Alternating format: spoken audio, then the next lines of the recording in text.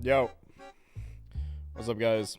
We're back at it once again today, reviewing every deck from the most recent tournaments.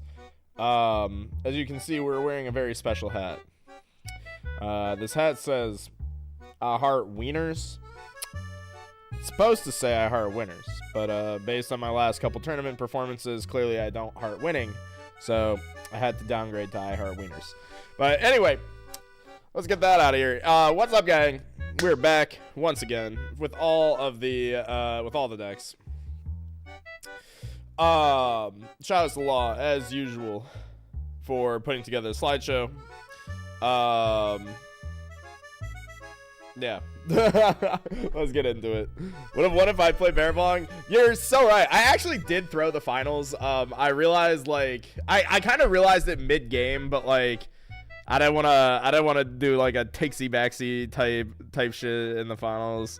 And I like realized I pathed out the line like after finals. I was like, oh yeah, that was 100% my game. Like, that should have been over on like turn 3. But oopsie. Oh well. One day we will be the bride and not the bridesmaid. Shout out to Jess for that quote I've been living by recently. But oh, that is the wrong. Hold please. I forgot that we had to set up.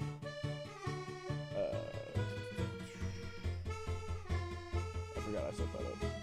Whoopsie. All right, very normal, very standard. Hold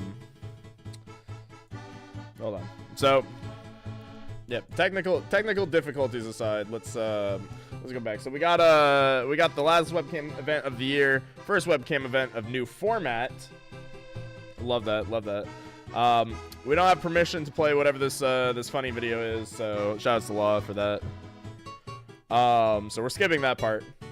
But 97 players, cut to top 8. And this is the most diverse format we've ever had on Elestrals. So great to see that this ban list actually did have a pretty significant impact on what people decided to play, which I think is awesome. So I would say that that's a pretty successful ban list. But time will tell. I think that there's still issues with this format. But I think that this accomplished the goal of getting people to stop playing specifically Thunder and Earth Nexus. So awesome job at that. So most represented deck undoubtedly is 5s.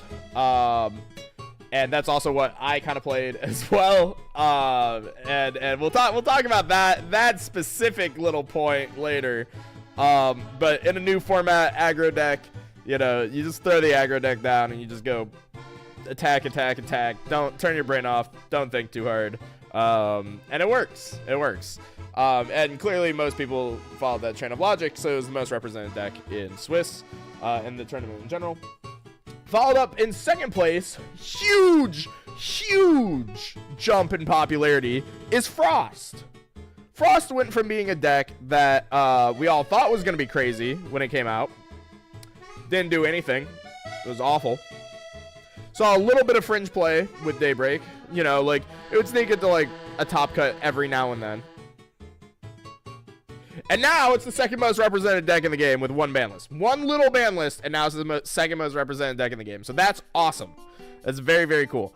Also very, very cool, combating the ice is Fire. We have Fire and Ice format. That's so cool. Fire jumped up to the second most represented deck, or third most represented deck. Going from being completely unrepresented always to now the third most popular deck in the game. And I think that Kinleo being the last of the trinity of cards that should never have been printed, I think is a big factor in that. Please try the video again. Nope, you failed. Sorry, Lob. Draing, 4th place. There was 8 of them. Tied with Penterror, which kind of came out of nowhere. So very, very cool to see that Penterror has also jumped up. Pent kind of being the blue eyes or the Charizard of this game. Cool to see that it finally has its own format. We haven't really seen this since base set with people queuing with Pent. But people are bringing it back. I played against it. I think I played against the Penterror that topped, actually. As my round 2 or 3 in Swiss, which was super, super cool. My opponent just put down a Hydrake, and I'm like, is that Hydrake? Oh my god! And then he did it again. He's like, oh my god, it's another Hydrake! Which is super, super cool. Also, we see Solar. Solar has come back. 6 players played Solar, 0 players topped with Solar. Shoutouts to Solar. I love Solar so much. 6 players played Thunder still, showing that Thunder still is viable, as we might have seen in the finals. Wasp Ivy as well popped up with 5, I guess being the most popular Earth variant now. Bears, 4 Bears. Not too bad. I actually think Bears is really good, low key. I have not played Bears in a tournament yet, so I might queue up with Bears in the next webcam, just to complete the saga of Elestrals players queuing Bears. I'm coming for your title, Kevin. I'm coming for the title. I'm queuing Bears. I'm asking Josh for the list. Crocodile, unsurprising, one of the best game plan decks out there. Best 3-drop. Earth, still 2 people tried to make Echolinks work. Cool. 2 Windbox. I guess it's just worse than Penterror, but 2 people still queued up with it. And then one-offs, we had 1 Aggro Turbo. I don't even know what that means. What is Aggro Turbo? That's gonna be fun to see.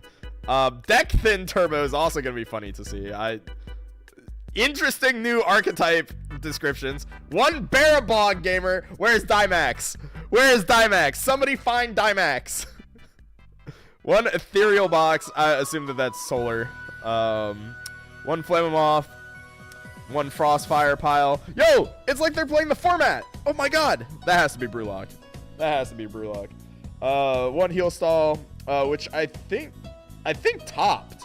I think the 1 Heal Stall in the tournament, I think this had 100% conversion. 1 Scorpion Burn. 1 Scrap. That's really surprising. I thought more people would be on Scrap. 1 Spinosect. 1 Spinosect? That's not Rino-sect. Spinosect's the defense one, right? Huh. 1 Spinosect, 1 Water Box, and 1 Wexus. So as the prophecy foretold, Water Next is bad. 5s. We just have a picture of the Galaxy. Shout out to the Galaxy. If you don't want your gold stamped organized play Galaxy, please let me know, because I want a play set. I need to like go bug Dan. It's like, hey, can I get like 2 more of those? Like, please, please. I fumbled 2 finals in a row. Please, I need Galaxies. So let me know. Let me know if you got extras of those. We're starting off 0-1 drop. 0-1 drop is real hot. Love that. Ooh, I like this. So this is a very interesting concept. We see Alter still in the deck, which Alter doesn't usually belong in 5s, but we do see them playing the double statue, double divine. So I like that. Definitely an option moving forward. 1 Cryoblast, that seems like card availability. But we also have an entire little Earth package in here with triple Rummagem, Equilinks, Crab, and 2 Mudlet. Very cool little lineup. I kind of wish that this player played it out after like going 0-1 drop, because I think that this is like a very interesting list, and I wanted to do something kind of similar at some point. So very cool to see this. Yeah, I think that these Nogs would have been Cryoblast if they had them, probably. 0-2 drop, we got another 5s. Solar, this is Solar 5s. Another interesting deck. Necruff is probably worse than playing Sorlet, because Sorlet's searchable. But pretty solid list, actually. I think the only change I would make is run 1 less Solar for like 1 extra Terratless. Maybe. But like, we see the double Vis. I actually really like Vis and Solar. So double Vis, double Whale, double Dog, 3 Bunnies. So like, you know, 9 good cards, and then we played some Solar cards. Those are probably the issue. Yeah. Not much to say there. The Solar cards are the problem. But I do like this list a lot. Look at the side deck. Oh yeah, by the way, first deck, no side deck. Pain, suffering. Side deck looks pretty solid. Not a fan of triple Owloon for triple Spec, triple Dense Fog. I think triple Dense Fog is like way too much. But I see what they're going for here. Honestly, solid concept. Keep working on it, but I like this. Next we got Earth Water 5s. Earth Water 5s. Once again, we have the Equilinks line in the main deck with the Rummagems. Cool to see that people were trying this out. But I think... Oh god, this deck's a mess. Hold. The more I look, the more I get scared. Hold on. So we have the Equilink. Like, this part of the deck looks okay. Like, this looks okay. Rummagem probably not needed, but like, the other guys, you know what, sure. Then we got Loveless, sure. Eddie, sure. So far, so good. 1 Galaxy. Alright, maybe that's a card availability thing. 1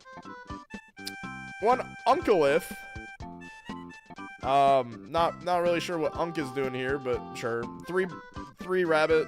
Okay, that's good. That's good. Then we got Boombat. I don't think we.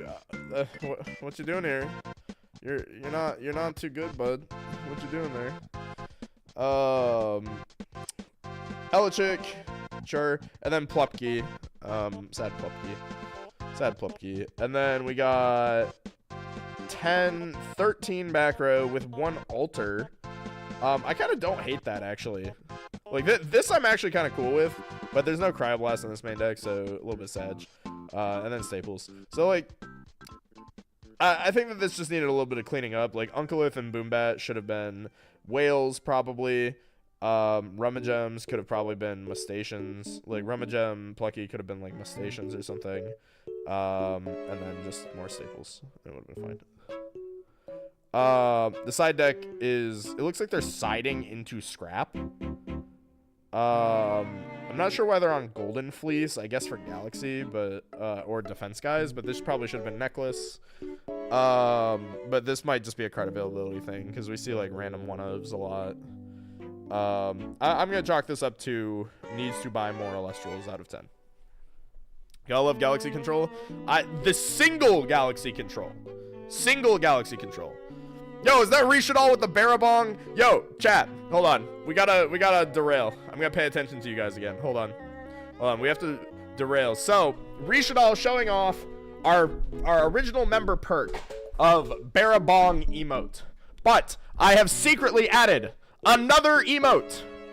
I've added another emote, which is the Rules Whale, which can be yours. Hold on, let me get in high definition. Let me get you Rules Whale in high definition.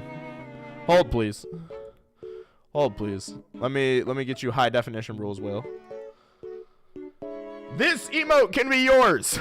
Of Skyhawk questioning the whale for the low price of however much it costs to become a member on the channel. So become a channel member. This is your incentive. Also, because I forgot to mention it, like, comment, subscribe. It helps the stream get out to people, let people know that we're doing this right now. Oh god, I've clicked on things. But you know what to do. Like, comment, subscribe. It's YouTube. But yeah, do that. It helps us out a lot. So if you haven't done that, do that. Otherwise, I will steal your kneecaps. And Galaxy will whale arrow question mark at you. Now where have I put the tweet? This isn't Twitch. The YouTube chat. That's a steal. Yeah, it's a steal. I am stealing your money. Please give me money. We are very broke. Thank you. Next we got Windwater. Wait, hold on. Did I go over this one? Yeah, I did.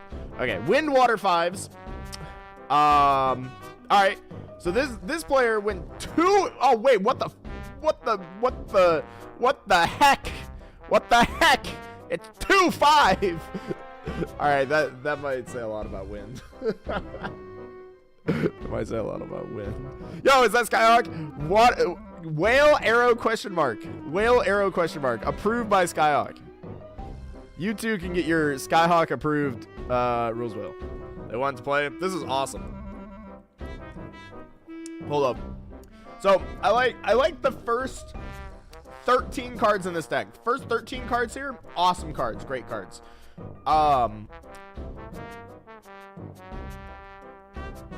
Beyond that, I think the music's pretty fitting. We do have 2 Arrowmare, which I'm a fan of the double Arrowmare because that is the most stats on a one mana Elestral in the game. So playing that on like a Galaxy seems good. Like underneath Galaxy is water, like that, cool. Double P-Gust. Sure, I see what they're doing. They're trying to like make P-Gust into Equilinx. Sure, I don't think it is Equilinx, but sure. Then we got some 5s. I'm really surprised that this deck went 2 and 5. I'm not gonna lie, like there's good dudes in this deck. How did they go 2 and 5? They got Atlantis in here, which sure. I don't think Atlantis is very good right now though because everybody's playing Water Elestrals, so like you're just buffing your opponent too. You got 3 Tsunami, sure. 3 Alter. This is probably the worst card in this deck. There's no shields. I don't like Alter. 3 Gaze, 3 PTA, yeah. I'm just kind of shocked this deck went 2 and 5. This is at least like a 3-3 deck to me. Bad Pilot, maybe? Yeah, maybe they're new to Elestrals, but keep cooking is what I would say, because this is awesome. I love the Arrow Mare. I'm just so here for the Arrow Mare because I'm convinced that this card will be broken one day just because it's so much stats on one body. And then the side deck, we got Triple Sluggles, some Vera Tuca Tacos. I'm honestly not even gonna lie.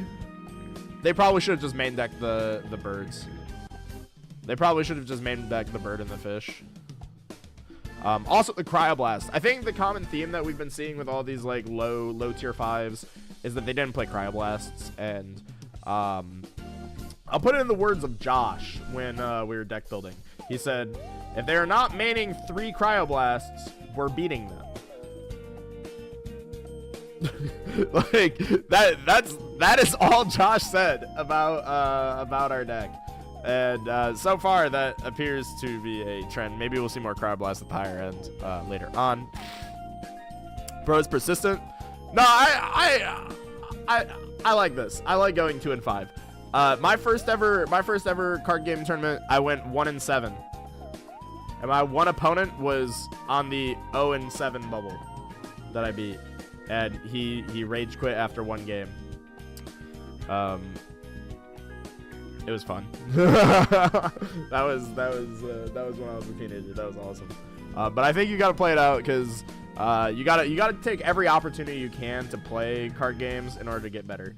If you don't play out the maximum number of rounds and you're trying to get better, you're just never gonna improve. You got to play it out. You got to play it out to the best, or to the full, even if you're getting cooked, because that'll teach you why you're getting cooked over and over again, and then you can come back and maybe you get cooked a little bit less, and that's how you learn. But yeah, I think the lesson here is probably just no Cryoblast. Cool concept though. We got 3, 4, 5s. I like that. 3, 4, 5s. 3, 4, 5s. I love that. It's got a little rhythm to it. Let's see. We got double crab. This was actually something that's really interesting, seeing that people were playing the crabs. I did not encounter a single green crab in my entire run when I played. I didn't see anybody playing the green crab at all. So interesting to see that people still did sign up with it. So cool to see that. Got double Viscerous. Cool. I am noticing that this is a lot of Terratluses. I was looking for the Demeter. I don't see Demeter in this deck. So that's probably too many Terratluses. Just gonna go out on a limb. But I get where their head is at. They see that they have 6 total Earth cost in their deck, so they put 6 total Terratlus in there. I don't think that's how that works, but YOLO. Also, I see 2 Eddy, 2 Crab, 3 Whale. I like these guys, but I would have bumped up the Crab to 3 and the Eddy to 3 because these are good cards, so why would we play 2 of it? But it's because they're trying to like fit in more guys. And like Boombat, I think is low quality. I think that Veritaqua, low quality cards. So I think really the only place where this deck really went wrong per se is that we cut some high quality cards to play low quality cards. That's really the only thing I would like have for a comment. Because they did play Cryoblast, they did play like 12 counter runes. They did play both removals. They played Nog. Nog probably shouldn't have been here. I think really like they're real close to like the list that we'll talk about later. So pretty cool. Spirit deck is kind of all over the place. I think we touched on that before. They're basically just playing like all of their cost. So like they have 6 total Earth Spirits in their main Spirit deck. They play 6. They have 2, 5, 7, 8. They play 7 water. Oh, well, I guess it's like 11 to 7. 4 Zaptor for 5 Zaptor. Stuff like that. And then they side extra spirits. You can kind of see where the spirit math philosophy is at for them in their deck building, because like they side the 3rd Spectrus, so they side the extra Owloon. They side Rock in a Hard Place and oh wait, they sided an Eddy. This definitely should have been in the main deck. 3 Thunderstorm, double Pandora's Box. Yeah.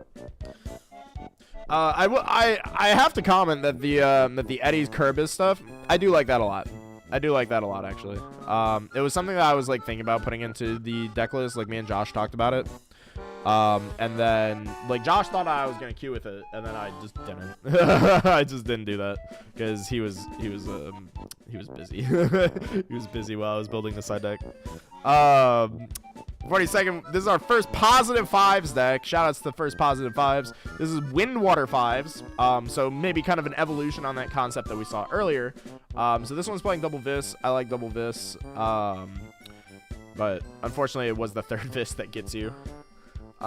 We got triple Edward, we got triple Galaxy, triple Rabbit, and a Elechick. I like all these cards, so first 12 cards all seem good.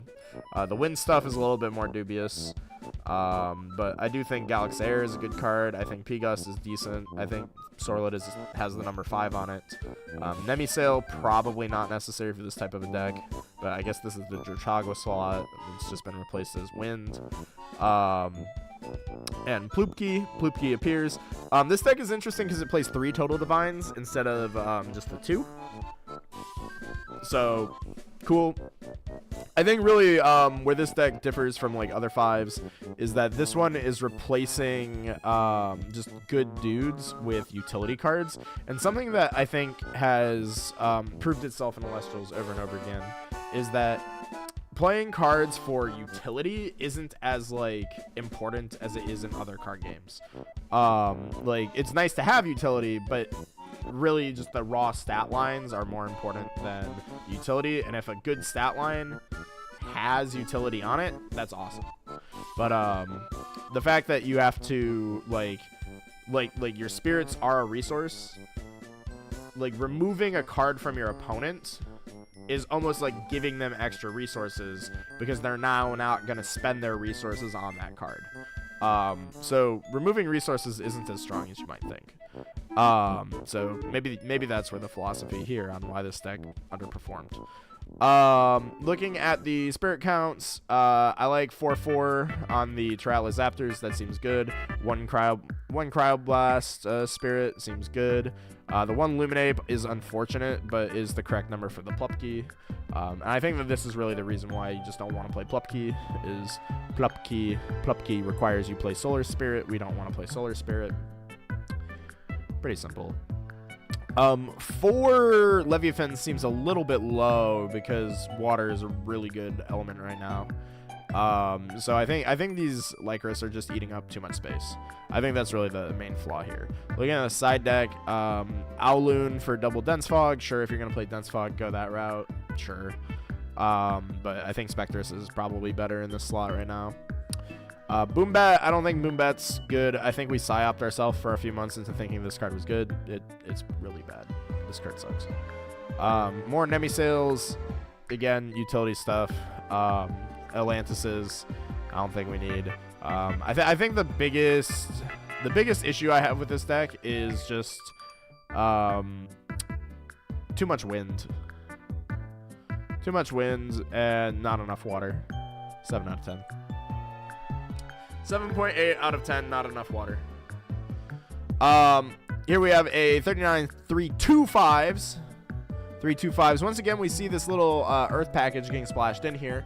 Really interesting to see that a lot of people like wanted to experiment with Equilinks, because I do think Equilinks is still a really good card, especially in the fives archetype.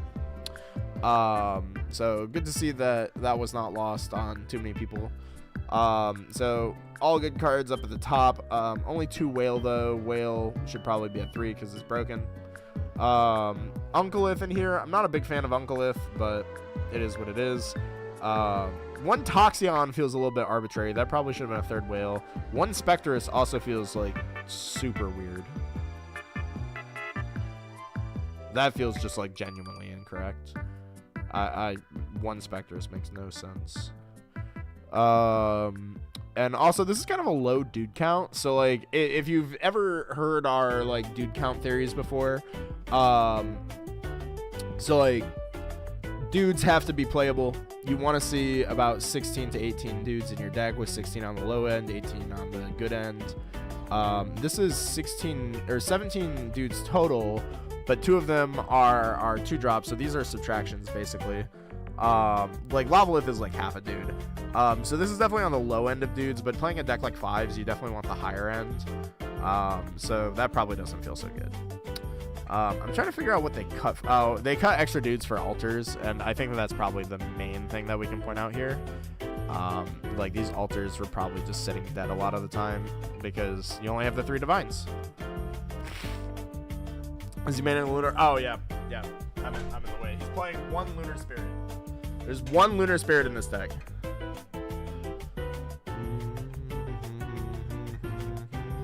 So looking at the spirit deck, it is 5 Terratluses, 5 Terratlus, 4 Leviathans, 2 Vapiros. That all seems fine. There's a lot of Zaptors here, but those are accommodating for the Uncolith. I think another reason not to play Uncolith is you have to play a lot of Zaptor. Double Flare Mine for triple Cryoblast. We've discussed this. For runes, it's 3-1, whereas with dudes, it's N+1. So if you're unfamiliar with the spirit math theory, it is like total amount over 2 usually, and then you round down. So like if it's 3, you go down to 1. If it's 4, you maybe go up to 2. But then if you have dudes, like if your one like splash color is a dude, you have to do N+1 because of Shield of Achilles. So that has fallen off. This, so basically the comment here is the second Flare Mine. So the last 3 spirits you guys can see are 2 Flare Mine and a Owloon. It probably should have just been flipped with a 2 Owloon, 1 Flare Mine. Looking at the side deck is giving me nightmares. There's 3 Boombat Psyop card, 3 spirits in a 14 card side deck. People gotta be doing this shit just to troll me. 1 Tadpuff, this card's terrible, never play it. 3 rocks, sure, and a Kerbis. Yeah, nothing too spicy on the side. No Argo. I think that's probably the issue is no Argo.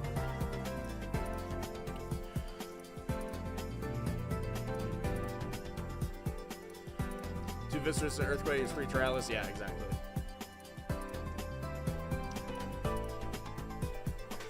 I'd say this is Dynamax coded, but I know he hates rock, so it's not. Yeah. There was a Barabog in this tournament somewhere, so that's pretty Dynamax coded.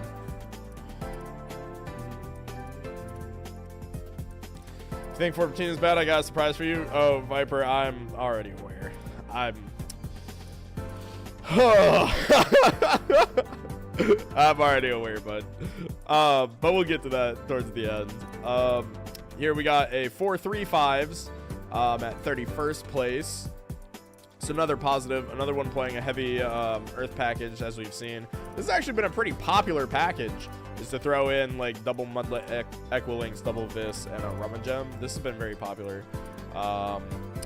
We got 3 Eddy, 2 Whale, 3 Rabbit, Elechick, sure. And Uncolith is in there, sure.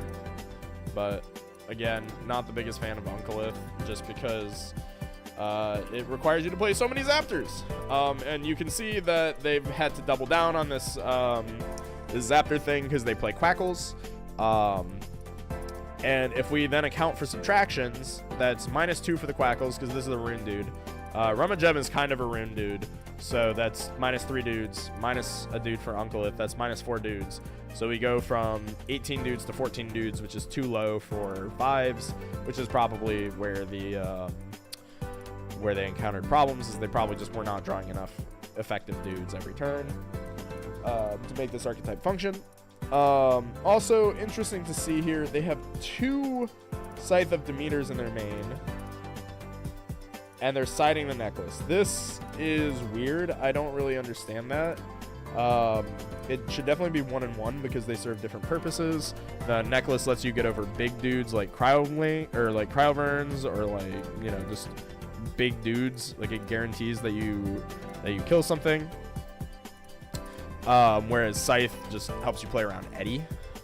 So I'm not really sure what's up with that. Kind of interesting.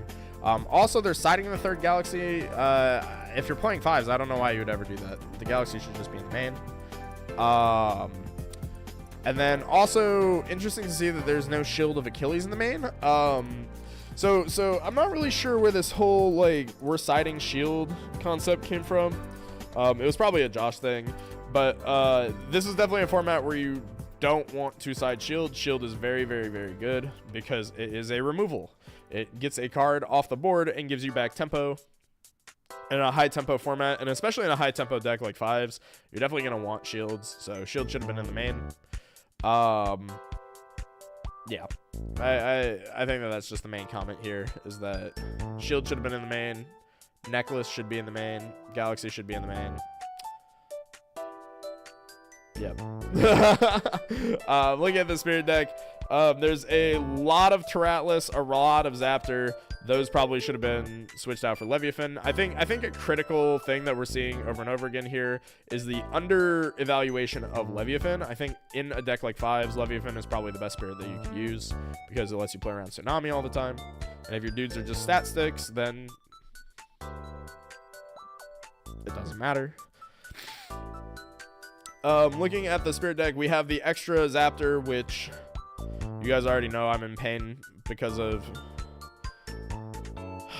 We're already playing too much Zaptor as it is. Why do we need to side an extra Zaptor? That help. Also, there's the extra Flare Mine in the side for the third Cryoblast. That's still just a wasted slot because it should be 3-1. So 2 wasted slots on spirits. Galaxy should have been in the main. We've already discussed. Veritaqua, sure. I don't think Veritaqua really needs to out anything in this format. Boombat again. Like, these are cards that I'm just like, what are we beating with these? You know, Quackle again. I think Quackle is fine in this deck if you're playing this many Zaptors. Just side it like for time. Like, I don't think you need to main deck it. This main deck Quackle stuff has kind of been a psyop, I think. Not really sure what that came from. 2 Thunderstorm, sure, and then Stables that probably should have been in the main deck. So that's my assessment there. Go to 30th place. Yo, is that Wirtz? Everybody say hi to Wirtz. Everyone say hi, Wirtz. Everyone say hi, Wirtz. Hi. We love you, Wirtz. 30th place, we got 4 3-5s. Once again, we see the Echolinks package in the main. With a Verdolith in the main, that's really interesting, actually. I'm not really sure what Verd is doing there. But something that we've noticed is that a lot of these decks have been sticking liths into them, so cool to see that the liths are serving their roles as like cool little one-ofs. Yo, what have I missed? You missed the whole stream. We're ending now. Goodbye.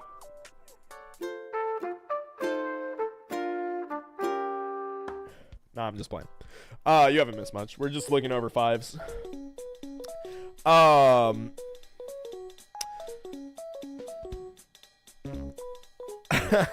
I can't do these bits, man. It throws me off. So interesting thing here is this is clearly like a Thunder 5s because it's playing Jaltons. But unfortunately, the Olympus without Race to the Top doesn't feel very good. Like, there's one race, but this card was a psyop anyway. Like, the best pairing for this card was Cryoblast in the first place. I think that this is like maybe part of the theory that has been lost on people. Like, so what we've been seeing a lot is like a lot of people not playing Cryoblast. But it's like, why wouldn't you play Cryoblast? You're playing Zeus. You just kill anything. Anything that's in front of you dies if you have Cryoblast Zeus.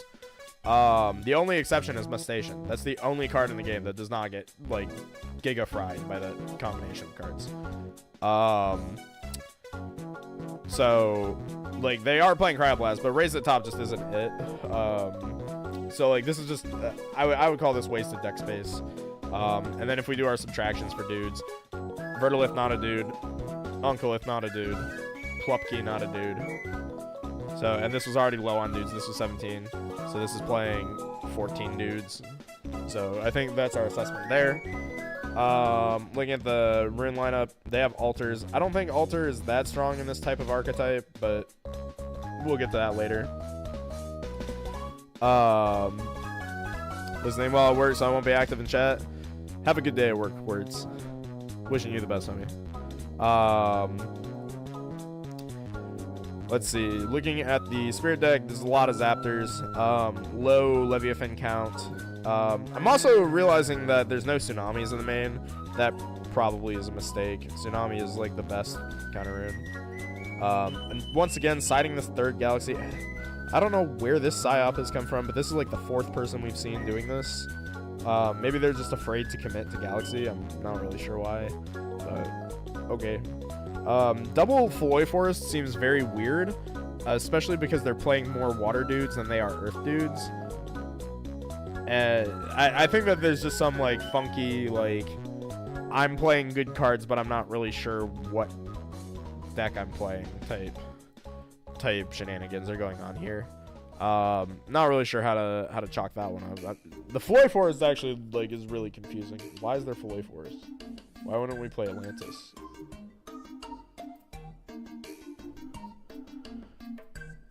Yeah, I don't get that one.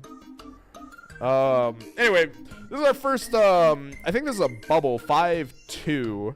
5-2-5s. This one is immediately awesome. Hold. There's 3 green crab, 3 mudlet, 2 viscerus, a lavalith, 3 fire dog, 3 Edward, 3 Galaxy, 3 Bunny. So 21 dudes. They're playing 12 back row with 2 Chains of Prometheus. That's incredible. And then 3 Ambrosia. So instead of playing Divines, this caster decided to run Chains of Prometheus, which I can't necessarily advise, but I do kind of get it. It's kind of awesome. I really had wished that this player topped, because this is a really interesting like approach to it, and it works. Like this works. I mean, like, this is all solid. So I like this. I think let's try and figure out where this might have gone wrong. There's a lot of Earth, but they are playing a lot of Earth dudes, so sure. There's no Must Station, and Must Station is a second galaxy because all of the galaxy rulings apply to Must Station as well. And there's like the lack of synergy between those two. But Green Crab is better on its own, so sure.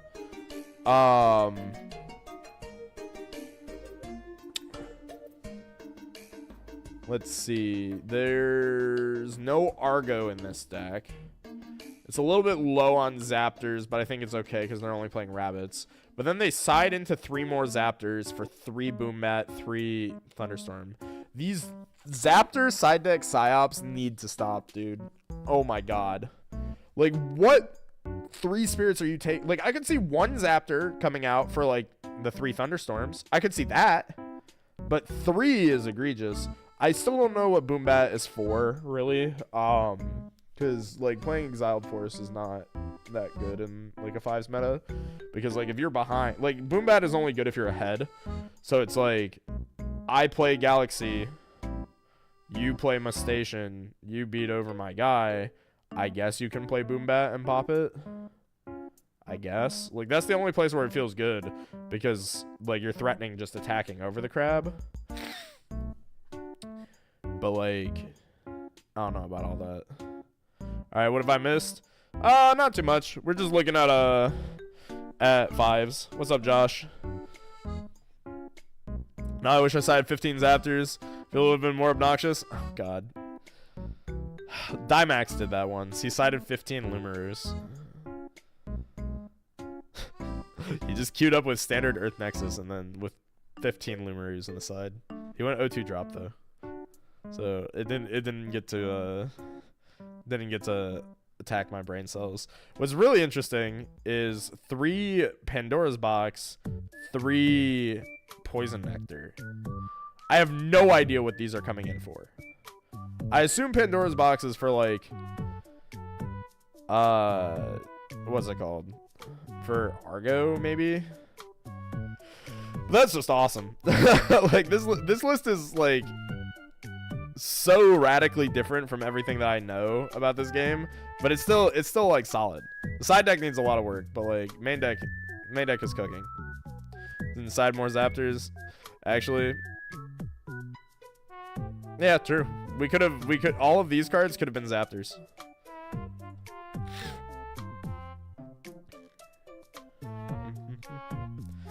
Still waiting for 22 solar. Me too. 22 solar is gonna be peak. Maybe that's what we need to do. Josh, can we cook? How do we make 22 solar work? This is 10th place. So another top 16 caster. Once again, 5s. We have 2 Mudlet, 2 Viserys, 3 Edwirge, 3 Galaxy, 2 Sluggle, a little bit Sag, but I get it, I guess. Not a big fan of the Sluggles in the main. 3 Spectres in the main I do like. I'm decent fan of the Spectresses. I sided those cards in all the time, so they probably should have been in the main deck. Otherwise, deck looks super similar to what I played and what a lot of other 5s players played. So makes sense. Yeah. No notes. This one's interesting because it plays Altar, though.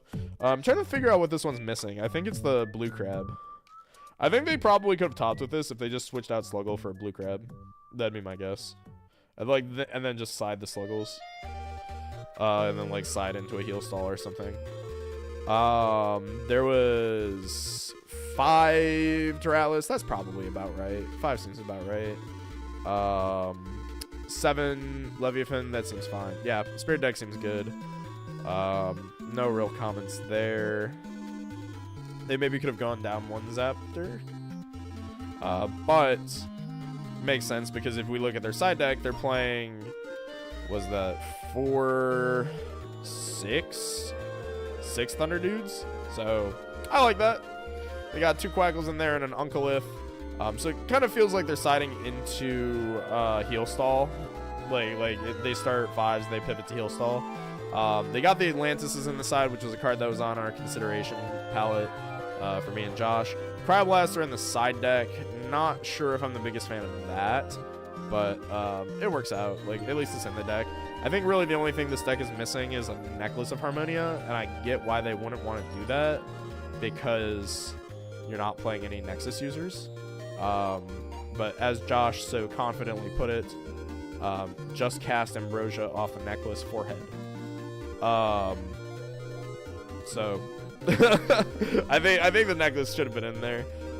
Because it still does fill a role, especially if you're playing the Sluggles too, because you could have like Sluggle on the board, heal 3, and then they attack it with like a 5 or a 6, and then you Argo into a 7, and then they just explode to a 7 attack Sluggle, which I think we saw Shuret kind of hold down the fort on in top 4, maybe. That was kind of a funny game. Just 7 attack Sluggle beat down. Let's take a look at 9th place. So this is our unlucky caster who just bubbled out of top 8. Very unfortunate. So rest in peace. Also kind of an interesting list, but we do see a lot of this is actually kind of similar to what I played and what Josh sent the Goon Squad in with, but just with some minor variations on it.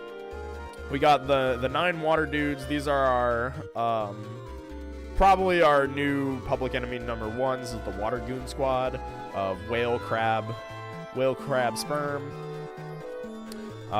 Double Drat. Probably don't need Double Drat, but you know, it's never the worst card. Like, it's more Ambrosia, so it's fine. 3 rabbits, sure.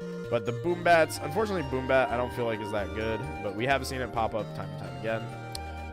Elechick makes sense. 3 Spectres. I wanted these in my deck list, so I think that this is like a fine include. And then they have the 3, 6, 9, 11 counter runes. So instead of it being 3 shield, 2 tsunami, it's 3 tsunami, 2 shield.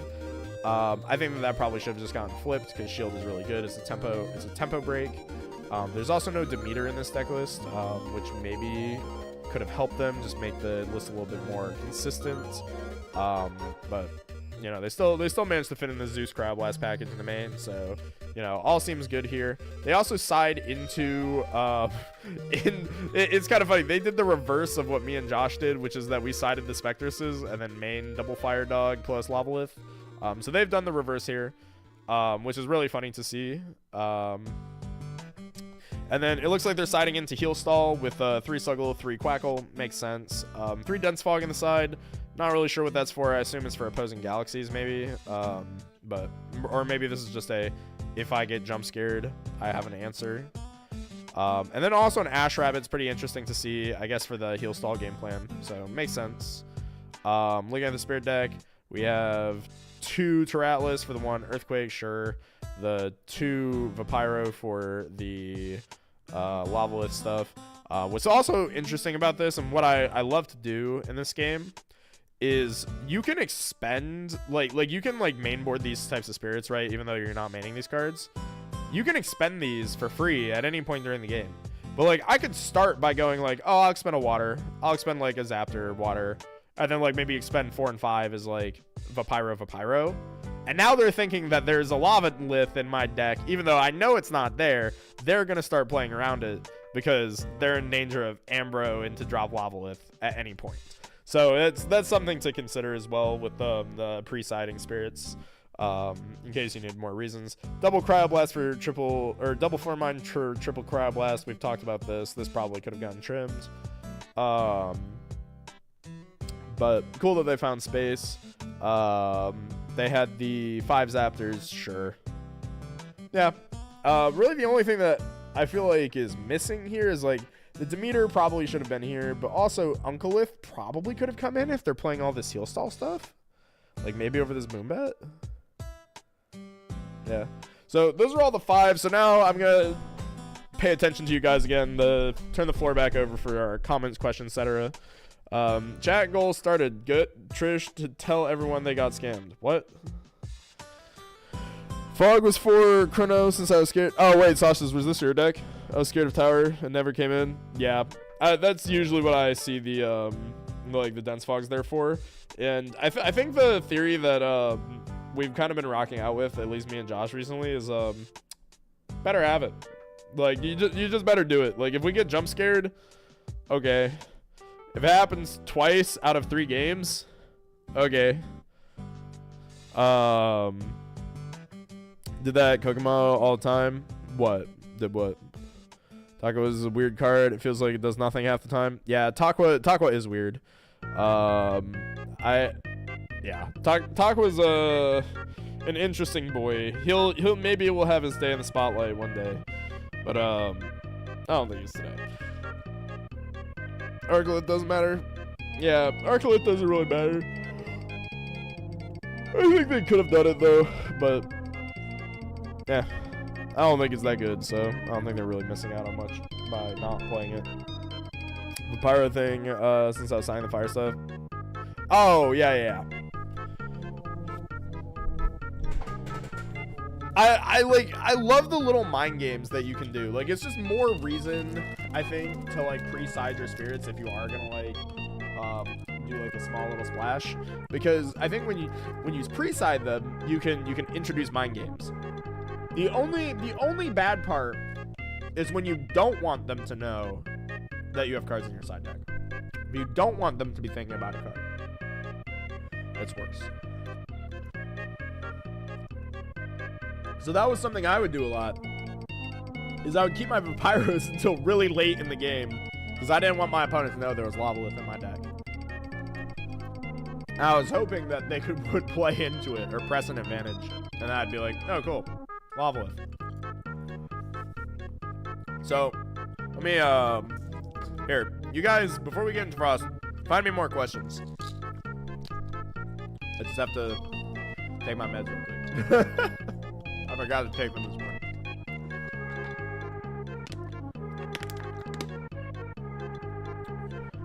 Alright. We got Frost. Shout out to Morlith. The Snowman has made a huge jump in popularity. Super good card now. So let's take a look at 1-2 Frost. I'm actually kind of surprised that no Frost topped. I think we will see Frost top in the future. I think they just kind of got like bubbled out this time. But you guys saw my prophecy that Frost Nexus best deck. That was a little bit troll, but I also think this deck's really good. So let's take a look. 1-2 Frost. At 74th place, we got 3 Narpoon, 3 Rabbit, 1 Elichick. All good cards. 1 Arcturus. I don't know what's up with Arcturus. People have been on this recently. This card sucks ass.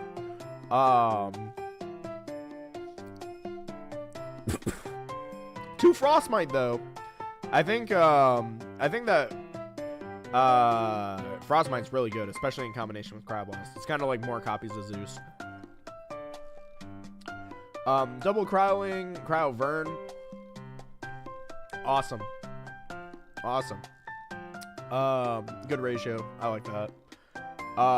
3 snowmen and then a small Morphrost package for the snowmen. I don't know why they're not playing 1 extra snowman though, or like 1 extra Morphrost, because Lycan can't search itself, right?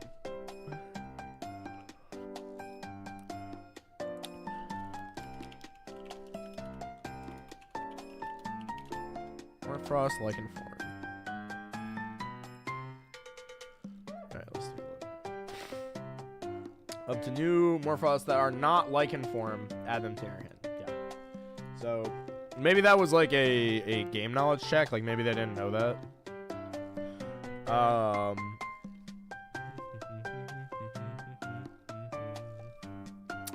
Only 1 Vern is interesting. Yeah, I think that it makes sense. It's like the tight ratio, like the small little ratio for tighter deck building.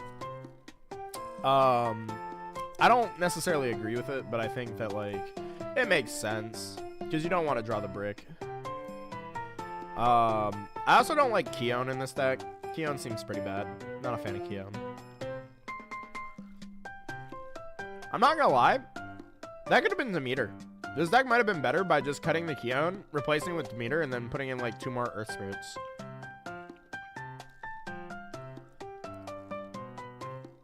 Yeah, I think that's my main note. And then they probably should have like cut Arcturus maybe for a Morphrost Terror.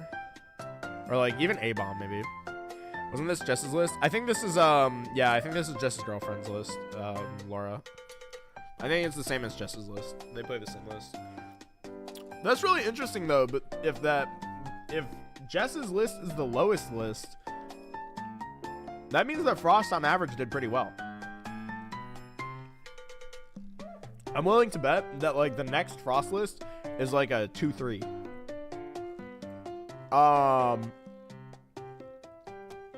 Yeah, main deck seems pretty much solid overall. I think there's a couple like things that you could change, but I think really the only thing that's like bad in this list in my mind is Arcturus. I think that card sucks. That card seems really bad. Like I get it if you're like of the impression that Frost is the best deck, and then you want to play Arcturus to try and beat over Morlith. What happens when they Tsunami you though? Like that, or like shield you, and it's like you spend 3 spirits to try and kill like a big dude. At that point, just shield it. How many people were in this tournament? I think it was like 92. It was the second biggest tournament Elestrals has ever seen. Looking at the side, we got 2 Vis. Yeah, if they were siding Vis, we definitely should have been on extra Atlases. For sure. 97? Yeah, okay. Arcturus seems like bad Boombat. Yeah, I agree. I think, like, if you're going to play something like Arcturus, you may as well just play Boombat at that point. And, like, we're already of the mind that Boombat is bad. Like, Boombat bad, Arcturus bad Boombat. Conclusion, don't play Arcturus or Boombat.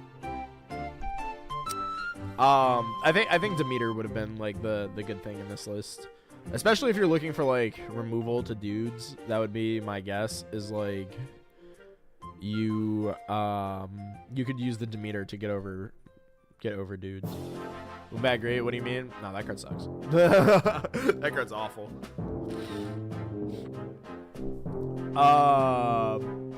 Look at the side. Yeah, it's just like extra copies of cards. I'm pretty confident that this was like. If this was like Laura's list, I think that they'll probably like refine this list, and next time we'll see this list do a lot better. Because this is already probably like one of the best Frost decks we're gonna see. So I'm really curious to see what we see next. All right, we got 1 in 6 Imperawatt Cryoscorch. Go Cryo Squirt. So this is we got the 1/6 Elestriad Season 2 deck. 3 Ass Rabbit, good deck. So far, we haven't seen, I don't think anybody skipped out on Ass Rabbit so far. Which is like huge for us. We're like 20 decks deep. Awesome to see that. Elechick as well. Quackles. Alright, that's weird. I don't know why Quackle's here. Toxion, it's so efficient. We got double Catarant. We got Chillotl. Oh no. We got Chillotl hanging out. He's just Chillotling with us. And then we got both the Cryoscorch line and the Imperilot line. You know what? Actually, hold on. I understand this deck. Hold on, this makes sense. You want to know what's happening here? I figured it out. This person only owns Imperilot and Cryoscorch structure decks.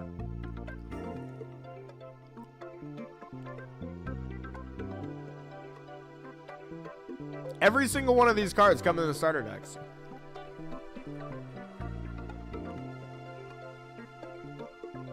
I think I figured it out. I've cracked the code.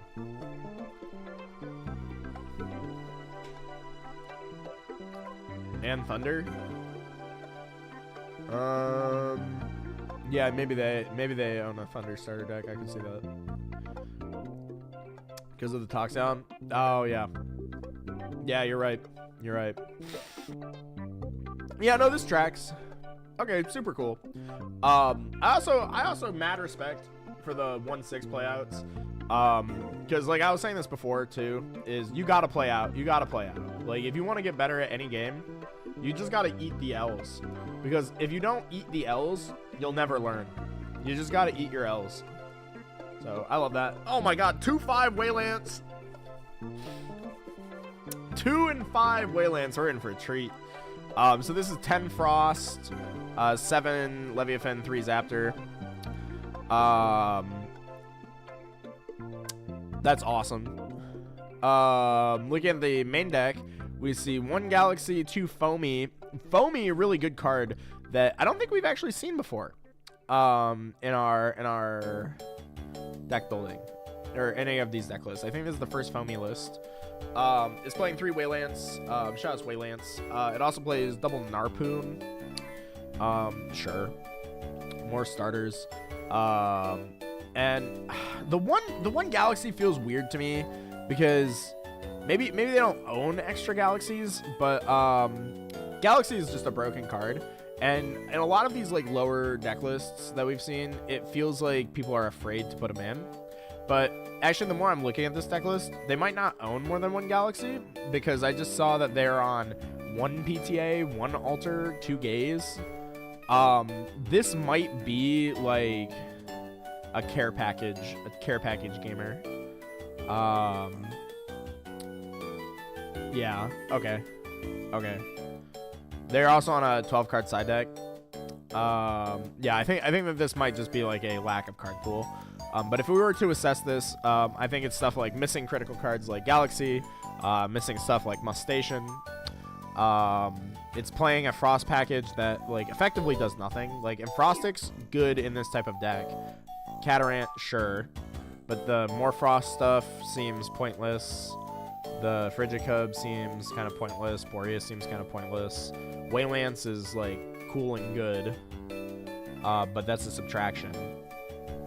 So there's a lot of rune dudes in this deck, and like the real dudes that we have are all defensive, and then there's Waylance. So like if you get to the Waylance, you probably win. If not, you probably lose. The side deck is just random cards. Eddie probably should have come up to main. But I'm gonna chalk this up to card pool. I do like the 1 random race to the top though. The 1 random race to the top is awesome with no Olympus. I just have more generous donors? Hell yeah. You wanna play Foamy? I couldn't fit it in. That's fair. That's valid. It's kind of hard to fit. It's an easy side out too. Like it's an easy to cut card. Sorry in advance if you run into my awful bear list. I read some PTAs the other day. I will be sure to flame you into the sun. I will flame your deck into the sun, because how dare you not afford PTA. SMH, budget better. Here we got a 2/3 Cryoscorch. Go Cryoscorch, sure. This might be, I can't tell if this one is a starter deck gamer or not. Well, it can't be because they have Lavalith. Well, I guess they could have pulled Lavalith out of their starter deck packs, so maybe. But I feel like this like has intent behind it. We got 1 rabbit, 1 Lavalith, 3 dog. Sure. But then we got 3 Chains of Prometheus, which, as we've discussed before, is like a fake trap. Like, you shouldn't play it because it's like negative in spirits.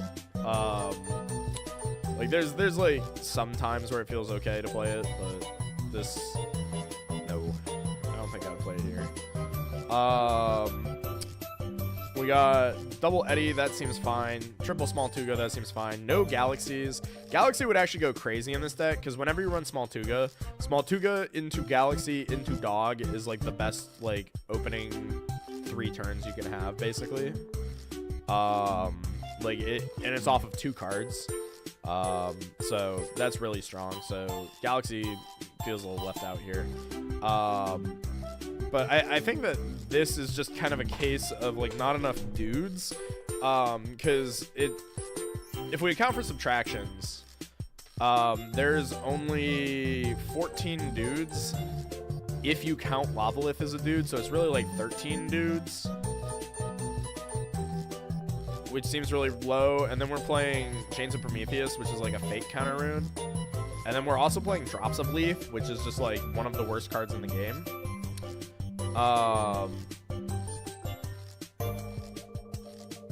Yeah, I think that's about where I'd leave that off. But I think the Drops of Leaf is like a card that if it is in your deck list, I think that it should be assigned to you to put more dudes in your deck, not put Drops of Leaf in. Because usually what's happening with Drops of Leaf is you're just not accounting for subtractions in your dude math. It's like, oh, well, I'm playing 18 dudes, but I keep bricking on the wrong dudes. It's like, okay, well, it's not that you're bricking on the wrong dudes. Those dudes are going to brick no matter what. Just play different dudes. Like, play more dudes to, like, balance it out. Because, like, what happens if you stick a dude and you want to ascend? You don't want to throw that card away and just, like, burn spirits. Or just play Nog. Yeah, Nog is also an option. Nog is also good in this archetype because of Crowling. So, like, this is, like, one of the few decks that would actually want to play Nog, and it's just not. So, the Drops of Leaf Psyop is still wreaking havoc on the player base. Going down to the side, this also might be the first caster that we've seen not playing Astrabbit. Hold on, was this on Astrabbit? Rabbit? Yeah, this is the first player that we've seen not on Rabbit. That's crazy. It took like 22 decks for us to get to Rabbit. Or like a Rabbitless deck. That's crazy. Look at the side. Really interesting. We got both Frost and Warmite. I do like the Frostmite because of the Zeus theory with Cryoblast. Warmite, though, eh. But then we see 2 Dense Fog, 2 Gloombat with 1 Owloon. So they're using rune math with dudes, which actually is correct. So it's like rune dude math. So I like that. So I actually really do like that they use the right spirit math on their dudes, but they just had like poor choices of dudes. They got Blizzards in here. I think Blizzard is fine. Helios is weird. They really seem to have this like hard-on for removing back row. This player is really going to appreciate Hurricane on the next side, I think. I think that's my takeaway. We got another Waylands at 3/4. This one seems a little bit more refined than the previous Waylands because this one is playing 3 Eddy, 2 Foamy, 2 Galaxy, probably should be 3. 2 Mustation should probably be 3. 2 Waylands, sure. I like 2 as a number. 3 Rabbits, good. Elechic, good. Cypremol. Cypremol?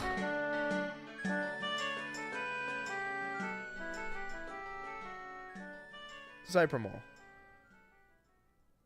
I don't know what in the hell they were thinking here, but like, Like, everything looked in this deck list really good until we hit Cypher Maul. Okay, here's what I'm gonna... Water Bank? Yeah, but for what Nexus user?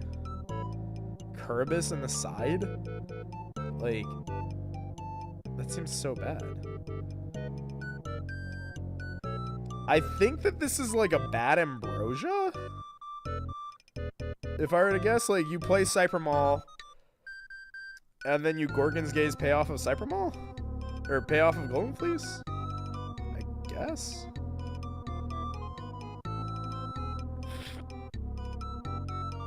To ascend into Whale? Yeah, but that's so slow, right? Like, because you have to play it, you have to hope that it sticks. Because, like you play it, it maybe sticks for a turn, but it's not big enough to really beat over anything. So they're gonna have two dudes, so they're just gonna beat over it anyway. Yeah, that's a little strange. They're cooking here, but I don't think this would have worked out. And evidently it didn't. This is probably the only bad part about the main deck. The Atlantises probably weren't needed. So I think this is a case of, like, maybe instead of... Also, there's no Earthquake in this deck, I just noticed. I think this is a case of cut these cards because these are weird. Put in an Earthquake over this. Cut these guys for, like, third Galaxy, third Mustation. And then, like, put in a Demeter over, like, one of these Atlantises. And then, like, fit in more counter runes. And then this deck would actually look really solid. Spirit deck also probably needs help. These Luminabes probably should just be Leviathans. The rest of the Spirit math looks fine. Side deck sides them into Draing. Draing not very good, so all of these could come out. Rock could stay, and then you could keep Kerberos, like, as a one-of. Poseidon, terrible. Atlantis, probably not necessary. Thunderstorm, sure. And then Alter. Of 97 players, all 97 were on Ambrosia. However, there were 287 Ambrosia played, not 291. Some people cut down on their Ambrosia counts. Neat. So far, I've only seen 3 ofs. Here we have a 3/3 Cryo Scorch. This is, I think... Oh god, this is so close to what I would call a good Cryo Scorch deck. So close. But I just...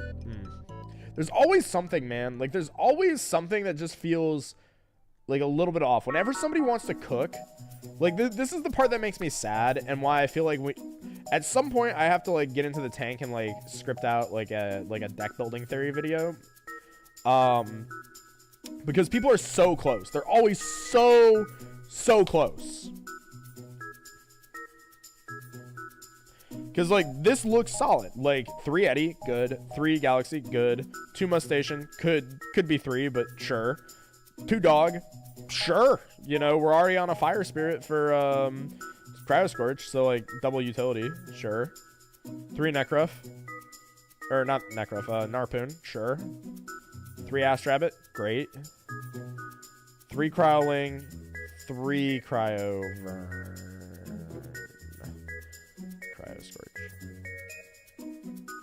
Really, I think the only thing here that should change is just cut one of these guys and, like, maybe a Dog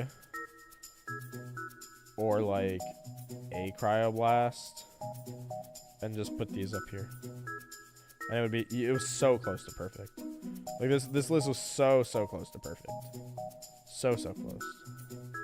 Should have played 3 Vern. Oh, Sky Guy, is this you? Rise from the Dust on the side? Maybe. But he sided another Atlantis. So, I don't know. Came in from side almost every game. Yeah. I think the shield should have been in main deck for sure. Like, we've talked about this before. 9 counter runes is just not enough. But shield is also a really good counter rune right now. So, like, cutting shield feels really bad. I do like the Frostmites, though. Frostmite inside feels good. Spectrus inside feels good. Lavalith probably should have been in the main. Shield should have been in the maid. Atlantis is whatever. I don't think Atlantis is that good, but like in slot, it's fine. Yeah. I think that a few little tweaks could have been made, and this would have been really, really solid. So keep cooking. Keep cooking. You're real close. You're real close to what I think is like the optimal Cryo-Frame list. Let's go to 38th, 3-4 Frost Nexus, with Brummelinks. This one is following the Frost Nexus tradition of just not playing Astrabbit. Which I don't think is correct, but they tend to do it. 3 Narpoon, 3 Brummelinks, 3 of the Frigicub, 2 Cryoling, 2 Cryovern, sure. More. Oh wait, this is Frost Nexus, but this is Terraform Control. Okay, hold on. So the Frigicubs actually are really good here. So I actually do like this archetype concept. I haven't gotten a chance to play it yet, but in concept, this deck is super strong. The 3 Boreas, you do have to play 3 Boreas in this deck. Keon, not the biggest fan of, especially not in this deck, but you kind of have to play it. That's the unfortunate part about this deck, is it forces you to play Keon.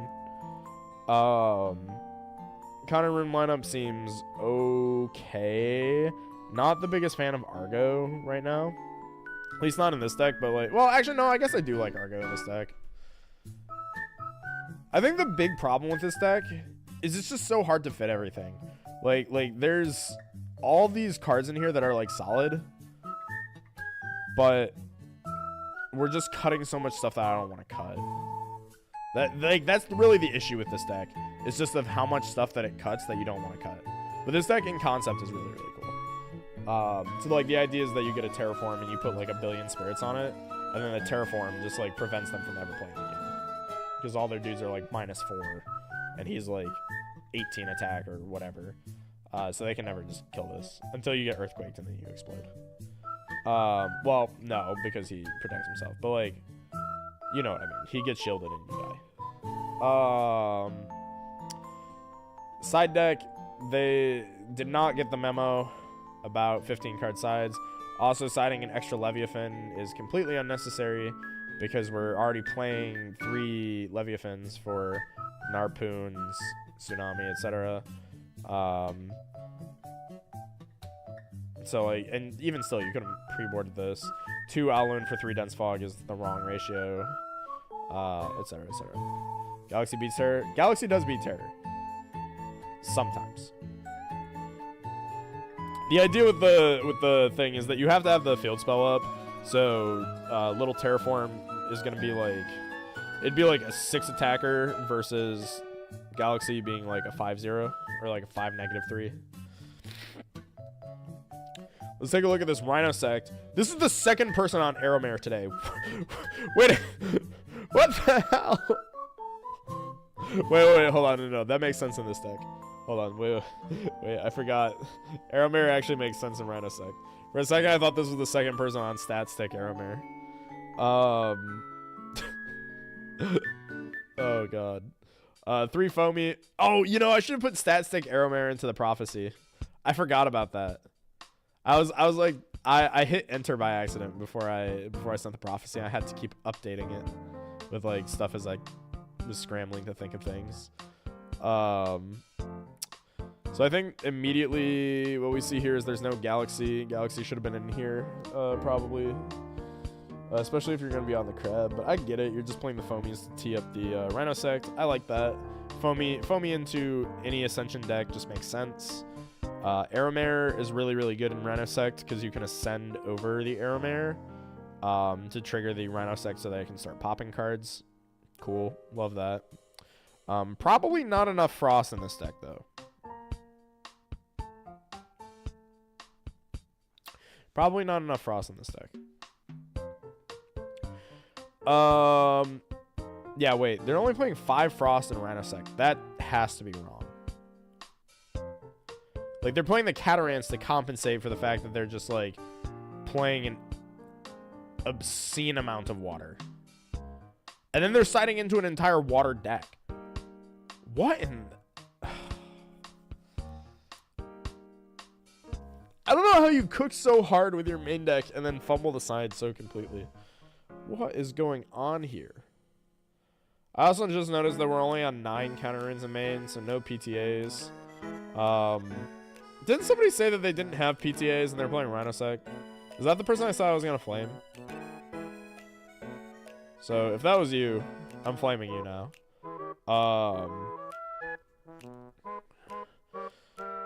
By good, I mean Aramare. Yeah, I mean, like, that is the right way to play Rino-sect.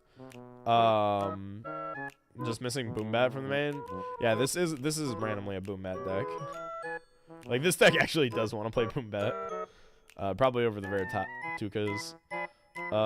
They were playing Bears. Oh yeah, you're right. All right, so we'll chalk this up to a TCG player moment, but I don't know what's going on the side. I'm gonna chalk the side being so random up to they did the best they could with their main deck, and then the side deck is just they ran out of cards. I'm gonna chalk it up to that. That's gonna be my assessment there. They explained it. Oh, did they? Probably bad, but I never see the point of Frigicub in these Frost Nexus lists. Brummelings feels more effective. Frigicub is there for the Terraform stuff. So like what I was here, I'll go back to the Terraform deck. So if I can find it. So the idea, this is Terraform control. Like it's Frost Nexus, but it's really Terraform control. The point of the deck is to get Terror on the field under Boreas, and then you just put as many spirits onto Terraform as possible. Frigicub puts 2 spirits onto it off of 1 Nexus, so that's the point of it.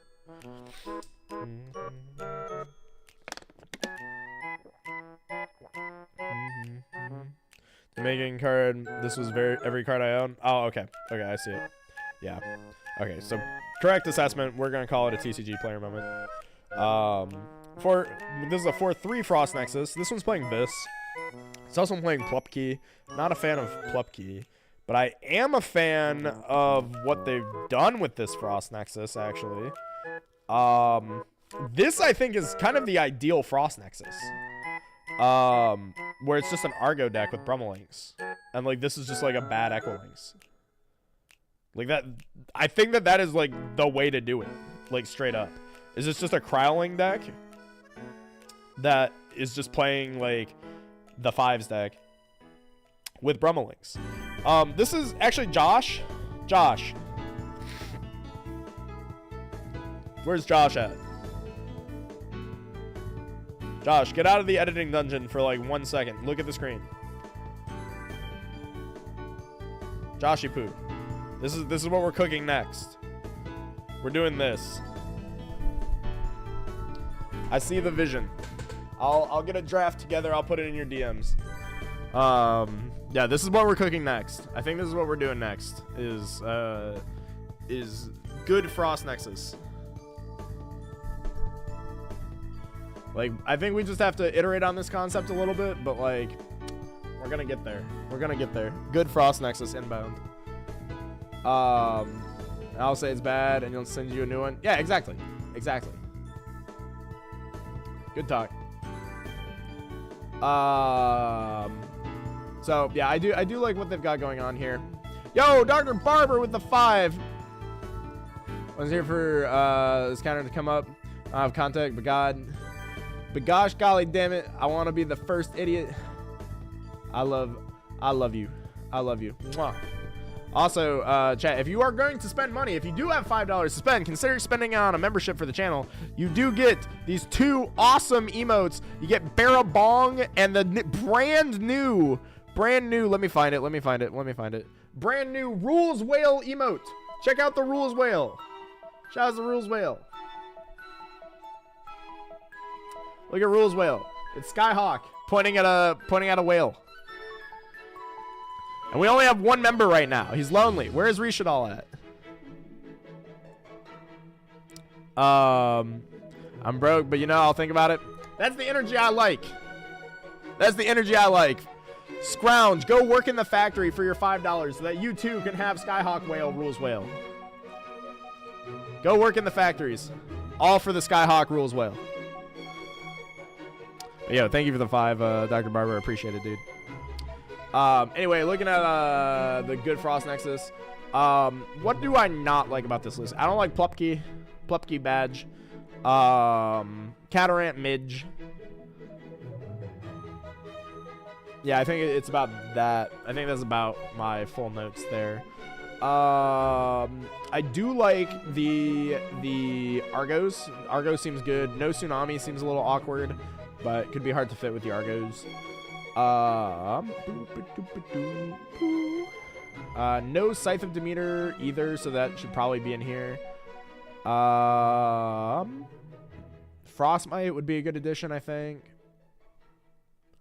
Yeah, maybe some of the water package. Otherwise, seems solid. I like the concept a lot. This is what I'm gonna work on. This is my project for the month. Alright, work in a factory. Work at a second factory. Second factory for the whale. Second factory job for rules whale. Let's go, baby. Second factory job. Let's go. Double time, baby. Let's go. All right, Frost Nexus 5-2. So this is a bubble out. Is this one Jess? No, this one's not Jess. This is Shiverroar. What? Shiverroar bubbled? What the hell? Oh, that's incredible.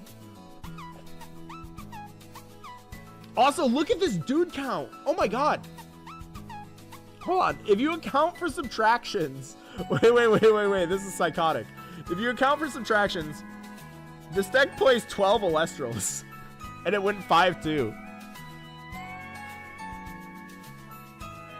Nog is a god. No, hold on. I'm calling Josh. Hold on. He needs to explain that one. He needs to explain. Nog is a guy. Hold, please. I'm calling him.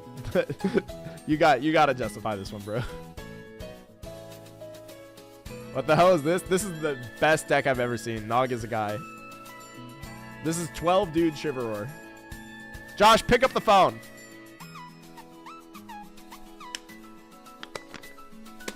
All right, start explaining. Oh, hold on. You're coming through the wrong audio track. Hold please. Okay. Holding. Also, Solix Rivera, thank you for becoming a member. Show your support with Barabong and the brand new rules wheel. Wait, was this a Josh list? No, but he needs to explain. Okay, please explain why it's Nog a dude.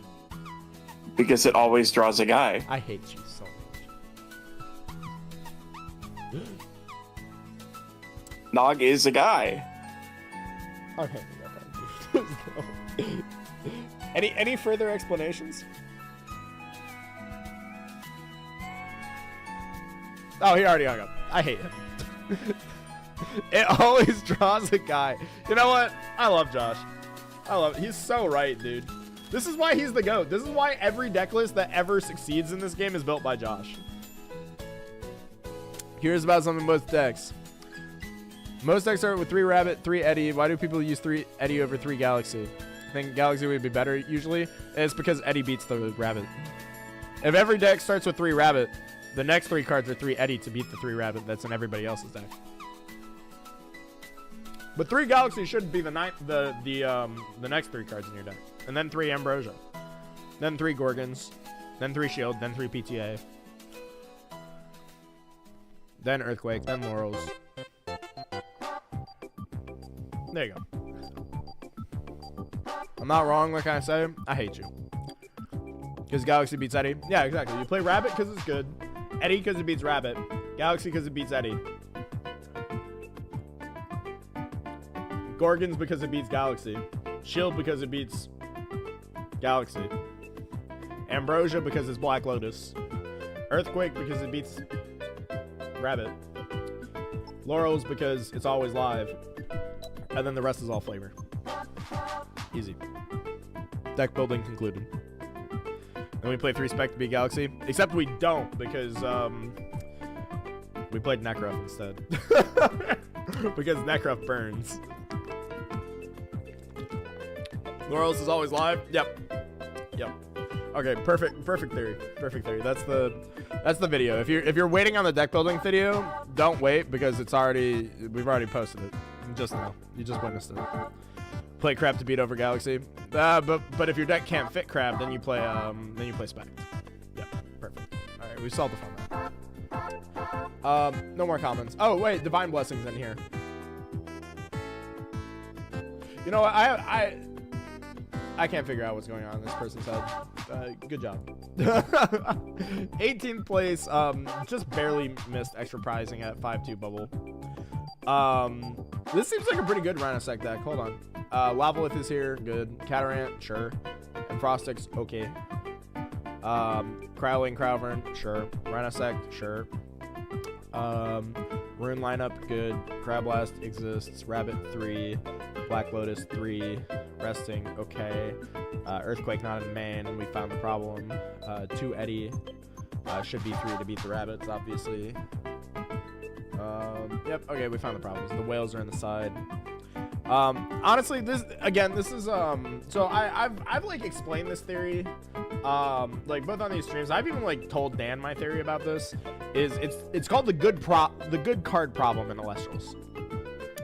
The problem with elestrals is that, or at least right now, is that it's hard to play decks that are cool and fun, because playing cool and fun decks like this, even if it's competent, requires you to take good cards out of your deck. Like, we took Earthquake out of our deck to make space for other cards. We took Galaxy out of our deck to make space for other cards. And the issue is that these decks are going to perform worse simply by virtue of, like, the only way to fit a cool and fun package into our deck was to cut good cards. So simultaneously, the solution to this problem is to not make so many cards so overpowered that, like, you feel bad for cutting them, but also, when we do have these cards already in the game, make new cards that are both good, like as good as those other cards, so you don't feel as bad cutting them, or make your packages small enough to where it can accommodate both. Yeah.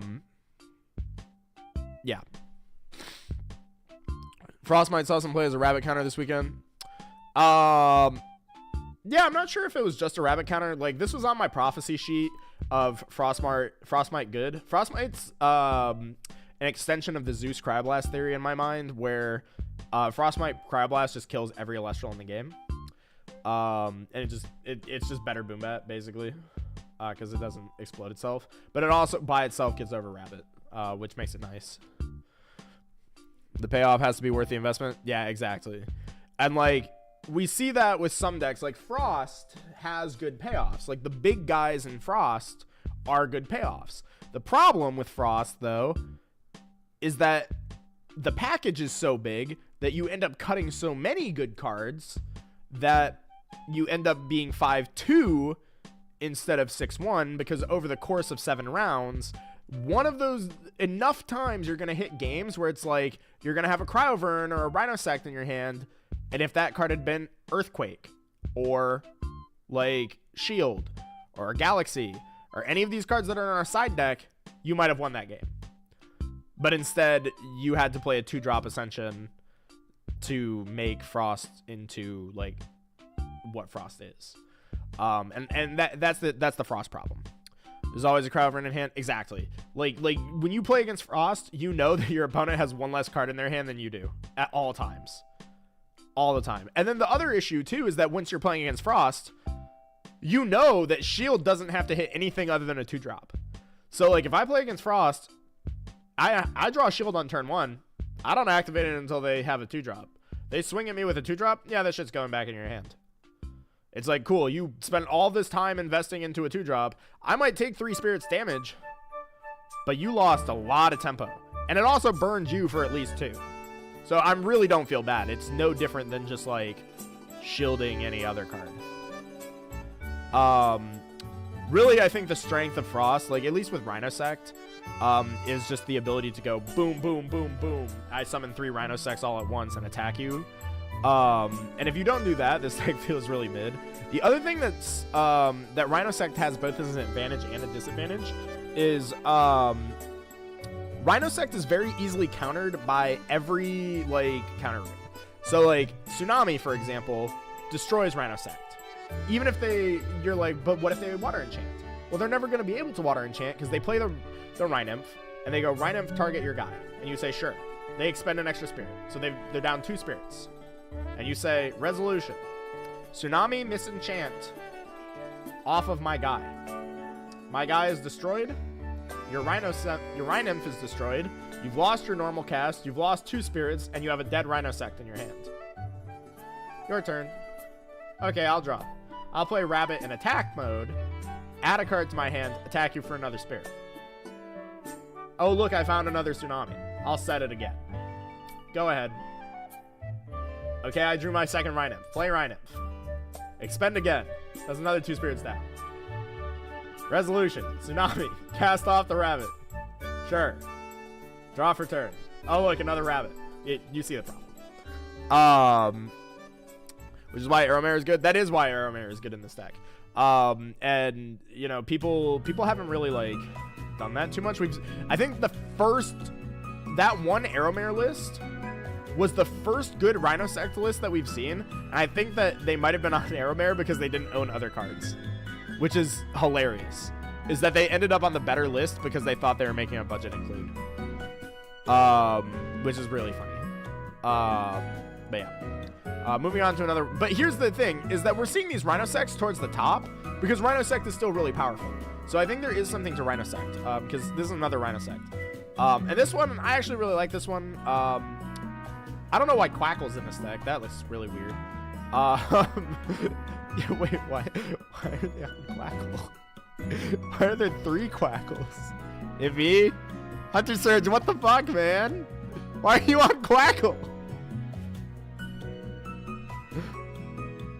This is like almost such a good Rhino-sect list. I think if we had just replaced the Quackles with shields, you probably would have topped, bro. This is so close. This is so good. Like, the Quackles are just so random. It's because Adrian gave me trauma. Have you considered Catarant?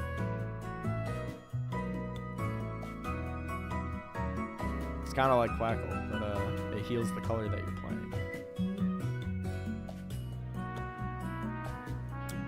Adrian gave me trauma. It's so funny.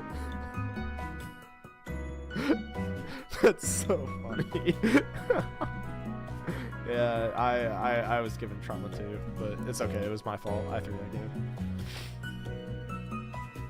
You didn't want his Quackling? Yeah. So we got the trauma duck, otherwise good deck list. Alright, cool. Moving on. No other comments. Trauma duck. Let's see. Morlith is on Frostbox. 3-6. Oh, this is the Jess list. So I talked about this before. I don't really feel like I need to go over it again. But the main comments on the Jess list is Arcturus is dog shit. But I feel like you have to go through that phase of like liking Arcturus, because like there's a point where I liked it too, but this card sucks ass. I think that this probably should have been Demeter. That would be my main thing. Like I would just put in Demeter. Demeter or like a Boombat if you really want like that as like your removal card. You need you to understand sees 3 heals, 3 heal 3s every game. Oh, I'm aware. I know. Yeah, I think Arcturus is really the only thing here that I don't like in this deck. Everything else seems fine. Also, the 2 Lycan for 1 Indus, not the biggest fan of that ratio, but I do get it. I do understand what Jess is going for here. She's only playing these cards to turn on Morlith, so that makes perfect sense. Honestly, this is a really solid deck list. Like, this list is really, really solid. I like it a lot. The only issue in my mind is Arcturus, and then the side deck I think needed a lot of work, but I think that this is more, like, knowing Jess, this is more of a product of, like, she probably just didn't know in her mind what she wanted to prep for. So she just kind of put in some cards that are all solid and like is kind of testing the waters. I fully expect Jess to like blow up the next tournament. Like she's going to take this deck and go crazy with it. I actually really want to play this. I probably will play like a variant of this in the next tournament because I haven't played Snowman yet, even though I think if Josh is here, Josh, was I the first one to do the Morlith thing? I remember like you and I were on a call talking about Morlith like months ago. I think I brought the idea to Josh, if I remember correctly. But Josh know better if like this was like a thing. No? I'm pretty sure I was the first one to do it like in this form though. Like to just snowman beatdown. It was a few months ago. I remember bringing this to you. And then you tested it and went like 10-0 in the server. But like I don't know if there was like some other list that was floating around before that. I'm gonna claim it. You were saying to play amp up? Yeah. That was like very early on. I was saying play amp up. Because it was like tighter than playing the Morphrosts. But like, okay. Hold on. No. I'm actually a genius. So like technically, was it not Dimax? He was the first one to take it to tournament, but Dimax played. So I brought the Morlith idea to Josh, and then Josh tested it in the server, and then Dimax, I think that same week, played the deck. And I remember thinking that Dimax had played against Josh that week, and that's where he got the idea from. I think independently, Dimax and Caleb, I think, were testing this at the same time that me and Josh were. It was all that same week. So it was all that same week where we all just kind of were like, Morlith. And now it's good. Now it's good. I'm going to claim credit for it, though, because I take credit for everything. I'm just a genius. I'm perfect. And then, okay, this was the Jess list again, because Swolax played it. But, like, okay, at the amp up thing, I'm gonna cook on the amp up thing. Based on this deck list, if the ratio is just 2 Lycan and an Indus, those could be amp ups. I was cooking with the amp ups. Stealing credit for something? No weighing? Yeah. Stealing credit for something? I don't know who Josh is. I've made every deck list I've ever played. Hi, Josh. Love you, Josh. Lava and Arc at 1. Morlith. Best Lith again. No, I think the other ones are still good because Morlith isn't on the ban list. I think Morlith needs to be banned. Like, this card straight up needs to go into Tartarus. This card needs to go to Tartarus. I don't know how we printed this card in set 2. Oh my god. Because this is a Yu-Gi-Oh card. Like, this is a Guido. Then we put a Guido on a Monarch. And then we printed Terralament in set 4. Like, oh my god. If you think that I'm not playing Blistrix, you're crazy. That deck's gonna be awesome. Oh my god. Let me Blistrix first. Oh my god. I'm playing Blistrix so fast, dude. Not gonna lie, Morphrost need to be cut for Counteran and Pulsar. Alright, that's Psycho. I like the Morphrost in this list. I think the Morphrost in this list were fine. The only thing that I dislike is Arcturus. Arcturus is terrible and the side deck needed work. But like, those are my only comments here. And Keon, I don't know what Keon's doing for this deck. I'm not gonna lie. Like, if you were playing like multiple Brummelings, like, sure. You're not. So this could have been Demeter. I think that those are my only comments. Otherwise, this deck list is like near perfect in my mind. Morphrost search Earthquake next set gonna go crazy. Oh my god. Agido. Shout outs to Sean Pittman. I love Sean Pittman. But I want to cook on this. We need like a me, Swolax, Jess think tank on the Frost deck, because like this deck, so close. I love this deck. Actually, hold on. I'm putting a footnote. I'm putting a footnote in the server. Hold on.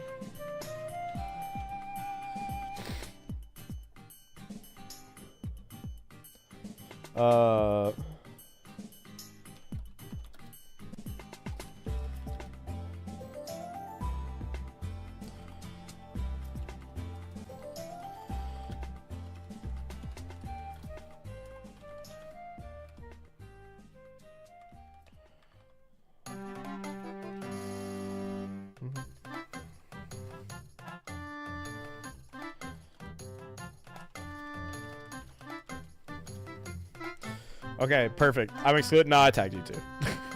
I tagged you too. We need to get a call. We need to like like sit down on that deck for like a few hours, because like that deck's gonna go crazy. I think we can like take this concept. Hold on. I think if we take this concept and we just refine it just a little bit, like it's like this close to perfect. It's like this close to perfect. I think if we refine it, this deck is gonna pop the absolute heck off next time. This deck's so close. It's so close. Like Josh, I think you already can see the vision that I'm seeing. Like this deck is so close. I'm very excited. Oh my god. Hold on. We got okay, so now fire. You do that with solar instead? I've tried, man. I've tried so many times with solar. When we get to the solar conversation, I'll like expand on my thoughts of like what I think the best solar deck is. Cut all the counter ins. Josh, shut up. I hate you. Stop. We don't do that until Blistrix. But very excited to see fire. Fire has jumped way up in popularity.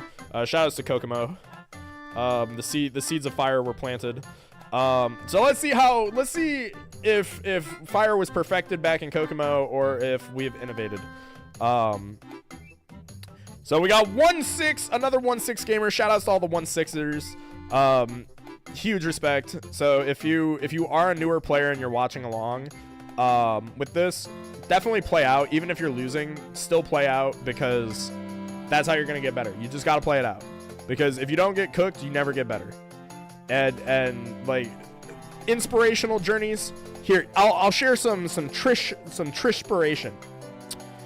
Before the NAWCQ for Yu-Gi-Oh, before I went to Worlds, that month I was playing in these Japanese tourneys. I think they're Japanese, which were called DCKG, which are big Asian competitive. It's like the Asian competitive circle for testing.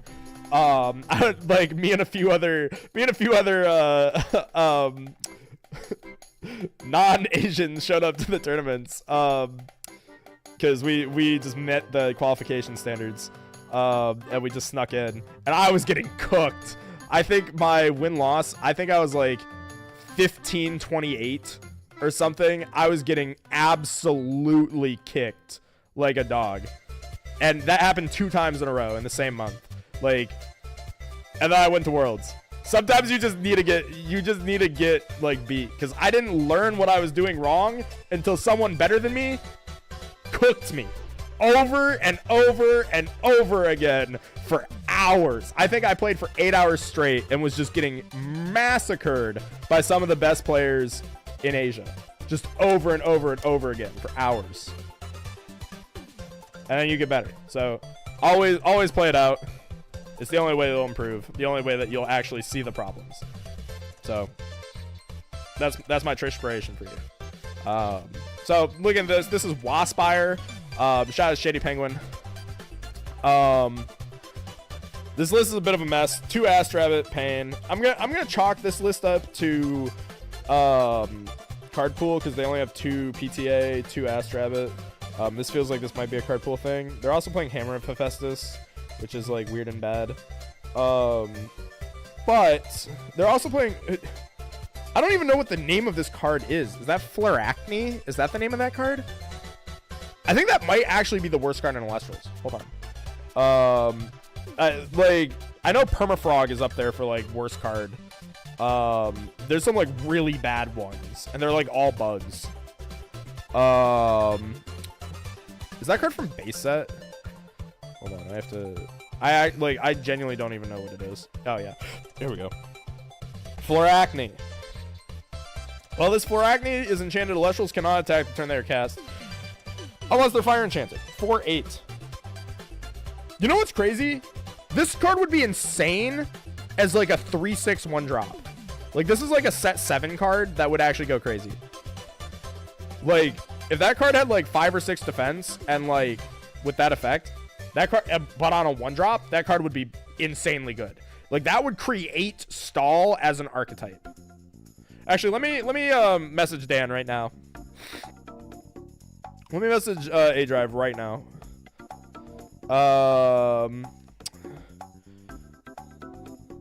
Where's A Drive? Daniel A Drive, where are you? It's actually further down in my DMs than I thought it would be. Hold on. I see Josh in my DMs immediately. Don't you fucking dare give Dan that idea. Oh, I'm doing it. I'm doing it. I've already pitched him this card before, technically. I pitched it as a 1-mana Omni rune, as like a 1-mana 1/1 Omni Elestral that like whatever it's enchanted with, opponents' Elestrals can't attack unless they have that. But like that card is broken, like theoretically. Okay. Hello, Daniel A Drive. I have had a vision of sets yet to come.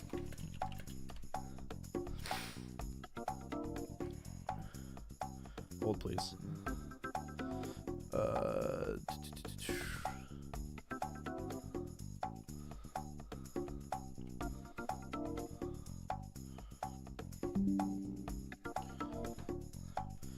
Make Floracne a 1-drop with 5 defense and stall / stun / not aggro / literally whatever you want to literally whatever you want to call it, but it is not aggro. Becomes a viable deck archetype.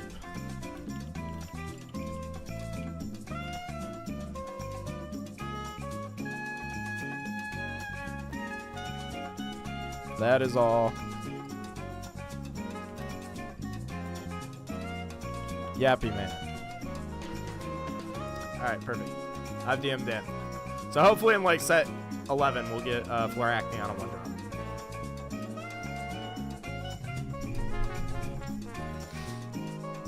Held hostage by Trish pitching card ideas at least once a week. Yeah, it's about once a week. Once a week I send Dan like the worst card idea you could possibly imagine. It's like, all right, Dan, hear me out. We print Imperial Order.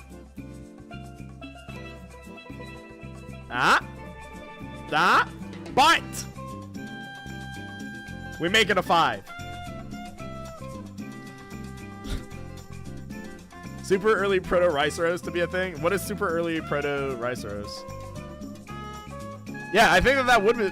I think they shouldn't have nerfed Rhinoceros. Like, straight up, I think they should not have nerfed that card. Like, so, I feel like there's so many things in base set that, like, they actually did right, like, in prototype and, like, early testing, and then they just, like, chickened out of it. Make it a 6 coward? No, it has to be balanced. We print anti-Hurricane called Really Big Fan. God. Hurricane is such a problem. That card is killing Elestrals. Like, Hurricane is unironically the death of Elestrals. Like, that card kills Elestrals. Like, Hurricane makes Trifernal a top 3 deck. It's crazy. It's, like, actually insane that how good Trifernal becomes because of Hurricane.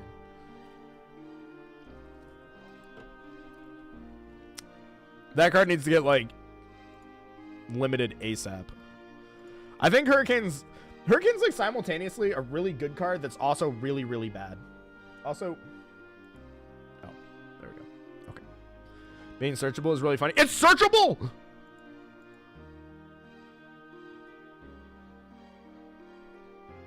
What do you mean it's searchable? What card searches Hurricane? Josh? Josh, did you know about this? What searches Hurricane? Finda? Oh, no. A 1-drop searches Hurricane? Wait, are you serious?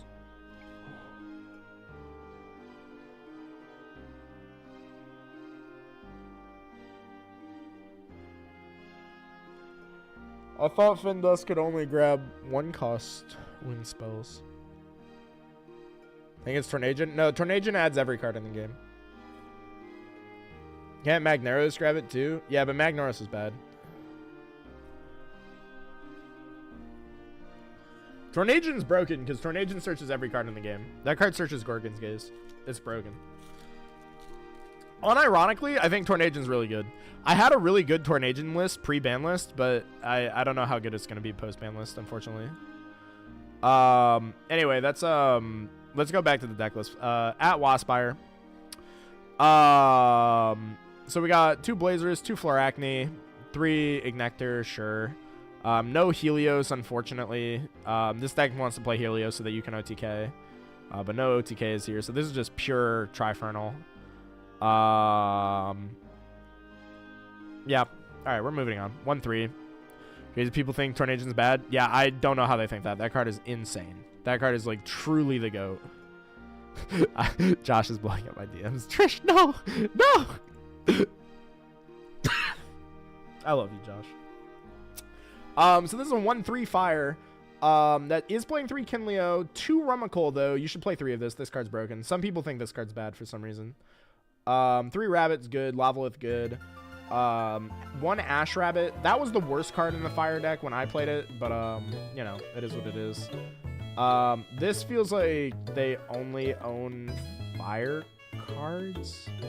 Why are they on Circle of the Sky? That's so confusing. I get it though.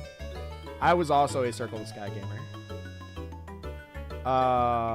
3 Eruption, 3/3. Yeah, like these should have just been their shields. These should have probably also been a back row. I'm gonna just say that like they don't own enough cards. I'm moving on. Okay, surely that's broken. Well, no. See, here's the thing with Findust. You play Findust on like turn 1 or 2. You search your Hurricane. You use it as a threat. They know that they can never commit more than 1 or 2 back row against you at any given point. But then they have to constantly pick which back row they're gonna play. Right. But then, whenever you're ready to commit against them, then you just Hurricane them. And then you just OTK them. Like, the thing with Findust that makes it scary is it makes Trifernal even more consistent. Because, like, the thing is with Trifernal is that the only inconsistent part about Trifernal next set is that you have to draw the Hurricane. But, if the Hurricane is searchable, then you're gonna see that card. Like, because I can just play Findust on like turn 2 while I'm like just digging for my other combo pieces. Okay, I found Hurricane. Maybe I get in for like 1 chip damage. And then suddenly, oh yeah, it's scary. Then you play Thunderstorm. Yes. So there's this theory that Thunderstorm is really good next set because of Hurricane existing. But the thing about the Findust is that like Findust creates like a mental game that becomes really scary for like against an OTK deck, because it's like they can play Findust on like say turn 3, search Hurricane. You never want to commit back row into the opponent now because you know that it's all just gonna get Hurricaned. But like then you have to pick which back row you're gonna actually set. And if you set the wrong one, you're kind of screwed. But also it basically keeps you off back row the whole game. Like once you know your opponent has a Hurricane, they might not even need to activate that Hurricane because you might just never set back row against them. And then they just Trifernal OTK you out of nowhere. Divine Blessing gotcha, Kappa. No, unironically, I think Divine Blessing becomes really good next set. I think you have to play Divine Blessing at minimum in side deck to play around the fact that the opponent can just Hurricane you for your life savings. We need EQ at 3. Yesn't. EQ, that's the Josh opinion that you need EQ at 3. But the problem is with EQ at 3, like, and Cryoblast at 3, the problem is then there's a ton of removal. And then it turns into 5s, but like you're just playing Go Fish. It's like I play a 5, I attack your 5, I set no back row to play around Hurricane. You play a 5, you attack my 5. I Earthquake your 5, I play a 5. It just turns into that, and that's very boring. Like that's kind of the problem. It also keeps people away from playing any of these Ascension decks, and the Ascension decks have been very cool.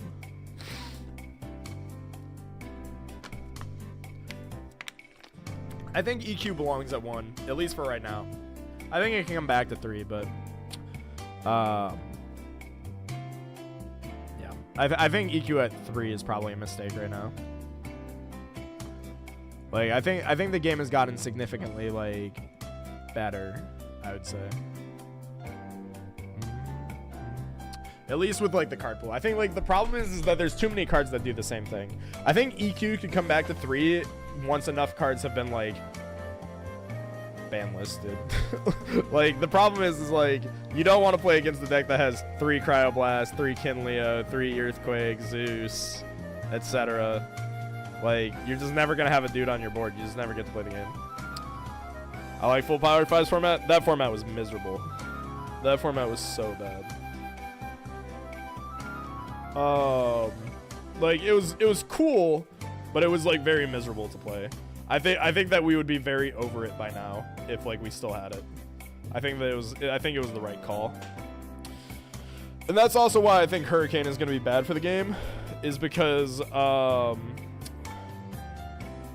like Hurricane's going to be bad for the game because it kind of removes the fun part of elestrals, which is playing around the back row right now. Because like this is like the philosophical thing, right? Is in a game where the card pool is so small right now, really the only thing that makes the game interesting is the private knowledge and like trying to play around as much as you can when like you don't know what your opponent has face down, right? If your opponent has no face down cards, then it's just literally comparing numbers. Like, oh, your guy has a 3, my guy has a 4. Oh, your guy has a 4, my guy has a 5. Full power heal is great.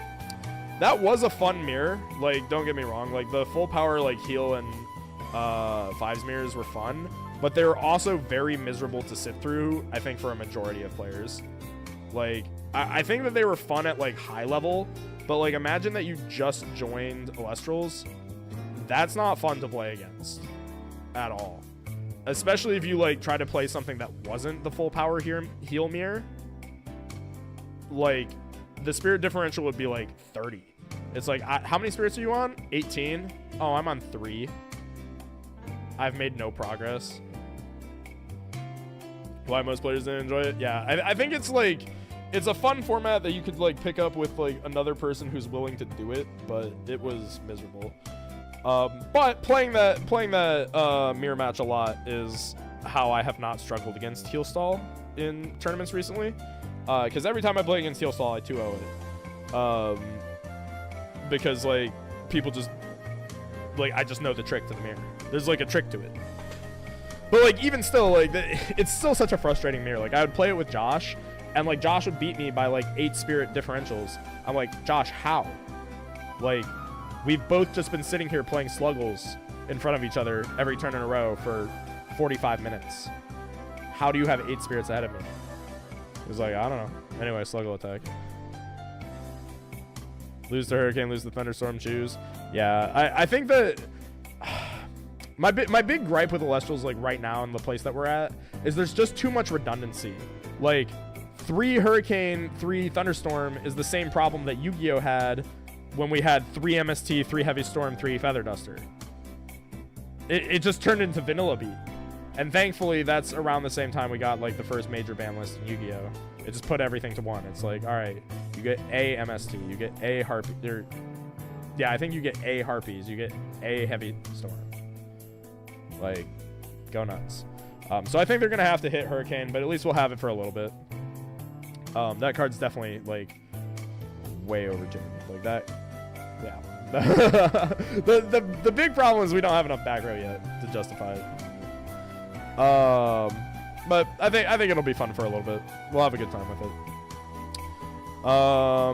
Let's see. There's another Fire Nexus. This one's on Blazerous OTK. It's like a Fire Nexus that has the Blazerous OTK in it, but it doesn't want to like fully commit to being like a Kinleo deck because it's on like 2 Remical, 2 Forge, 2 Kinleo. 2 Small Tuga. No, I think this is actually just incorrectly like named. This is really just Blazerous. It has 3 Helios, 3 Gaze. It should probably be on more back row, realistically, But like this is the deck that like we're scared of for next format, like because of the hurricanes. Somebody sack of one-ofs in main, please. Yeah, I think that's the problem. Yada's got it exactly. Is that there's just too many one-ofs right now that like are sacky. But like when they're at 3, it feels even worse because then they're sacky 3-ofs. So like, yeah, I don't know. I think that we're just kind of grappling with the fact that a lot of these cards were designed like a year before the metagame was ever developed or tested. So, oh well. I have faith for set 5. Side deck is fun. This really looks like a shady penguin deck. It's like 3 Humbus. Yeah. Let's keep Crab Blast at 3, sure. Crab Blast, I think, should also probably go to 1. But like that's a conversation for another day. I think we just need to put like a lot of these cards to 1. At least for the time being. Let's see. We have 2/4 Fire Nexus.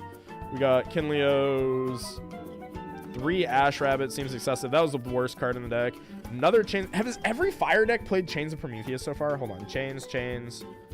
There's a Chains on the side. This one didn't. So far, like almost every Fire Nexus deck has played Chains of Prometheus. I think that's really bad. Like this card kind of sucks. 3 Hephaestus is a lot. So probably shouldn't have been on 3. This one's doing a little bit better though.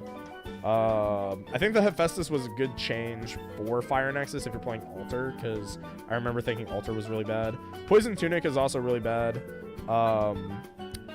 So the issue with Poison Tunic specifically for Argo is like when you Argo, you want your equipment to stay on board so that you can Nexus off of it.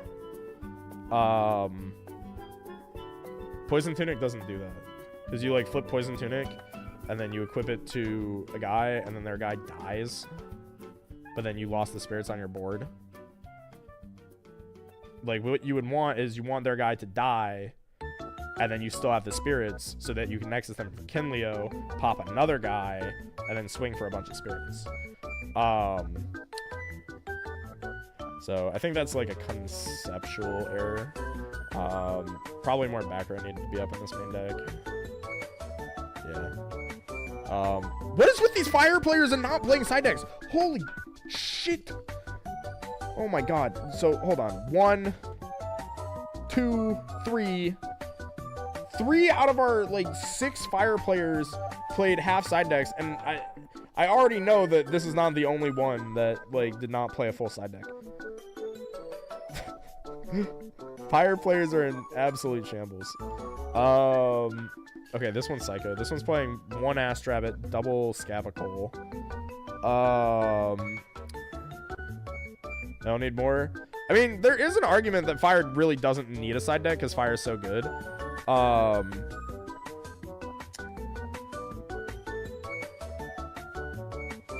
like, play a side deck. 3, 6, 10, 11. This feels like I don't own all the cards. Because this is on 1 PTA, 1 Rabbit. I do like Scavicle, but Josh tells me this card. Oh my god, it's another Chains.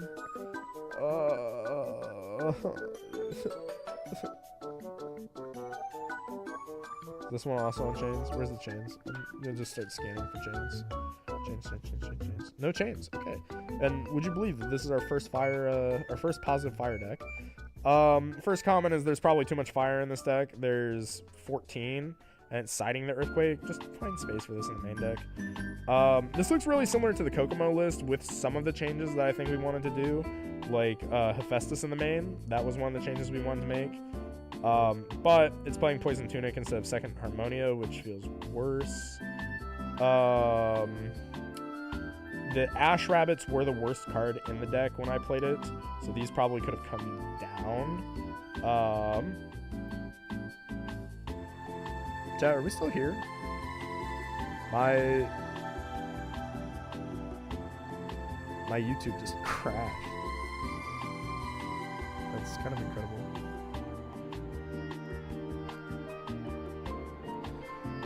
I think we're still here.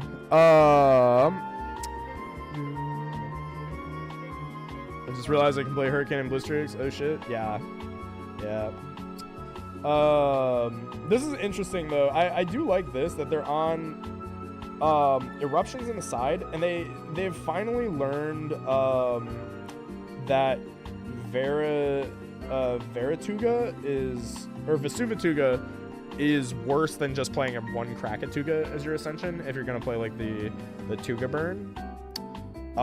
So they're playing the one Boltuga, the one Krakatuga, which is I think correct, with 3 eruptions, so that's really good. I like that. I think my main commons here are probably Ash Rabbit. If you're gonna play it, just put it in the side. This should have been second Harmonia, and then these could have come into the main, and this would have been almost perfect, I think. So pretty solid Fire Nexus list. Unfortunate 4-3. Some stuff to work on. Side deck is kind of all over the place. Here's one thing I really don't understand though. Why is there Trident of Poseidon? What's the staff buff on Trident of Poseidon?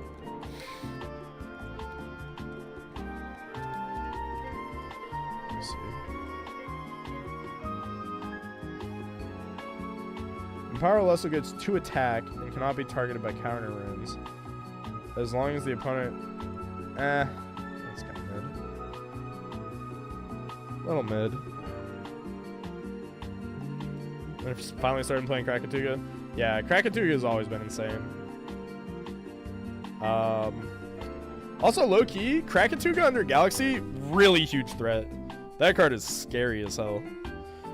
So I think maybe this could have fit in Galaxy somewhere. The Earthquake should have been in the main. I think, okay, what would be the changes? Earthquake to main, so that's -2. Oh, they're only on 1 stoke. So -2. You can go down 1 of you. So it's like 17 dudes. So 2, 3, 4, 1, 2. 17 dudes. This should become Harmonia. You can move a Poison Tip down to side to fit in second stoke, and then this looks good. So it'd be 3, 2, 2, 2, 2. Yeah, okay. I see what I would do with this. Shall return in Moonrise. Will it? Does it get support in Moonrise? I haven't like experimented with Krakatoon in Moonrise yet. This is a 4/3 fire. Getting extra benefits for burning. Having a repeatable burn is pretty nice. Yeah, I think that card's awesome. My deck right there. Wait, which one? The previous one or this one? No stone unturned. Cough. Is Krakatuga a golem? Hold on. Why is Krakatuga's a golem?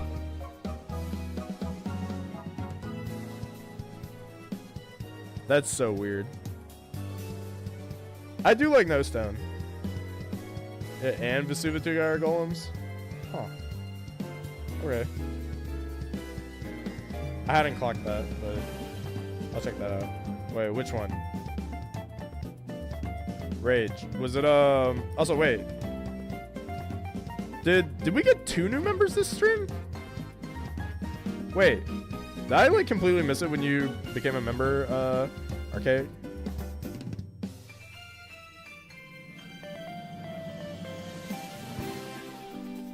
Yo, thanks for that. If I missed that? This one? No, I changed my name? Oh, I see. I see. Wait, who were you before then? You can't do this to me. I get confused.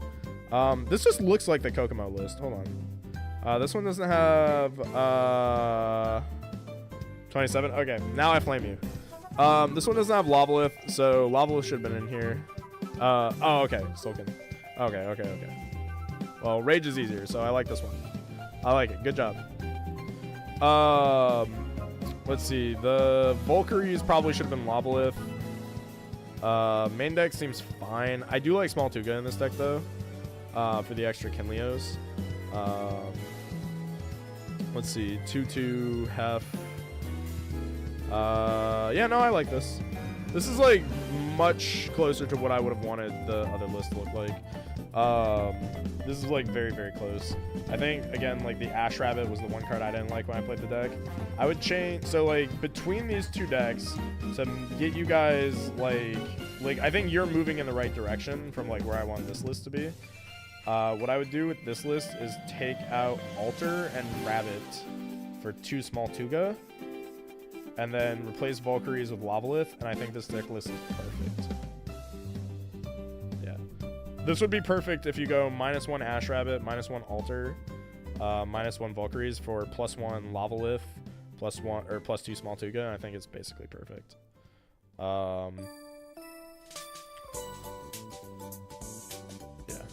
Could be basically perfect. The alternative is you just put the Galaxies in the main, but I like the small Tugas just so that you always have Kinleo. Spirit deck looks correct. Side deck is Zaptor, Owloon. It should be 2 Owloon for the 2 Spectres. This is Dude Theory. Yeah, this is just Dude Theory, where it's N+1 if your splash is a dude.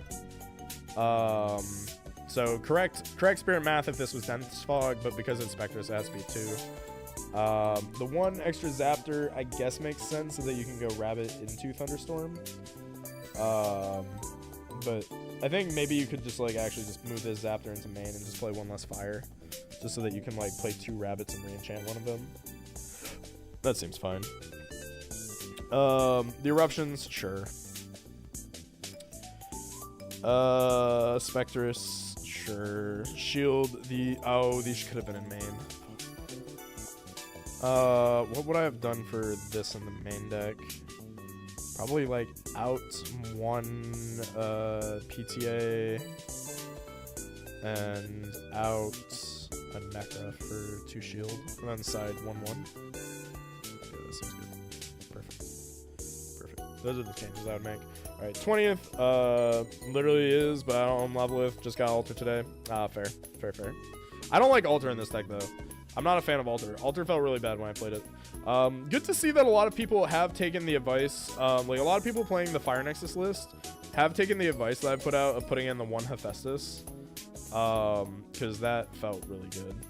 Like, that was a nice change. The small Tugas are in here. So these are all good change. I wonder how many of the players that are playing, like of the last 3 players we've looked at, like of Rage 20th place and 34th place. I wonder how many of them watched the video Josh Meehan put out about the Kokomo list. Or I don't even know if Josh was in that video. Actually, that might have just been me. That was on the Knots channel. Shouts to Knots. This is 3 Crab Blast for 2 Flare Mine. We Madge. But these all seem good.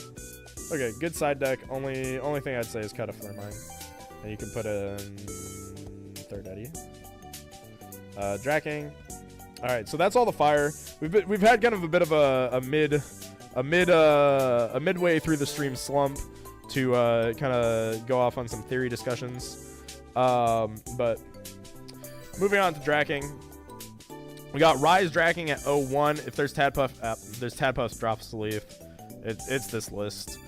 This is the Psyop deck list. If you guys have been here before, this is like this shows off a fundamental like misunderstanding of like how to play Elestrals. Is like this deck building this is like the over reliance on like runes that are not counter runes, and like thinking that just like putting this card on the field is going to be like really, really strong, which it is. Like, this will consistently put a Draking on the board. The problem is that shield exists. So like this is kind of like where my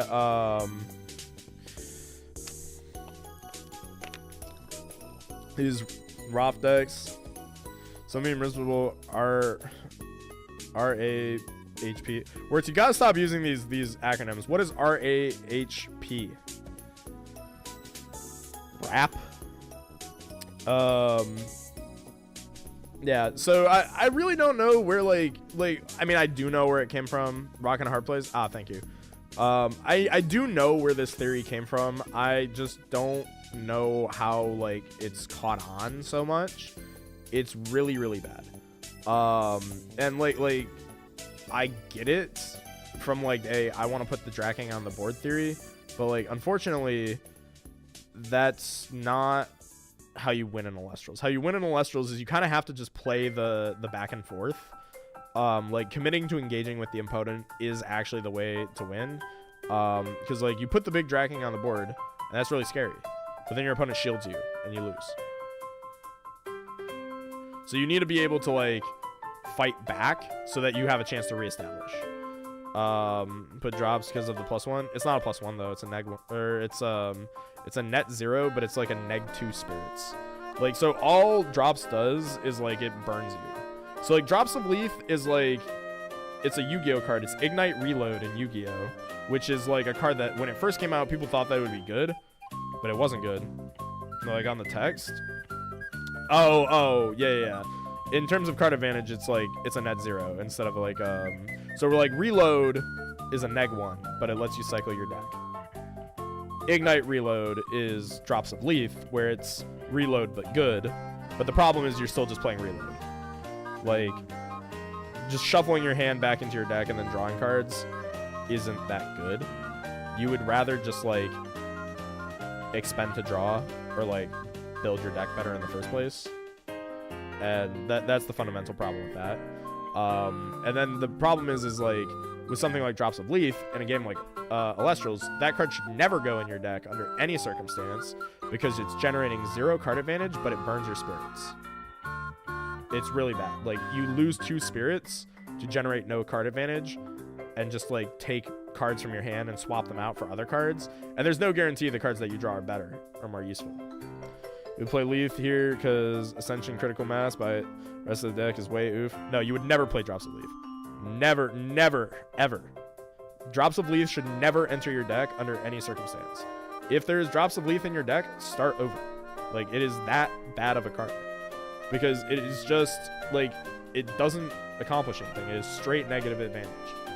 Like, all it does is burn yourself. So, like, if you ever find yourself putting Drops of Leaf in your deck, you should just start over and reassess the gameplay. Like, Nog, you can kind of argue for. Like, Nog is still worse than playing than just expending to draw. Like, I had this conversation the other day where it's like, you would never want to play Nog because, yes, Nog is a +1, but so is just taking a game action as expend to draw. And expend to draw is cheaper. Nog would need to draw 3 cards to be better than expending to draw. The only reason to play Nog is if you're playing a deck that heals, so like you're just healing it back, and it's like you want to be able to like play a card that turn as well.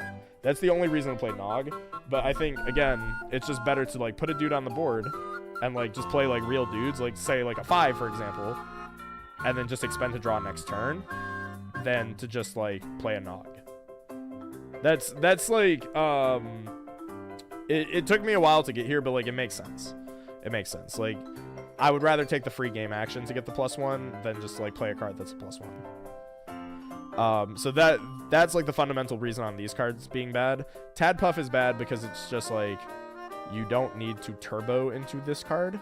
You can just get into this card by like playing Drakid, because Drakid is like by itself fine. Like, it's effectively a 5 against any attacker, except for like Galaxy. So like Drakid's not that good like right now, but like it's a fine card, right? And then if you have Rock in a Hard Place, then you can get into the Draking that way if you want to turbo it. Or you can just stick a small Tuga on the board, search a Necruff, and the next turn, okay, I play Draking. So like you have options to get this card on the board, and that like that's all the reasons why like this variant of like playing the deck, it's just based on like assumptions of Elestrals being a game that it's not. I'm gonna play Turbo, play Aphros and Poseidon. Yeah, exactly. Like, if you're gonna like try and turbo like that, Aphros Poseidon is better because at least those cards stick to the board. But even those cards aren't very good, and those cards are like a standard hallmark of, oh, you haven't played that much Elestrals if you're playing these cards, because like there's just better stuff you can be doing. Like, there's a pecking order here, and unfortunately all of these concepts fall low on the pecking order. But I do think that these cards are cool to like exist because like it teaches that pecking order like very well, like when you play with these cards enough.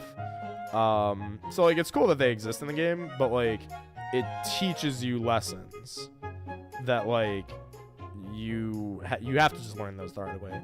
to get it, because elestrals functions very differently than other card games in like a really cool way, and these cards teach that. So I think that's enough yapping about this specific version. If we see more Rise Draking, I'll yell more. This is more of like what I think Draking should probably look closer to, is this 1-2 Draking, where it's like, okay, we're gonna like play some dudes. We're gonna play Trataguas, we're gonna play Eddies, we're gonna play Foamies, we're gonna play Galaxy. Like Foamy, okay, actually this is a perfect comparison. Foamy is infinitely better than Tadpuff because Foamy lets you play a dude on your turn. So like lets you do something for your turn, lets you set some back row. It wastes an opponent's game action attacking it and presents them with a threat. Potentially removes like removal from them. But then it also still floats into another dude, which then tees up your Draking on the follow-up. Let's do our subtraction math. Let's see. This is 2, 3, so 18 dudes. This is good math. Good math post subtractions, which is a frequent issue that we have with Draking. We're on a good number of counter runes. Like this all seems fine. I think the biggest issue with this deck list is there's no Earthquake, there's no Laurels. Laurels is in the side. They're playing Nogs though, so like these Nogs could just be Earthquake Laurels, and this list would be a lot better. If you wanted to play the Nogs, you'd have to probably like cut some more dudes, but you don't really want to do that. Also, another like Draking issue is like too much Owloon. I think you really only need 3 to 4 Owloon in Draking because you can just summon your dudes as water. You don't have to summon them as lunar. That's a common misconception I see with this deck, is playing too much Owloon. The side deck seems fine. Yeah. I think they might have just had a bad beat, but this is a much better Draking list than the like turbo stuff. Once again, here we see another Draking list. This one's interesting. This is 1-3. It's playing Ash Rabbits in the main. Tadpuffs. We just had this rant. If we do dude subtraction, we got 8 dudes to subtract here. Oh Jesus, 8 dudes out of 23 brings you down to 15. And then you're playing random Ash Rabbits too, I guess for the Tadpuffs maybe. This feels really bad. So I'm gonna say that this one gets chalked up to subtractions. Once again, insane amount of Owloons, just so much Owloons. Side deck is also going crazy. We got double Poseidon, Artemis, Elichick, Crackhead, Chains of Prometheus, Rise. Yeah, something they were cooking. Also, Boreas with no ice anywhere. They're cooking.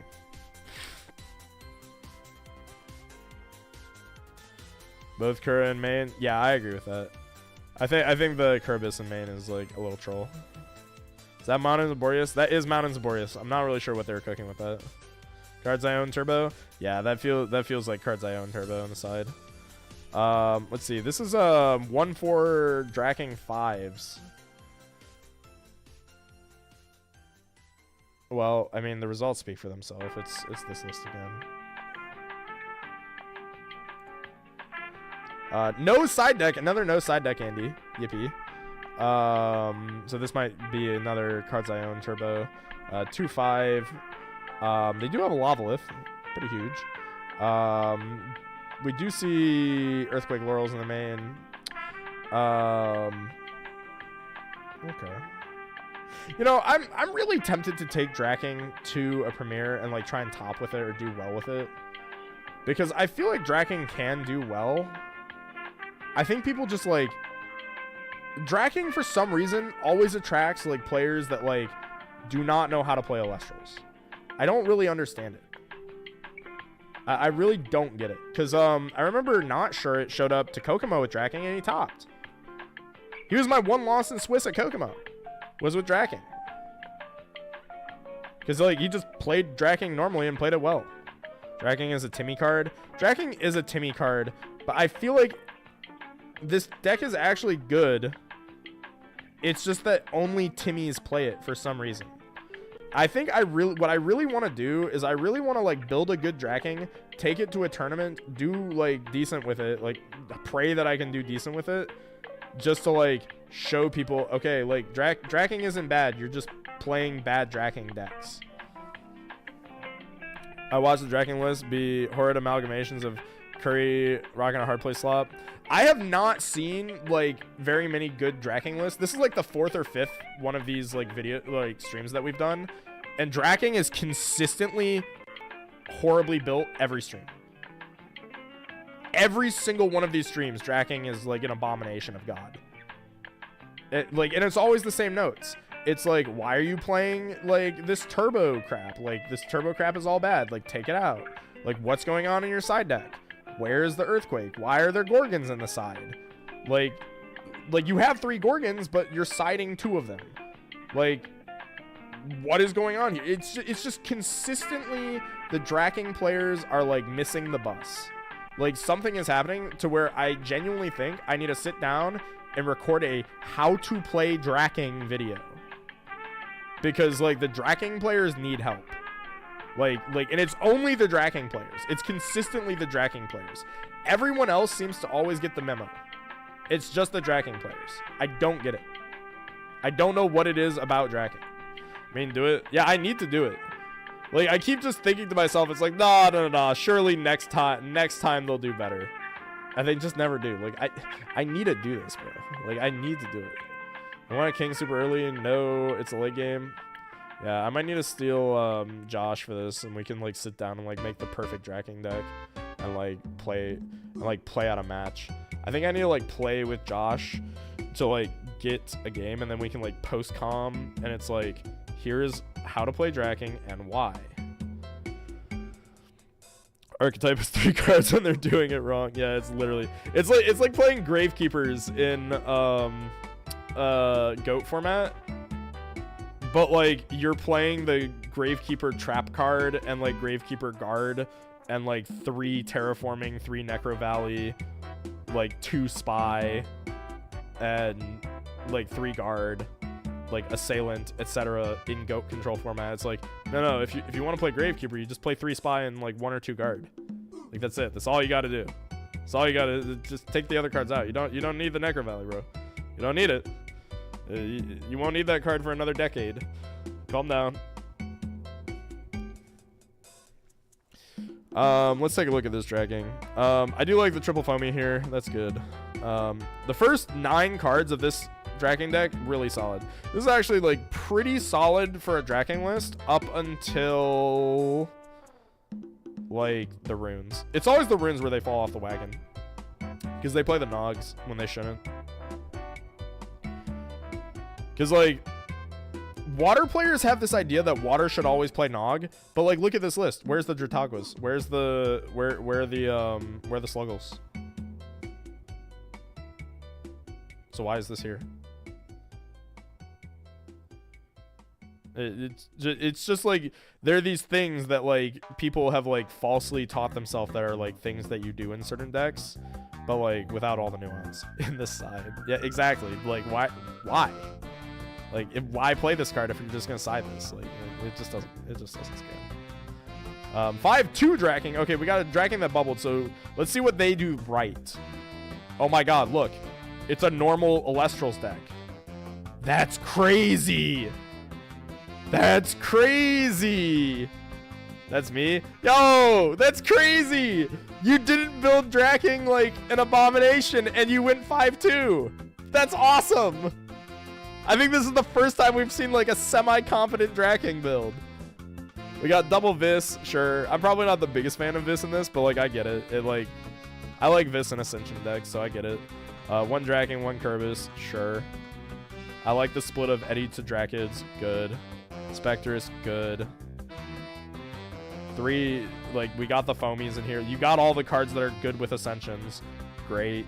All the good cards of the format, awesome.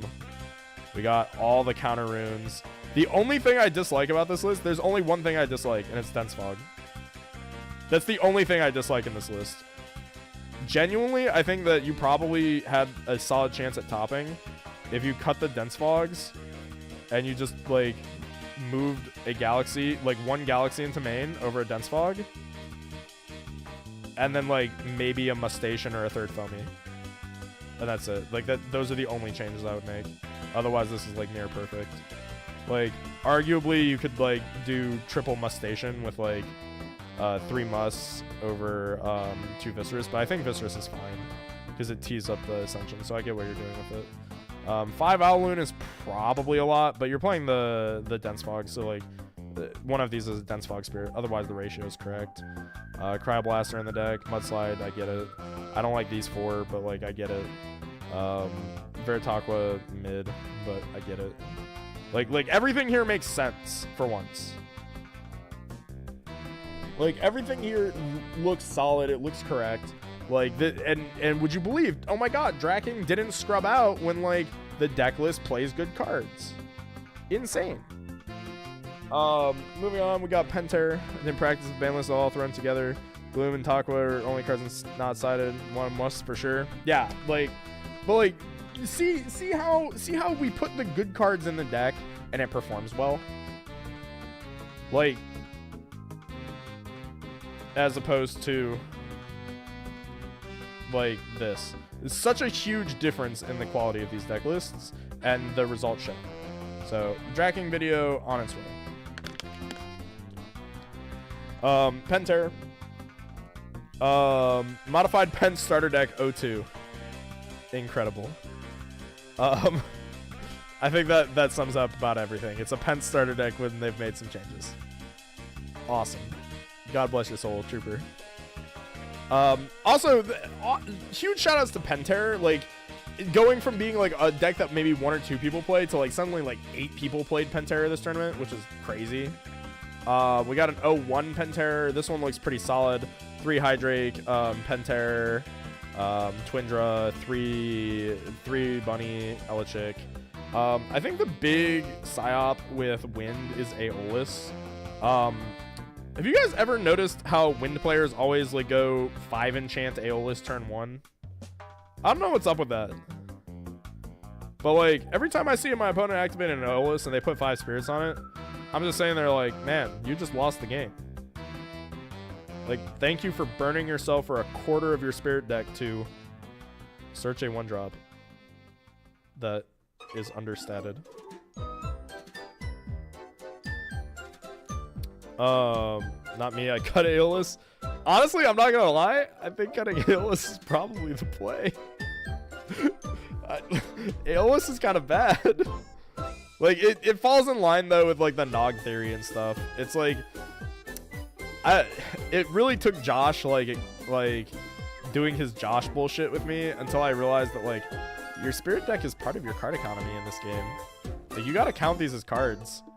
So, like, this is a -2. It doesn't feel that way, but it is. Let's take a look. 02 Penterror. Let's see. Once again. Ooh, what is going on here? This is not a lot of dudes. Where's the Penterror? There's no Penterror in Penterror.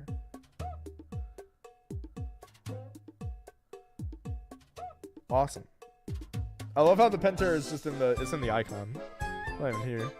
Stars on TCG Player overpriced? I don't know. I have not looked at stars on TCG Player. Probably. But I don't know what people are selling them for over there. Just Twindra. So, accounting for the 1 subtraction, this is playing 16 dudes. But this is a Rune dude. This is a Rune dude. This is a football. This is playing like 10 dudes. That's awesome. Also, Island of Aeolia is a psyop card. This card sucks. But they pre-side their spirits, so like we gotta give them something. Okay, I see that. Cool. This is what in the hell? 1-0 MILF Penterror. Why are there bears?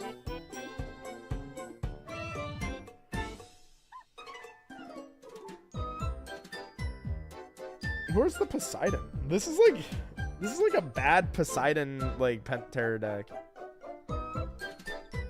Magic Ursa. Yeah, this is like the MILF Nexus stuff that people have done. I don't really get it.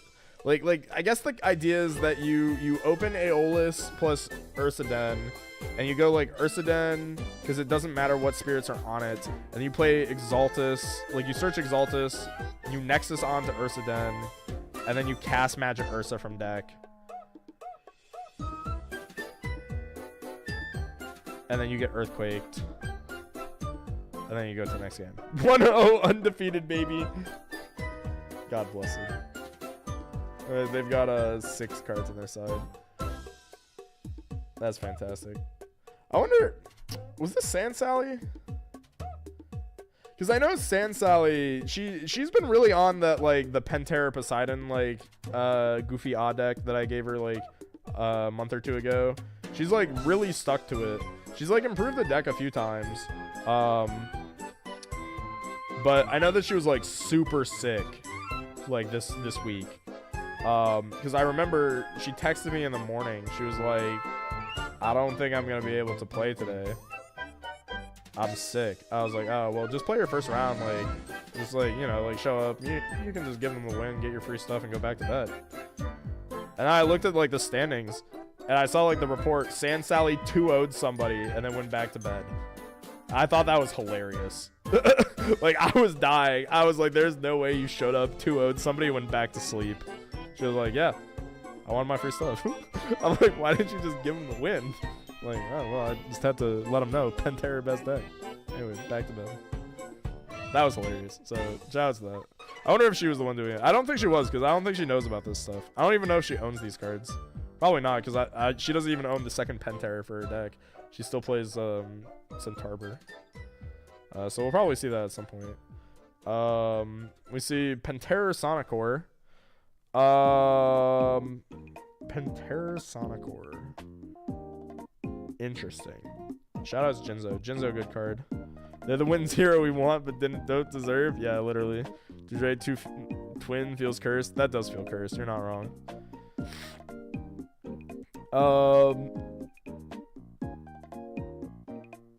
Yeah, I'm not really sure what to say about this. The one Thunderstorm in main is really putting in work. Let's do our subtractions. This is 3.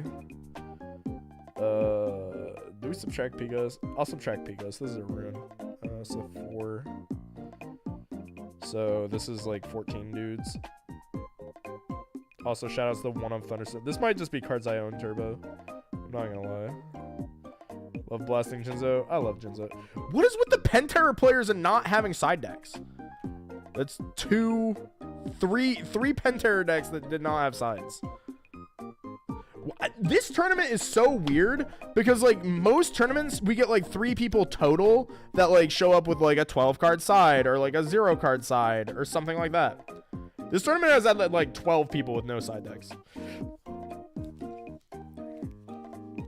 Just to trigger you, I'm not gonna lie, I think that there might be a growing movement of I'm not gonna side just so that I can end up on the Trish Gets Angry show. It's like going on Dr. Phil. It's like, yeah, I'm gonna like mess up my life on purpose so that way I can get on Dr. Phil. And Dr. Phil's just sitting there, and it's like, what the hell is wrong with you? Like, please, just do better. I don't have a side deck for my deck. Soren,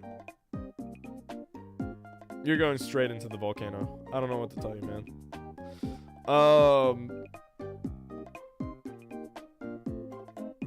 The mama bear pen was me. What the fuck? It was sand. No. On 1 hour of real sleep. It was sand. There's no way. Please tell me that you dropped the MILF on somebody and you just went back to bed. That's awesome. Alright, here's Sand Sally. That's our go. We drop the MILF, we go back to bed. Ooh, positive. This one doesn't have a side either. What the fuck, man? What are with Penterror players and not siding? There's only 8 Penterror players in the tournament, and 4 of them didn't side deck.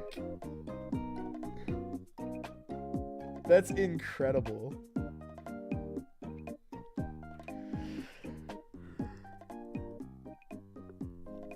I really should never have sold my Stellar Pent to Joey.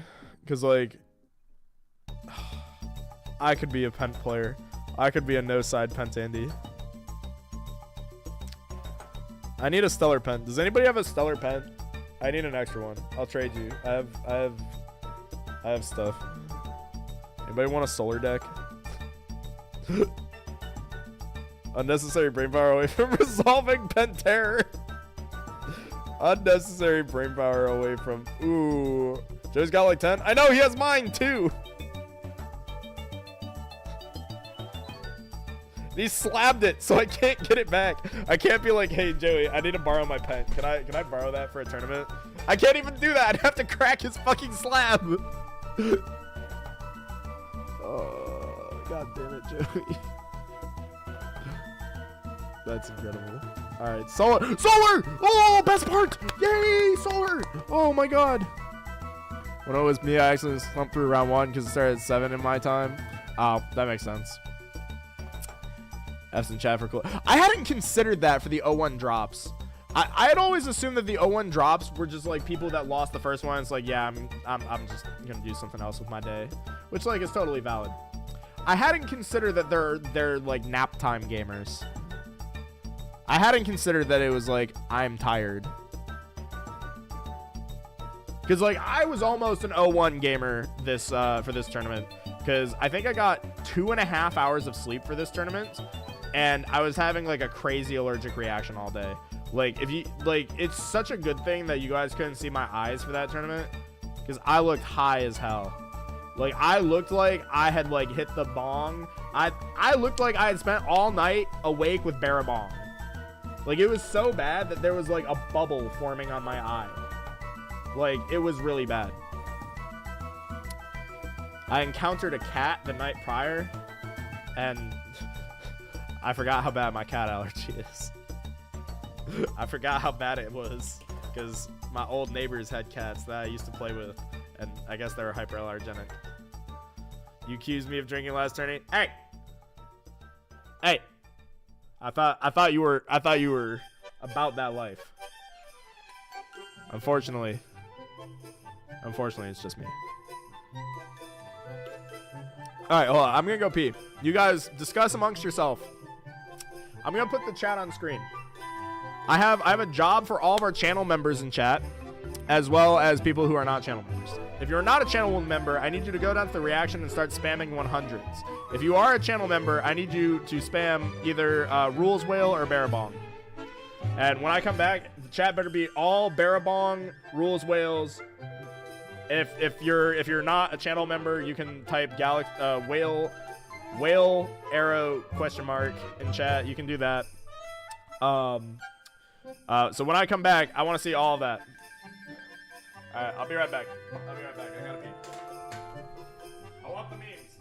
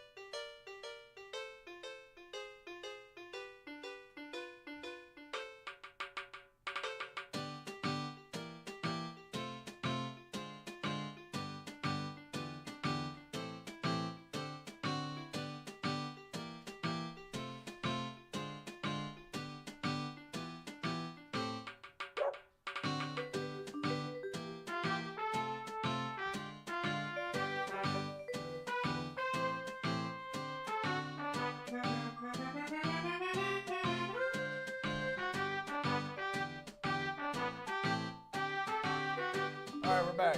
Ah, perfect. I knew I could count on you guys, chat. Oh, perfect. All right, thank you guys for that. Well, I went pee. I got some water, and on today's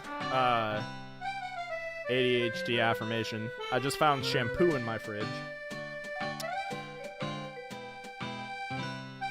Not really sure why I put the Head and Shoulders in the fridge. But, found my Head and Shoulders. It was in the fridge. Huh? I know exactly how I did it. Eat the shampoo. Take a sip. No. Maybe if we get to 10 channel members, I will drink shampoo.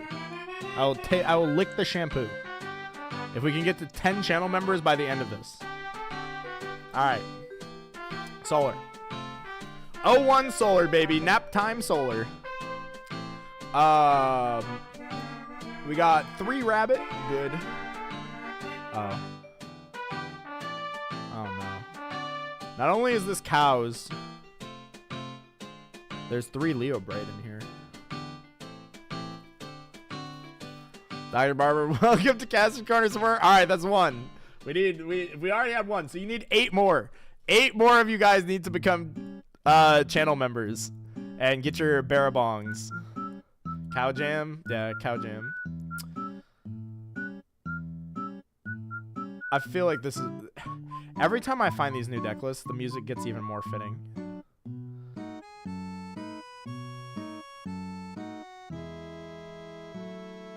I'm in so much pain. Okay. I don't even know what to say about this one. This is cards I own solar, I think. Like this is I only have cards from Daybreak. They didn't make our sun deck and put more counters. Yeah, true. Alright, this is Ethereal 5s. So this is old Trish Theory. So they're probably basing this off of an old Trish deck list, is my guess. Because this is very similar to one of my old lists. EQ in the side. If it is a Trish deck, they've innovated way too much, way too close to the sun. The one Elechick for the Apollo is interesting. I kind of don't hate that, but I kind of do hate it at the same time because I already don't like searching for Apollo. This is O2 drop, yeah. I think...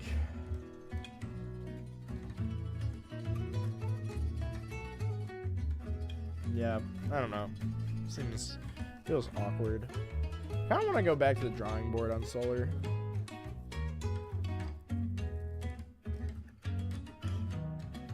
I have ideas. This is like closer to what I would do. I like the Argo. I think Argo's a good include. Jake, you should have Zeus too. I agree. I think there should be like Zeus Cryoblast. I think Apollo might actually just be a one of.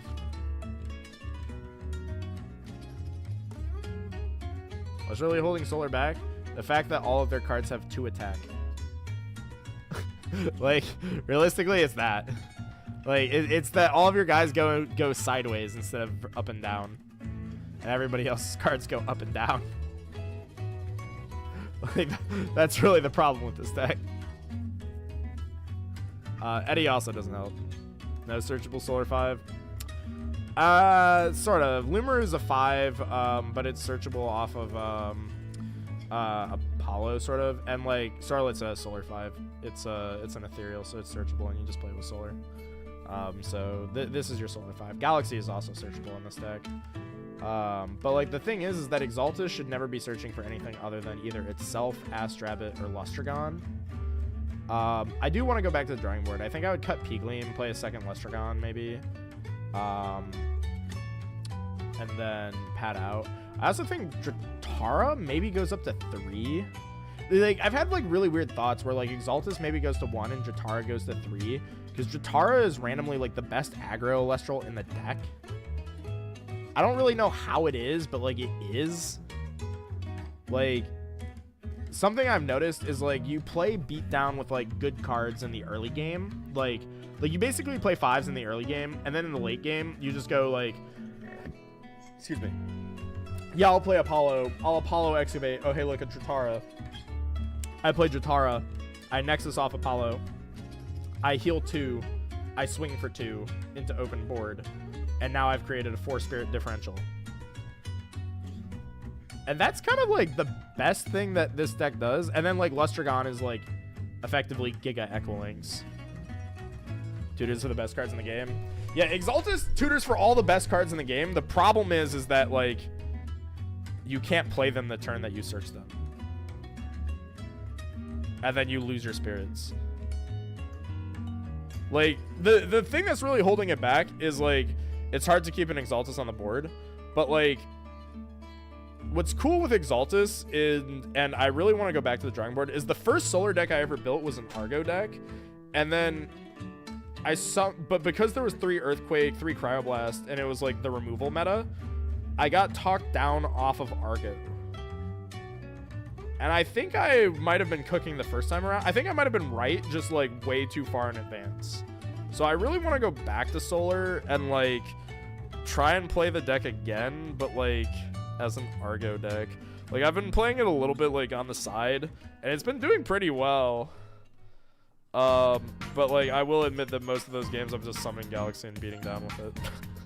So like I don't really know if it's Solar doing the heavy lifting there. I think that's the big problem, is that the solar cards don't do the heavy lifting. It's the cards that Exaltus searches. Drat Summer 04. Oh my god. Is this the same guy that played Drat Summer the first time? It has to be, right? I think this deck is exploding. Unfortunately, the concept is really cool, but I think the deck isn't that great. We see Tadpuff. I think if I was going to play... Like, I do like the concept of, like, Drat go crazy. And like even with the water meta being a thing now, ooh, hold on, we're cooking. Hold, I have ideas. What if the way to play Drat Summer, what if Drat Summer is the best way to play Solar?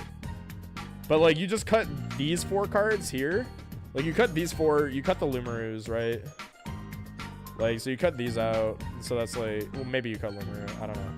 You cut like 4, like you can cut like Age of Tagua, that's like 5. And then that's like another Eddie 3 Galaxy. And then you can cut like a Corvishine maybe. And then you cut like the Temples and Poseidon. And you just play like Beaters. And it's just Drat Summer. And it's just like Solar Water Heal. Oh, I want to play that. Heal Stall? Well, it's not really like Heal Stall. The Drats is an aggro minion. Like Dratara is an aggro Elestral. Because it's kind of the same idea as like playing against Heal Stall, right? Where it's like they play like a Sluggle and they poke you for 1, except Dratara heals for 2 and it swings for 2.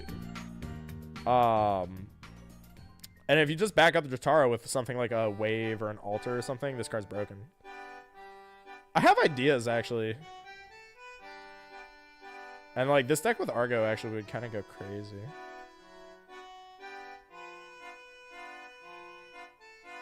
I'm bookmarking this.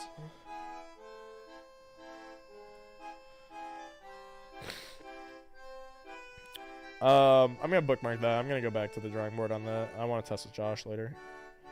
3, 6, 9, 12. I don't know what's going on here. This is 1-3 Solar. This is a very Solar. Funnily enough, they do side all the water cards.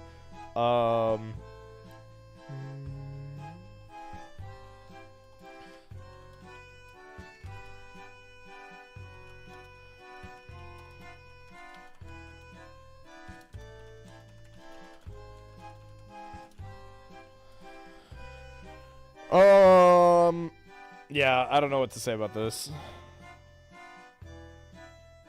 I do like that they're playing the 1 Owloon for Dense Fog versus Celestia. That's like deep tank theory. This just might be another case of cards I own, Turbo. We got 2-2 Solar. This is the this is the deck that I gave Dimax when Dimax was first starting. This is the Resurrector Celestia deck, kinda. But there's no Exaltus. Exaltus is the card that made this deck function. So that's very funny. So instead of playing Golden Apple, you play 3 Exaltus. And then you go like Exaltus, stick to the board in either Nexus, or it dies and then you rise it back. Is this Kingdom Hearts? What are we listening to?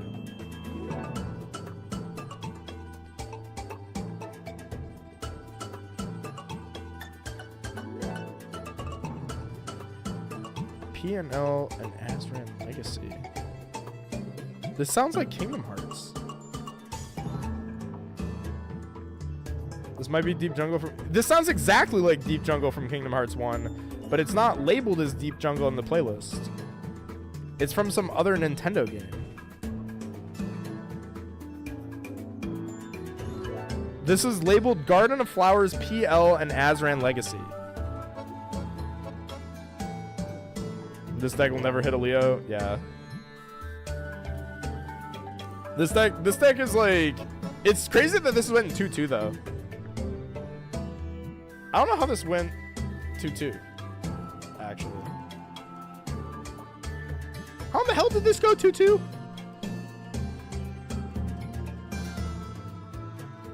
Kind of impressive, I'm not gonna lie. 3-4 Pharaohgeist. Ooh, we got Pharaohgeist. Somebody saw this card limited and didn't realize this was a pre-hit. Is that Posthumous?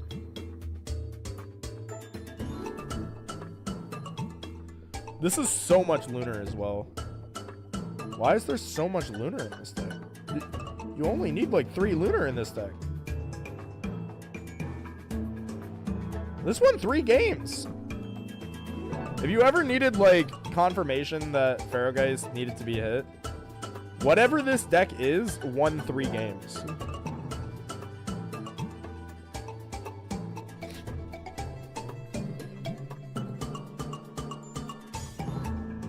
I wonder how many times I got the Pharaohgeist on board. That's kind of awesome. Alright, Thunder. Is a real spirit they didn't need to spend, obviously. Yeah, real. Can't wait for next set. Josh, I hate you. Thunder, 3-3. I love looking... Is that Gadabelt?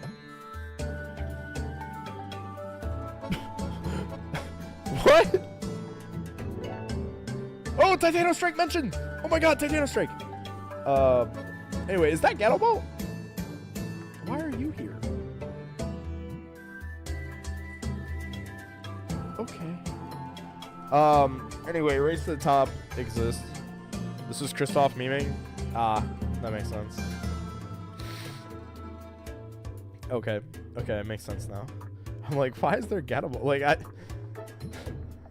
Okay. Alright, we'll move on from that one. Oh, that's a concerning metric. So the lowest placing Thunder was 3-3 with Gatobolt in it, and the second lowest was a positive 4-3 Thunder. So Thunder's still a good deck. Something to keep in mind though is that people who play like Thunder is like the inverse of Draking. Same thing with kind of like Earth Nexus. No matter how good or bad they do, Thunder lists on average tend to be better because Thunder is a deck that has been like meta for so long that people tend to just like, they have a better knowledge base of what to do with like these decks. You know what I mean?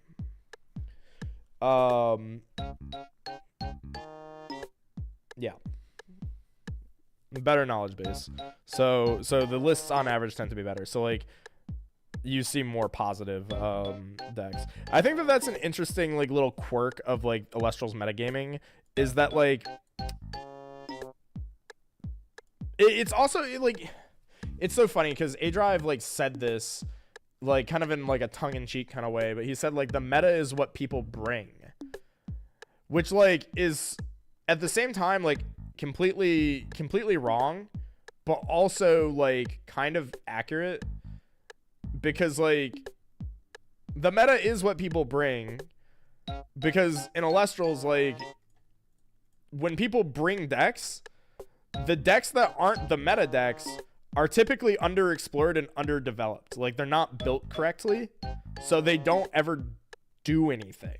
But if everyone entered with optimized decks, I think we'd have a much more diverse metagame. Maybe like the video I need to make isn't a Draking video, but like a, hey, dummy, if you're gonna play this deck, here's the deck list to play. And then it's like, you know, maybe then we'll see people play like on like maybe then we'll see the format like diversify a bit as people just play better lists of the same decks and archetypes. I disagree, Josh. I'm going to stub your toenails. That's a symptom of not enough play. Clash should help with that. It should, but I don't know. We've seen the State of Clash. So like that's a ways off. Good idea for a series? I think it could be like a good idea for like series and stuff on how to deck build. Yeah, I think I need to get into the tank on that. All right, let's look at Argalith. I mean, this is pretty solid. Triple Crab Blast in main, that's good. Thunderstorm in main, awkward. No Race to the Top or Olympus in main, good. So like, it's so funny that the ban list has forced Thunder players to actually play better Thunder lists. 3. Yeah, I mean, this all seems fine. Toxion's efficient. This guy, like, these guys kind of suck, but like, whatever. Thunder's weird because it's like the one deck that can get away with playing like low dude count. I don't really understand why Thunder is the exception to that rule. Thunder's like really weird. I think it's only because of alter onto Rabbit specifically. That's the only thing I can think of. 4-3 Thunder. This is Sean, I think. Who's Sean?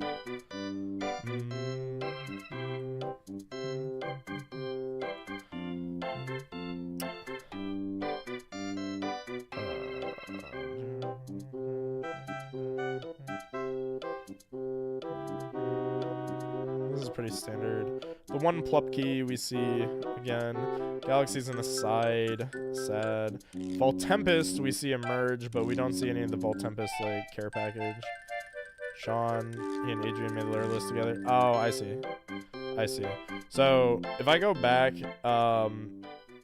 this is probably gonna be Adrian's list then. Or like pretty close to it. Yeah, I mean like this is probably pretty solid.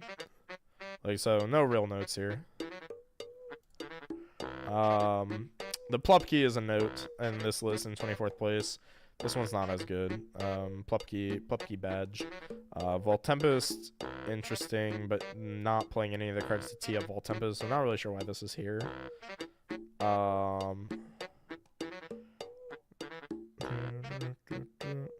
Yeah. I think, like, the main deck seems fine, except for Plupkey. Probably just, and, like, the Quackle is too much Quackle. People gotta get off this, like, Quackle thing. Alright, this is the list that I was, like, excited for, is Phosphocell. Apparently there was a 4-3 Phosphocell. There might have even been a 5-2 Phosphocell somewhere. So, I think the competitive advantage to Phosphocell specifically is that Larva Bug is a this is a 3-drop that can come out off of a 1-drop in, like, one turn, right? Because you can go, like, Larva Bug into the 2-drop, into, like, Larva Bug, Anacell, Phosphocell.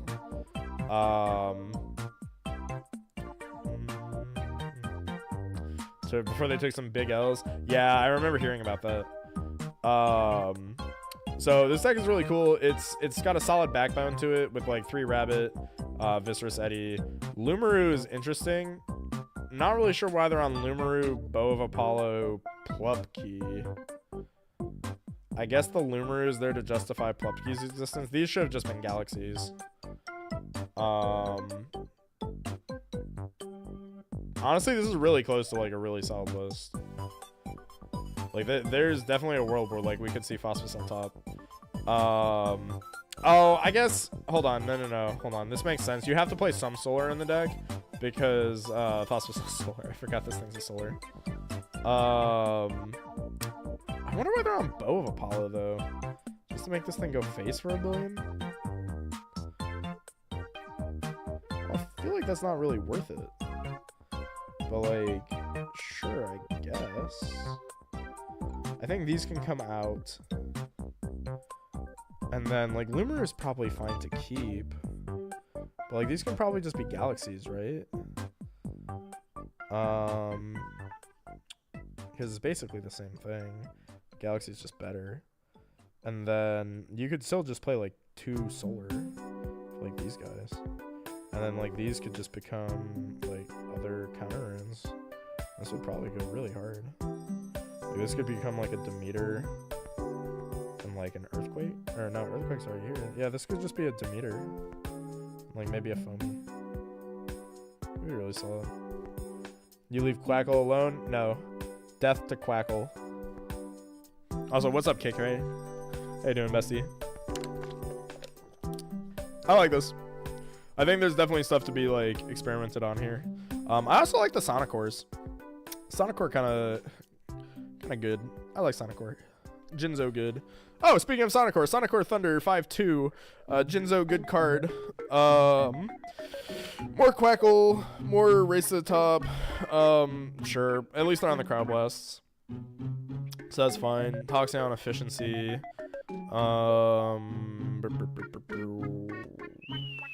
Lavalith in main. Yeah, sure. It was good until I heard my problematic Quack takes. Nah. Quackle, bad card. Ugly card. Icky. What in the hell is this side deck? Hold on. Is that Imperial and There's both Imperial and Phosphocell on this side. And then we're siding 6 spirits. We're siding 2 Zaptor and Thunder, which just makes me want to punch drywall. But why are we on Imperial Phosphocell? How do we even get those out?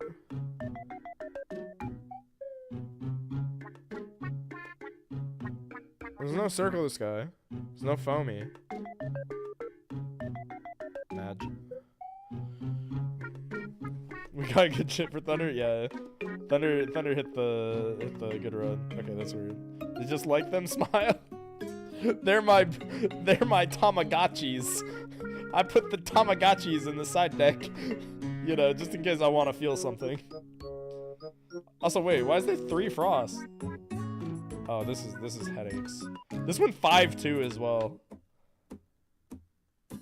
I think that speaks more to the main deck than anything else. Like the main deck, the main deck cooked. Whatever's going on down here though is like heart attack territory. Wasp Ivy. We got 0-3 drop Wasp Ivy. Let's go. We might actually have double-digit players not playing side decks in this tournament. Or like incomplete sides. That's insane.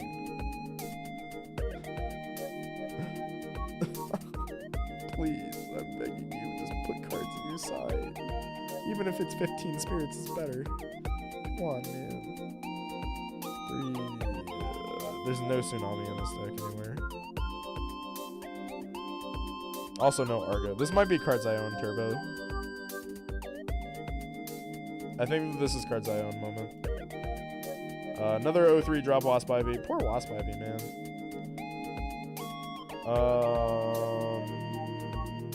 Why is there 4 solar in this deck? 3 Plupkey. Is that Poseidon?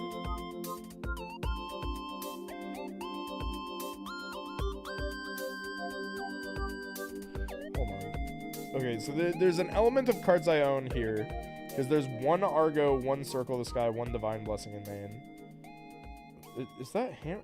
What is happening? Hold on. Oh my god. 3 Plupkey. 1 Demeter, 1 Hef, 1 Poseidon. 1 Hammer. 1 Trident. 1 Poseidon. Wait, no, this player has to have a collection of some description.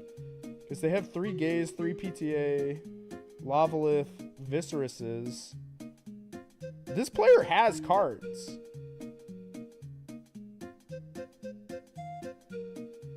Oh, I need a drink. Hold, please.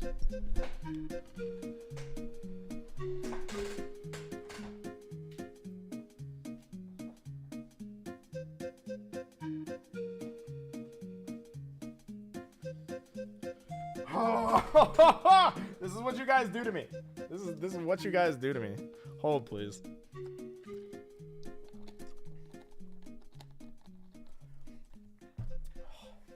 It was bound to happen. One of you guys was bound to make me drink.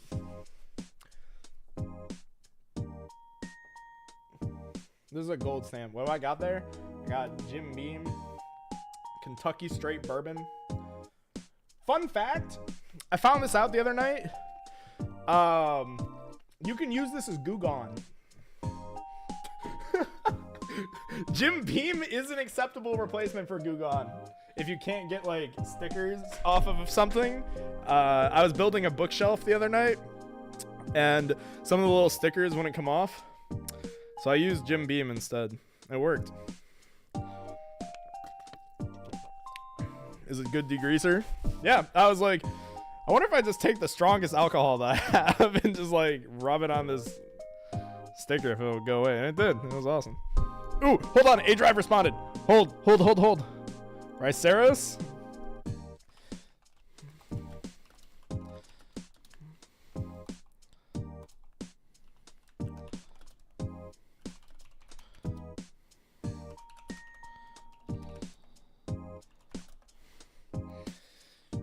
That's why I hit the Barabong. Oh god. Shout out to the Barabong. Is Kay still here? Kay needs to become a channel member for the Barabong. She needs to be aware of our deal. That if we get how many did we get this stream? 2? Like 2 new channel members? If we can get 8 more channel members, if we get 10 total channel members, I'll drink shampoo. It's been a long stream. Bog up top, bog on top for sure. I'm moving on from that one. 1 member, 1 super chat. No, we got 2 members. We got 2 new members this stream. We're up to 3 total. I promise shampoo drink. We got 3-4 wasp ivy. Let's see. 3 Siding next. Oh wait, these are all wasp ivies.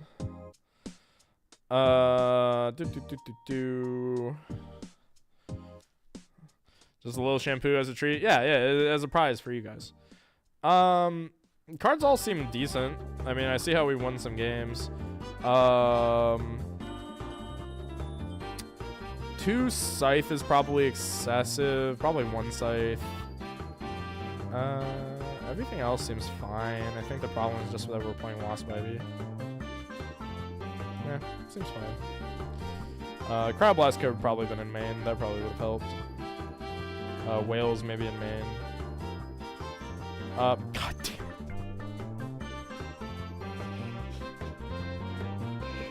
it. What is in the water this week, dude? No one sided at all. People were like, I don't know what to play, so I'm just not going to build a side deck. I think there's genuinely double-digit people that either, like, had no side deck or, like, an incomplete side deck.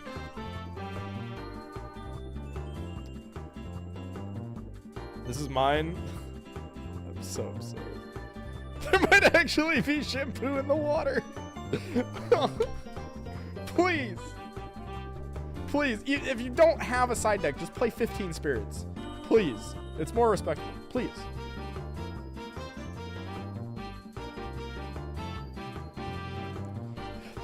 Let's see. No Equilinx is bold.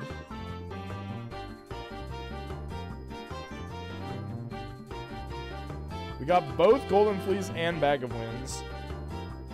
Also bold.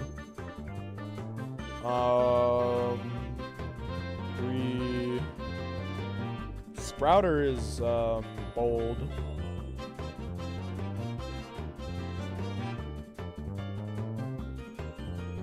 I think the real issue with this deck is just that it cut the good cards. Like why did we cut Equilinx? Why did we cut the moon? Like, those cards are still playable. Like, we're still playing Earth.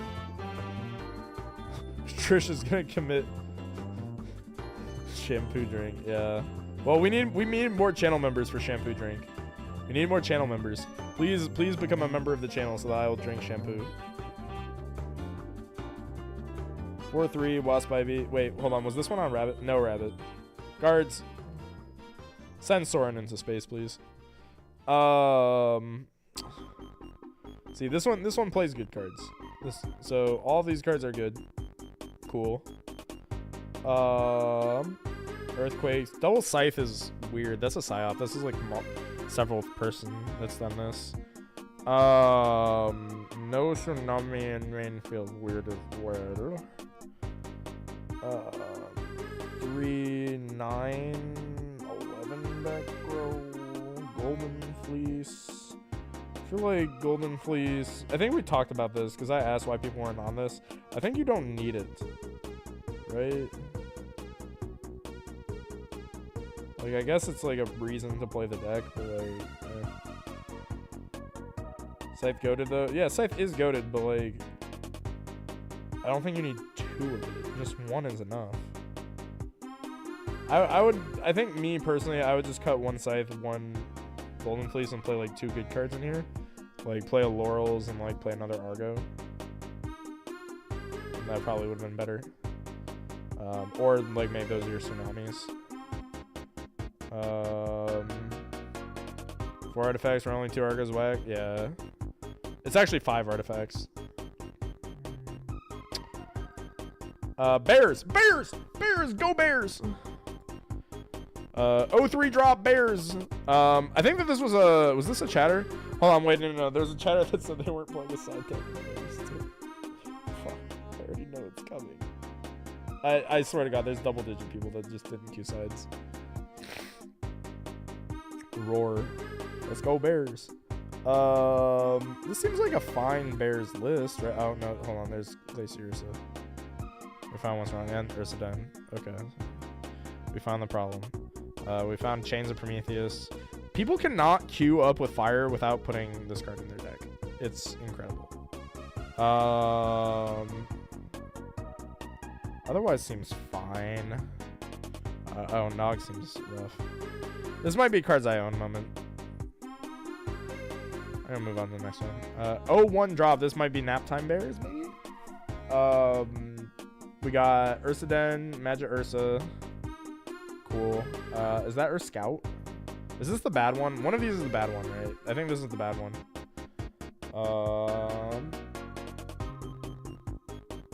I do like the double Narpoon. I kind of vibe with that. Don't vibe with only 2 Astrobs though. Also, I like how Kevin is like psyoped people into thinking that there's no space for Earthquake in this deck.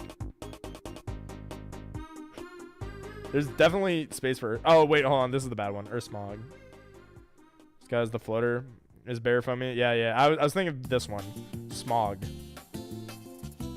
Okay, Smog is bad. This should have been your Earthquake. Everything else seems fine. Except for this. Could have maybe come out.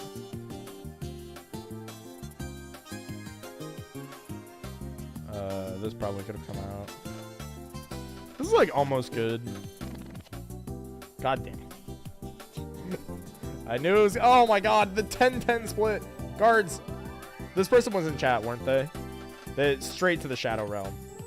Straight to the Shadow Realm. What in the hell is this? We got 3 Earth Smog. Double Magic Ursa. Double Glacier Ursa. Every bear is at 3 in this deck. Every bear is in this deck. That's incredible. And the only real back row is Don't Poke, Gaze, and Shield. And it's just 10-10 Fire Ice.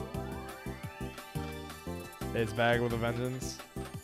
See, okay, bears, for the most part, bears have like some better deck building though. Because like Kevin did well with this deck a couple times. So like people know vaguely how to play bears.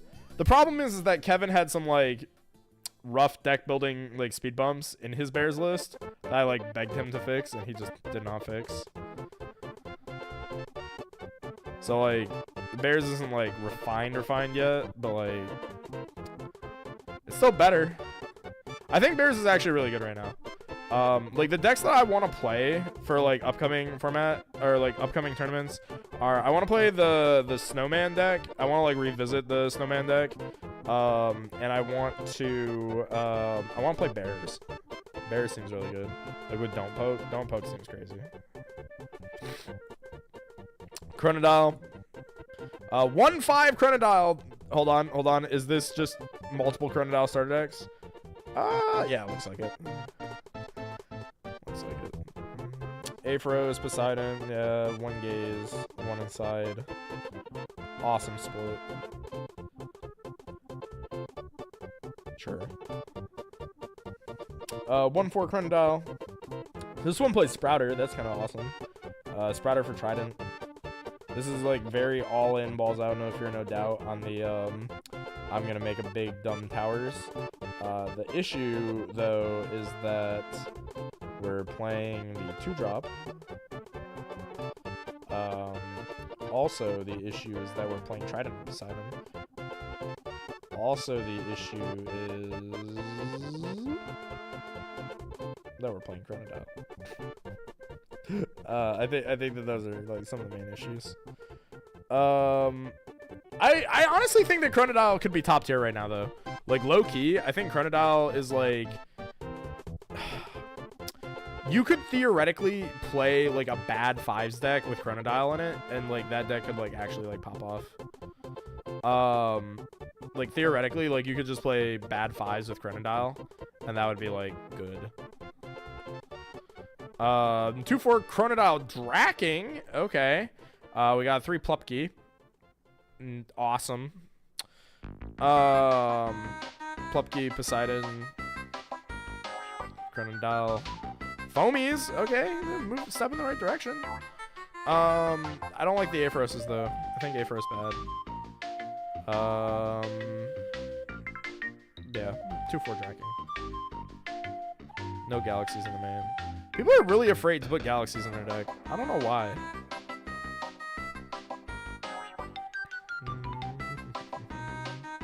3, 6, 8, 10 good cards. The rest are Tadpuffs and stuff like that. Whale Arrow question mark. Yeah. This is a lot closer, but again, we're playing the 2-drop. I don't really know what the 2-drop is there for. Like, I much prefer, like, just Plupkey into Poseidon into Heart Ascend Dial. I much prefer that.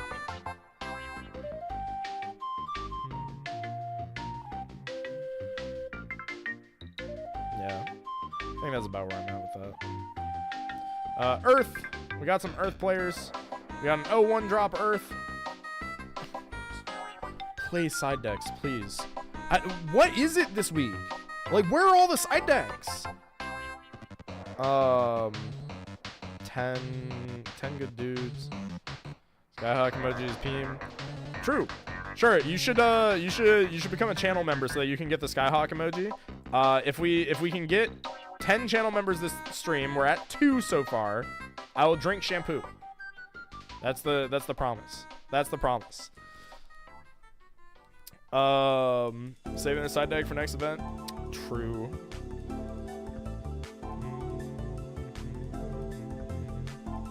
Yeah, I don't know. 4/3 Earth Nexus. Okay, hold on. Hold.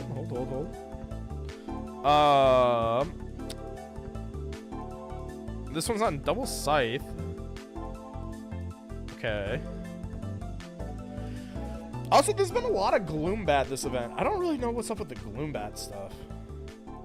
I haven't really like put too much thought into it, but like, why is everybody suddenly on Gloombat? 10.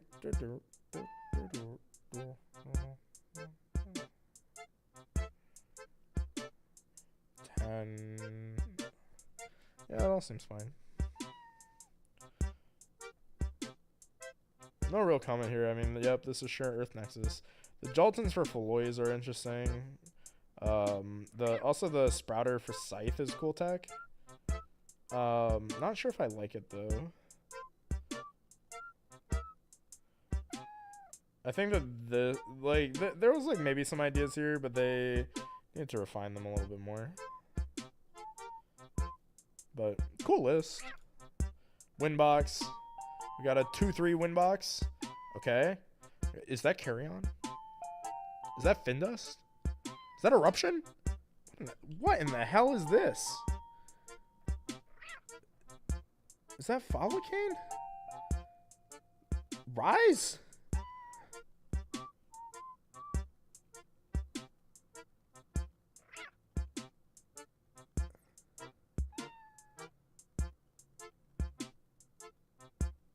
Where's Blood of the Ancient One? I think we put this in Blood of the Ancient One tier.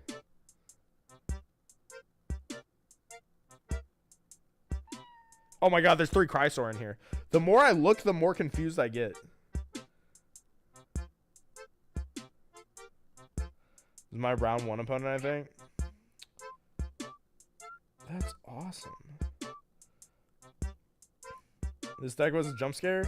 Yeah, it's simple. You summon Blood of the Ancient One. Yeah, it's simple. We play Barnes, we summon Blood of the Ancient One. We play him again, we summon another copy of Blood of the Ancient One. To bet their powers combined, we summon the Ancient One. And then I win. It's simple, Jerry. It's easy. It's like summer apple pie, Jerry. Alright, next list. Alright, 4-3 win box. This one is also playing Chrysor. What?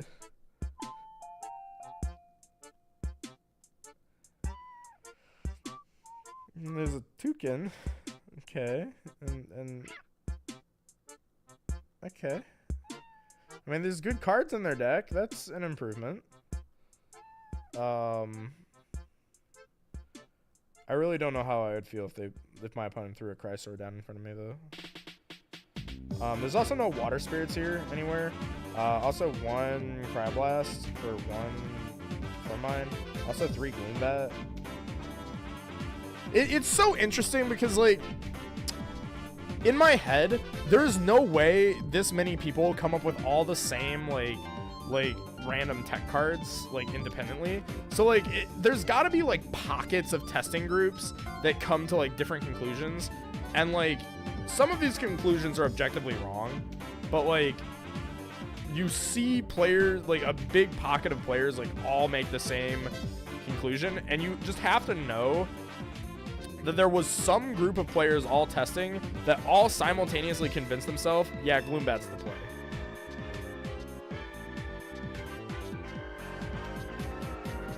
Like, that's the only way I can rationalize this, is that, like, there had to be some, like hive mind of, like, Gloombat good. Should you get a testing group, TBH? You should. You should. Testing group's good. Few groups of, like, 3 to 5 players, all the same team names and events. Yeah, I think that's, like, a thing. I think that there's, like small little pockets of, like, 3 to 5 players that all come to, like, their own little conclusions. And it's interesting to see the dynamics play out. And, like, you only really observe that when you, like, look at a tournament in its entirety. And it's like, we can see the patterns in deck building, and we can see, like, the patterns in the results. So it's like, it's very interesting to see how, like, that dynamic is, like, shaped up. Want to test sometime, Trish? Sure. Just shoot me a DM. I'm usually around. I'm usually free before 5 p.m. Central. Let's see. One-offs. Deck Thin Turbo. Oh my god.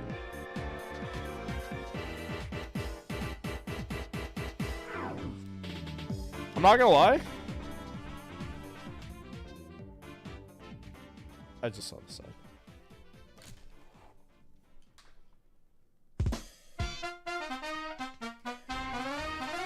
Oh, we're going back to back this stream.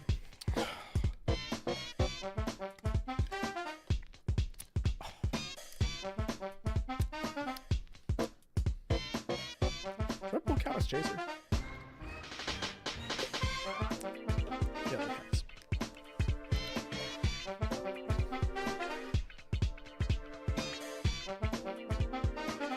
Honestly, this is kind of based. I don't know what the win con is, though. I guess it's Magic Ursa? How do you even summon it? Wait, where's the... Oh my god, there's no Ursa Den. Wait. I just assumed that there'd be Ursa Den when I saw the Magic Ursa. How do you even summon this?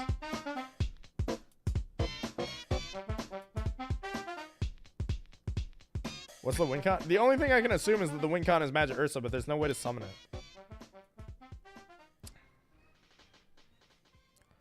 Think they just play for the Galaxy promo? Yeah, it's gotta be that. Aggro Turbo. Another fake. So the only way that I can rationalize a lot of these, like, no side deck lists is, like, a lot of people probably just signed up with, like, the intention of getting their prizing and dipping and just played out as much as they wanted to. That's the only way I can justify a lot of these things. It's just I signed up for my entry prize and I dipped. I think that actually is starting to explain why we had so many, like, no side deck gamers. Which I don't know how I feel about that. I don't know if I like, you know, people just signing up just for the prizing and dipping, but, like, I mean, their prerogative, I guess. Like, in my heart, I want people to play out because this game's fun. 3, 6, 9, 12, 13, Gloombat, Galaxy promo. Scorpion Burn. Was there $25, I guess? Yeah, I guess so. This is the deck that that I remember people were dooming on when it like these cards were like first revealed, and I think it's very funny now that we've come with the Toxion efficient meme. This deck is just so efficient. It's just so efficient. It like burns. Oh my god, that's awesome. I'm gonna call this Galaxy promo because it's another 0-1 drop. This though, the graph, Jerry. The graph. All right, this is based 1/6 Rino-sect. This is the third person playing Arrowmare in this tournament. This is the most Arrowmare has ever popped up in a tournament. That's incredible. And there's 3 Rino-sect in this dude's deck. He went 1/6. Shout out to this absolute unit. I love this. We need more people like this. More players like this. This is what's the Yu-Gi-Oh card? It's not Big Shield Gardna. It's like big booty sideways attacker. Turbo. Side deck is Kohen. Yeah. It's a 6-card side deck, and 3 of them are redundant spirits. Super every samurai? No. The Total Defense Shogun. Thank you, Words. Got one attack force? No. That's Moss Station. Oh, yo, Panzer! Oh my god, there's a Panzer in this deck. That's awesome. Shout out to PK Sparks. 2 Rabbit. No. That's optimal for Rino-sect. You don't know the Rino-sect meta. It's optimal. Got all the people who play out 1/6. I mean, those are the people who are gonna go on and like one day do well. If you play out like a tournament at like 1/6, there's only 2 outcomes for you. Either you're a future champion, or you're gonna quit the game in a week. There's no outcome other than that. If you play out a tournament like to like 1/6 or like 0-7, there's only 2 outcomes for those players. You're either a future champion or you quit within a week. So, mad respect. All right, 1/3 Flamemoth, no side deck. God damn it. We're for sure in double-digit territory. For sure.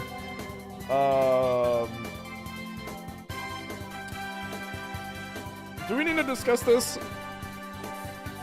Flamemoth is the deck that like I've tried to make work so hard, so often. I've tried to get Flamemoth to work over and over and over again, and I've come to the conclusion it's just not possible. By the time that Flamemoth hits the board, you're out of spirits and you can't use Flamemoth. It feels so bad every time. It feels so bad every single time. The problem with Flamemoth, I think, is that if Flamemoth was Fire, Wind, and still expended Fire, I think Flamemoth would be good. But the fact that it's Wind, Fire, and expends Fire makes it bad. Because it encourages you to want to play multiple Wind Spirits to get it on the board. Like you have to play, like, hella Wind Spirits to get this thing on the board and properly enchant it. But the problem with that is that you have to cut your fires, and you need lots of fire to play this thing. There's a card that you want early as a win con, but is designed as the win con. Also cast in defense is a problem. Yeah. The fact that Eddie just like destroys this card is very sad. 1/3 Frostfire pile. We got another 10/10 Fire Frost gamer. Oh my god. Do they have instructions on how much of this I can? Government warning. According to the Surgeon General. Women should not drink alcoholic beverages during pregnancy because of the risk of birth defects. Oh, there's definitely something for this. Is that my beard hair? A new bottle of ginger. Consumption of alcoholic beverages may impair your ability to drive a car or operate machinery and cause health problems. Distilled and bottled James B. Beam Distilling Company, Claremont, Frankfort, Kentucky, USA.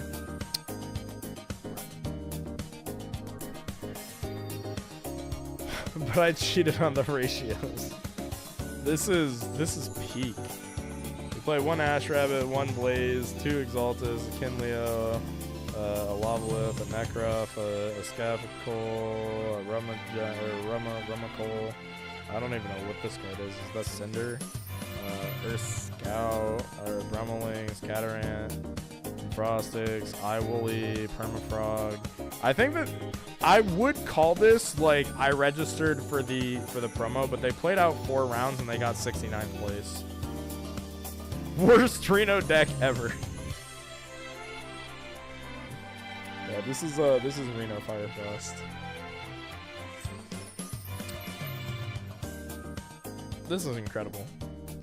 I think the fact that this got 69th is everything that I needed. 62nd, we got Water Nexus. Shout out to Water Nexus. I don't understand why people try to play Water Nexus. This deck is awful. Like Water has some of the best cards in the game, and Water Nexus is the one Water deck that chooses to play like none of them. It's awesome. Every single time. Like, Poseidon, very bad card. Trident, mid. Aphros, badge. Bubloon, hilarious. Dimax coated. I like that there's Sorlet. And just Wind Spirits in. I like that we main 2 Wind Spirits and we side the 3rd for when the Sorlets actually come into the deck.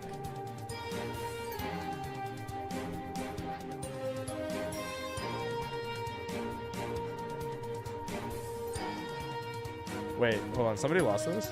Oh my god, somebody lost this? That's awesome.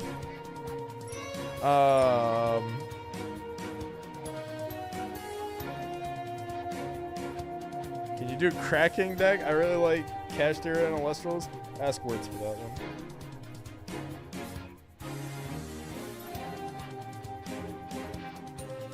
I hate that this deck plays good cards and it's just like such a bad deck. No Lexus. Ooh, Ethereal Box. Wait, no. Is Kinleo an Ethereal? Oh my god. Yo, this is cooking. Hold on. I like this. Hold. This is actually cooking. I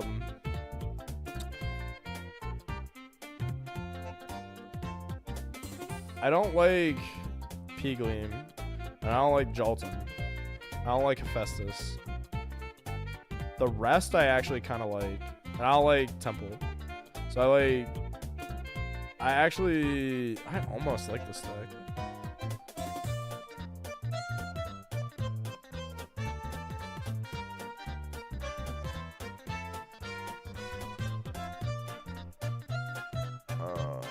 I'm like very close to actually enjoying this. Like these could be Drataras, and then like we could just put Apollos in here. This is actually like almost good. TBD, like come back to me on this one. Demeter, good. New Solar Brew. This is actually pretty close to like what I had in mind for Solar. This is actually like way closer to what I had in mind for the deck. I think it needs some polishing, but pretty solid. Barabong! Oh my god, can we get some Barabongs in chat? Barabong. 3/4 Barabong. We got 9 good cards. Awesome. Barabong is here. I love that Dimax has psyoped people into playing Barabog. That's incredible.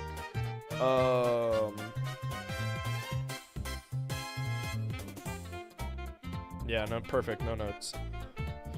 I do think, actually, like, they're kind of cooking in the side with the 3 Cryspore.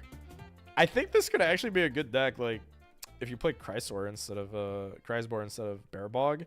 Like, that actually seems kind of decent. Like, imagine you go, like, Foamy into, like, Earth Whale into Ascend, Chrysbor, and then just pop a dude swing. That doesn't seem awful. Oh, here's cracking for you. Here's Cash Terra.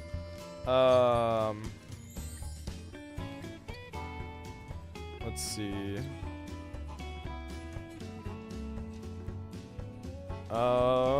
You got Porcutide. Yeah, some of these cards are kind of ass. I can't believe this went 4-3. Actually, no, I can totally believe that. Because it plays these 6 cards.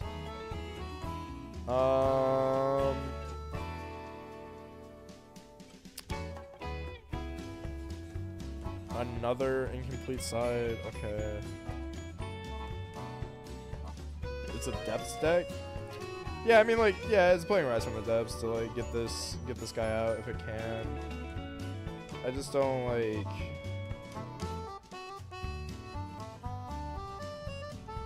I mean, this would still just be better as Draking, right? Need more of this? Yeah, we need more of this. This is awesome. This is awesome. 4-3 heal stall. Wait, I thought the heal stall topped. Did heal stall not top? I remember I played against heal stall. I guess they didn't top. That's sad. Oh my god, what in the hell was going on this side?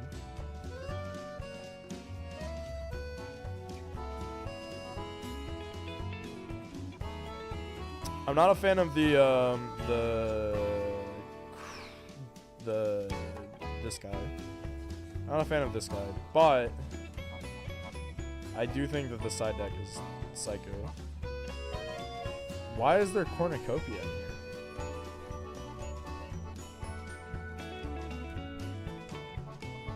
This might be cards I own, Turbo, but I'm not sure. Why is there 4 Lunar? And there's only 2 Lunar. Oh, well, I guess. Why are there 4 Lunar Springs? Why is there Cornucopia? Why is there Drops of Leaf? Why is there only 1 Gaze in the main and 2 in the side? I'm very lost. Please quickly refresh your side deck. No. I'm very confused. I played against this deck. And my only notes from this matchup is I got baited into siding Spectrus in against Foamy, because turn 1 they went Foamy pass.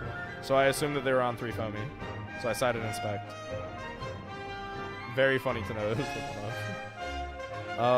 Scrap. Okay.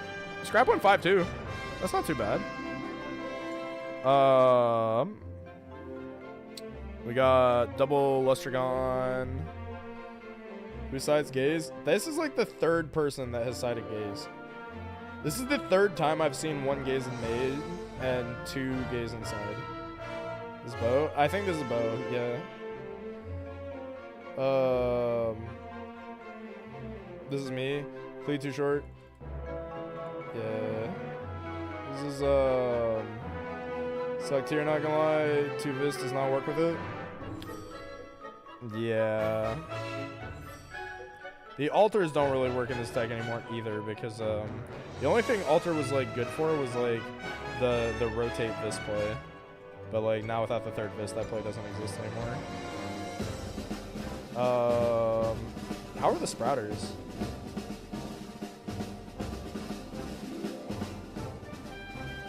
Are these okay? I feel like these have the potential to be either okay or like kind of mess. I feel like Sprout went crazy. Okay. Yeah, I think it's just played like 3rd Foamy. Like if you're gonna stick on Lustragon, I think it's like 3rd Foamy. And then it's like Eddies probably. And then like other back row. Like you just put the PTOs in.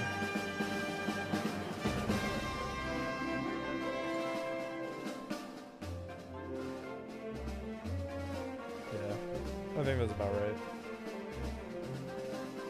Poor Lustragon. Alright, finally. Oh my god, finally we made it to top 8. Weren't on Eddie. Yeah, there's no Eddie in Bo's deck anywhere, which is kind of insane. Especially because it went 5-2. It's time. So top 8, you can see 4 water 5s. The spoil. Well, we'll get to the spoiler later.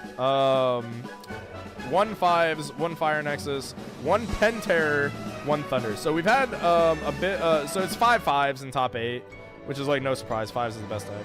But we did get a little bit of representation of some of the new meta. No Frost in top 8, but I do think that the Jess Frost deck is like very close. I think it just needed a little bit of a refinement.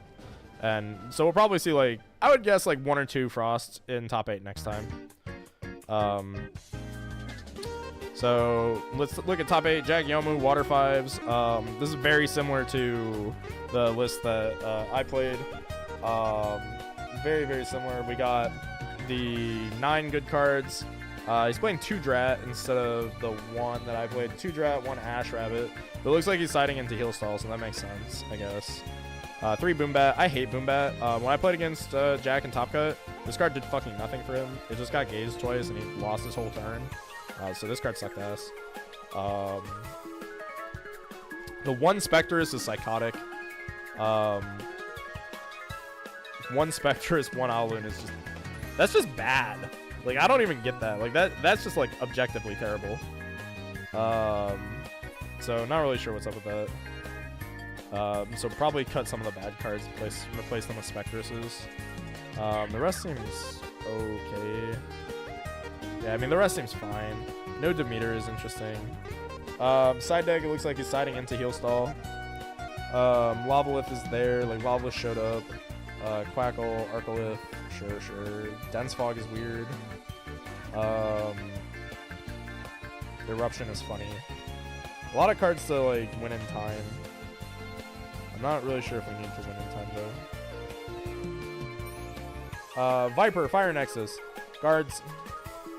So one interesting comment I can make is I think I played against most of top 8 in my Swiss run. And I played them like early. Like I think I played Viper like round 3 or 4. I think I played Adrian like round 3 or 4 as well. I think I played against the Penterror guy as well that topped. I think that was Dry. I played a Gauntlet. I didn't even know it. Like, cause the deck was just like working for me, like the whole run. So this seems pretty solid for the fire list. This looks like it takes a lot of the things that I said about the other list, like the other fire deck that I played, and let's put them in. I don't like the Poison Tunics. I mentioned that before, and the issue with Poison Tunic I remember did come up when I played against Viper, where like I was scared when he flipped Argo, and then I saw Poison Tunic and I stopped being scared because it left the board. I was like, oh, yeah, sure. But I know that Viper, like, once again, no side deck. I know Viper like just didn't have cards, so like, good on them. This list seems pretty solid. 3 Forge I like. No Stoke is Psycho though. I guess that explains why I didn't see it when we played. So like, if you're not playing Stoke, I don't know why you'd be playing Remical. Like, that's kind of the reason to play this package. But, oh wait, sure. Tunes were just because I didn't have more necklaces. I kind of figured that that's what they were there for, but makes sense. So, you know what to change. We've already talked about it. Plus, didn't have a side deck. Yeah, I mean, it's a good deck. Good deck. Viper play well, so makes sense. We got Doom Raider on Thunder in top 8.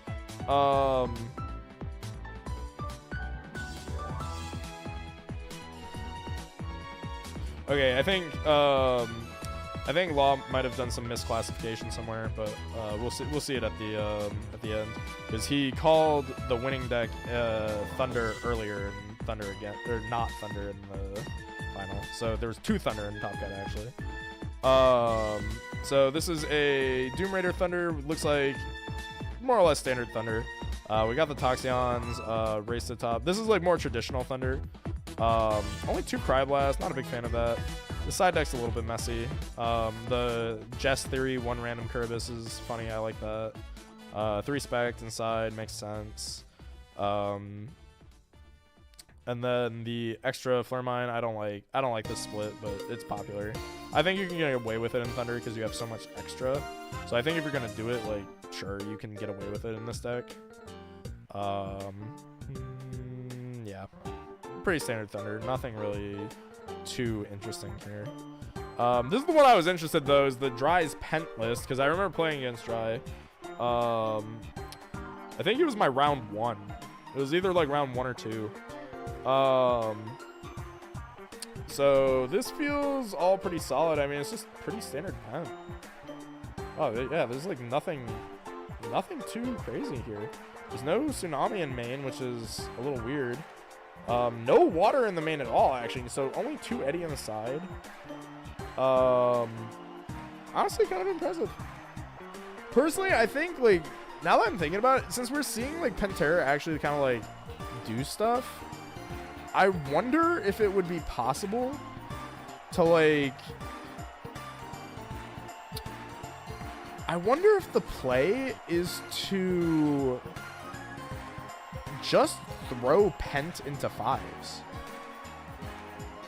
Because, like, a lot of these cards don't feel necessary. Like, Exaltair doesn't feel that necessary.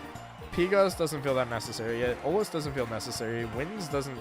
Like, Temple doesn't feel necessary. Like, a lot of these cards don't feel necessary. So I wonder what would, like, happen if you just put 3 Hydrake, 1 Twindra, and a Penterror just, like, into a random deck. We're properly enchanting Pent? Oh, God, yeah. When his Pent is destroyed by an opponent's card effect, you can special cast any number of Hydrake and Twindra from your hand or deck in attack position. Proper Penterror is great. Yeah.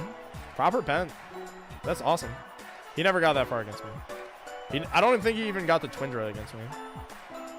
Or I think I actually might have let him get to Twindras, and I just shielded them, just so that he would, like, burn more spirits. Alright, so not sure. I'm going to skip over Shurit and JJ real quick, because can you tell if there... Oh, sorry. But can you tell if there's anything in common with these 3 decks? They're all the same. So Josh gave the test group a mission. He sent us in with his 5s list, and all 3 of us that entered all made the top 4 with it. So I think this deck list was a little okay. I ended up getting second. I finished the highest, so I'll use this as like the deck profile. I'm kind of surprised the deck profile hasn't come out yet, because we recorded a 4-way deck profile. I thought it would have been posted by now. But I guess this is kind of like the theory dump. So this is just 5s. Like, we've seen a lot of 5s, but one thing I've noticed is that we apparently did this differently, is we played Foamy in 5s. So Foamy is just Mystic Tomato. Like, you can just, like, Foamy into stuff. And, like, it's pretty good in the mirror. Like, you just run it out, and, like, it floats into a body.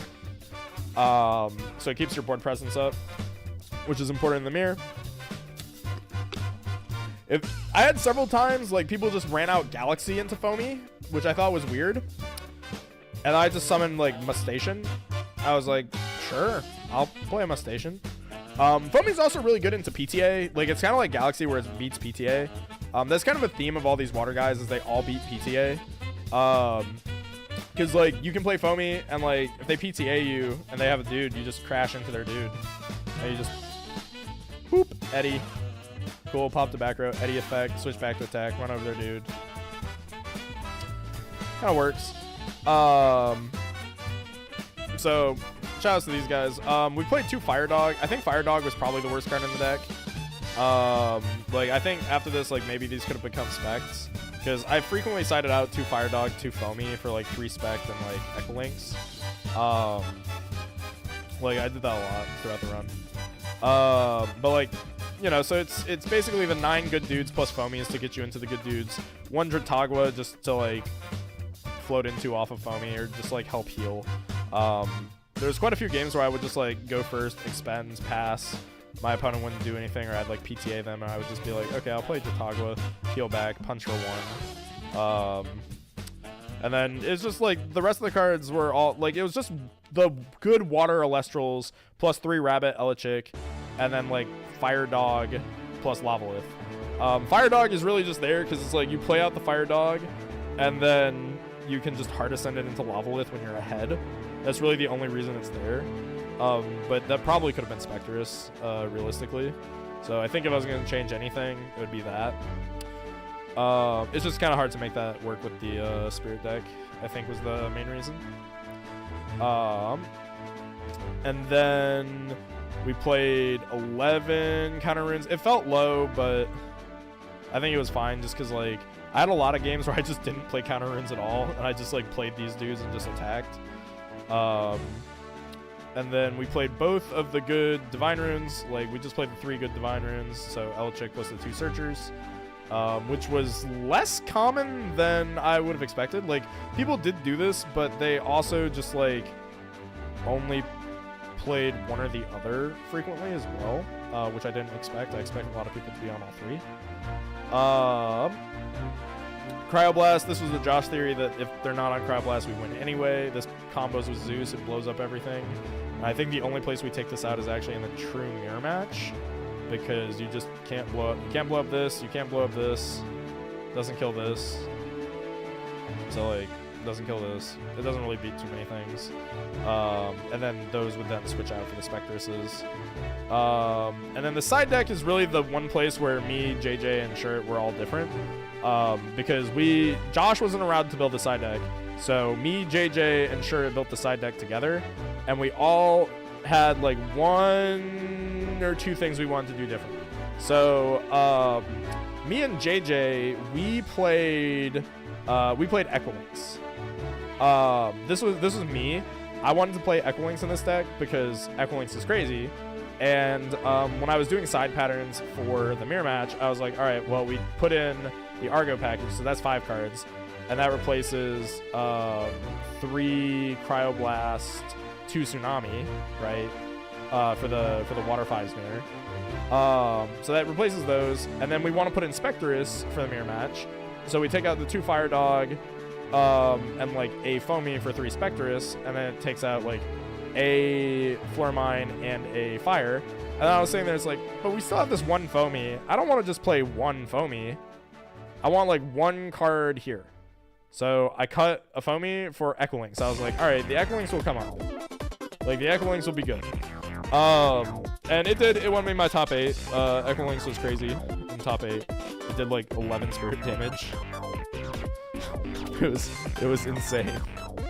And then the other main difference was that Shirt played Mudslide, whereas me and JJ played Thunderstorm. I think Mudslide's terrible. I think Shirt found out partly why it's terrible is because Mudslide enchants from Spirit deck, not from Grave. So this card costs like 3 mana to pop a single face-up rune, whereas Thunderstorm can pop back row, it can pop like whatever. This was really just tiered for Scrap, but I didn't play any Scrap, so I never sided it in. But Thunderstorm's just better than Mudslide. Mudslide crazy? Yeah, Mudslide's crazy ass. But it's all the same card really. Like, it's always just coming in just to hit Scrap. That's really all I was there for. An artifact heavy meta. It's not really though, because the problem is that the artifacts aren't supposed to stay on the board. The artifacts are supposed to get nexused away. So it's not that good against it. It's just there against Scrap that sometimes has to sit on their artifacts forever. Yeah. But like, I don't know. Mudslide's still terrible. One day they will listen. And then the other key difference is I played 1 Sluggle, whereas JJ and Shirt played 2. I kind of wanted to fit the second one, but I didn't want to cut an Argo. JJ cut an Argo for the second Sluggle. I didn't think Sluggle was very good. I sided in him 1 time against Heal Sol, and I didn't draw it. It like did not come up. So like, it was kind of bad. I didn't really miss it. I think I might have sided in against Adrian the first time I played him as well. I might have sluggled him. Just like it was good in my top 8. Yeah, it was. I think it was better for Shirt than it was for me. Like, I didn't need this card, but I don't know. Would you change the Lavalith? Absolutely not. Lavalith was crazy. That card won me so many games. That card won me so many games. But ultimately, me and Shirt both ended up falling to Adrian. I played Adrian in Swiss. And this list was really solid. I think we saw it earlier. I definitely fumbled though the finals. Like I could have won on like turn 3 and I just didn't. But oopsie. So technically this 5 deck that we played, clearly it showed results because it had 100% conversion to top 4. But theoretically it could have also won the entire tournament being completely undefeated, because I was undefeated going into finals, and the fact that I threw the finals also is like, oh my god, if I had played that correctly, this would have been completely undefeated, like both in Swiss and Top Cut. So this deck is really really scary. So this is like the best deck by far. Like I think that there's like not really much questioning it. Like there was very little that stood in the way of this deck, and it's a little bit scary. There's definitely stuff I want to try moving forward, but like I don't know how it beats this deck. I really don't. And then Adrian's deck is, you know, like it's a little bit closer to Thunder because it's playing the Quackles, it's playing the Toxicons, but it's kind of just a different flavor of this deck.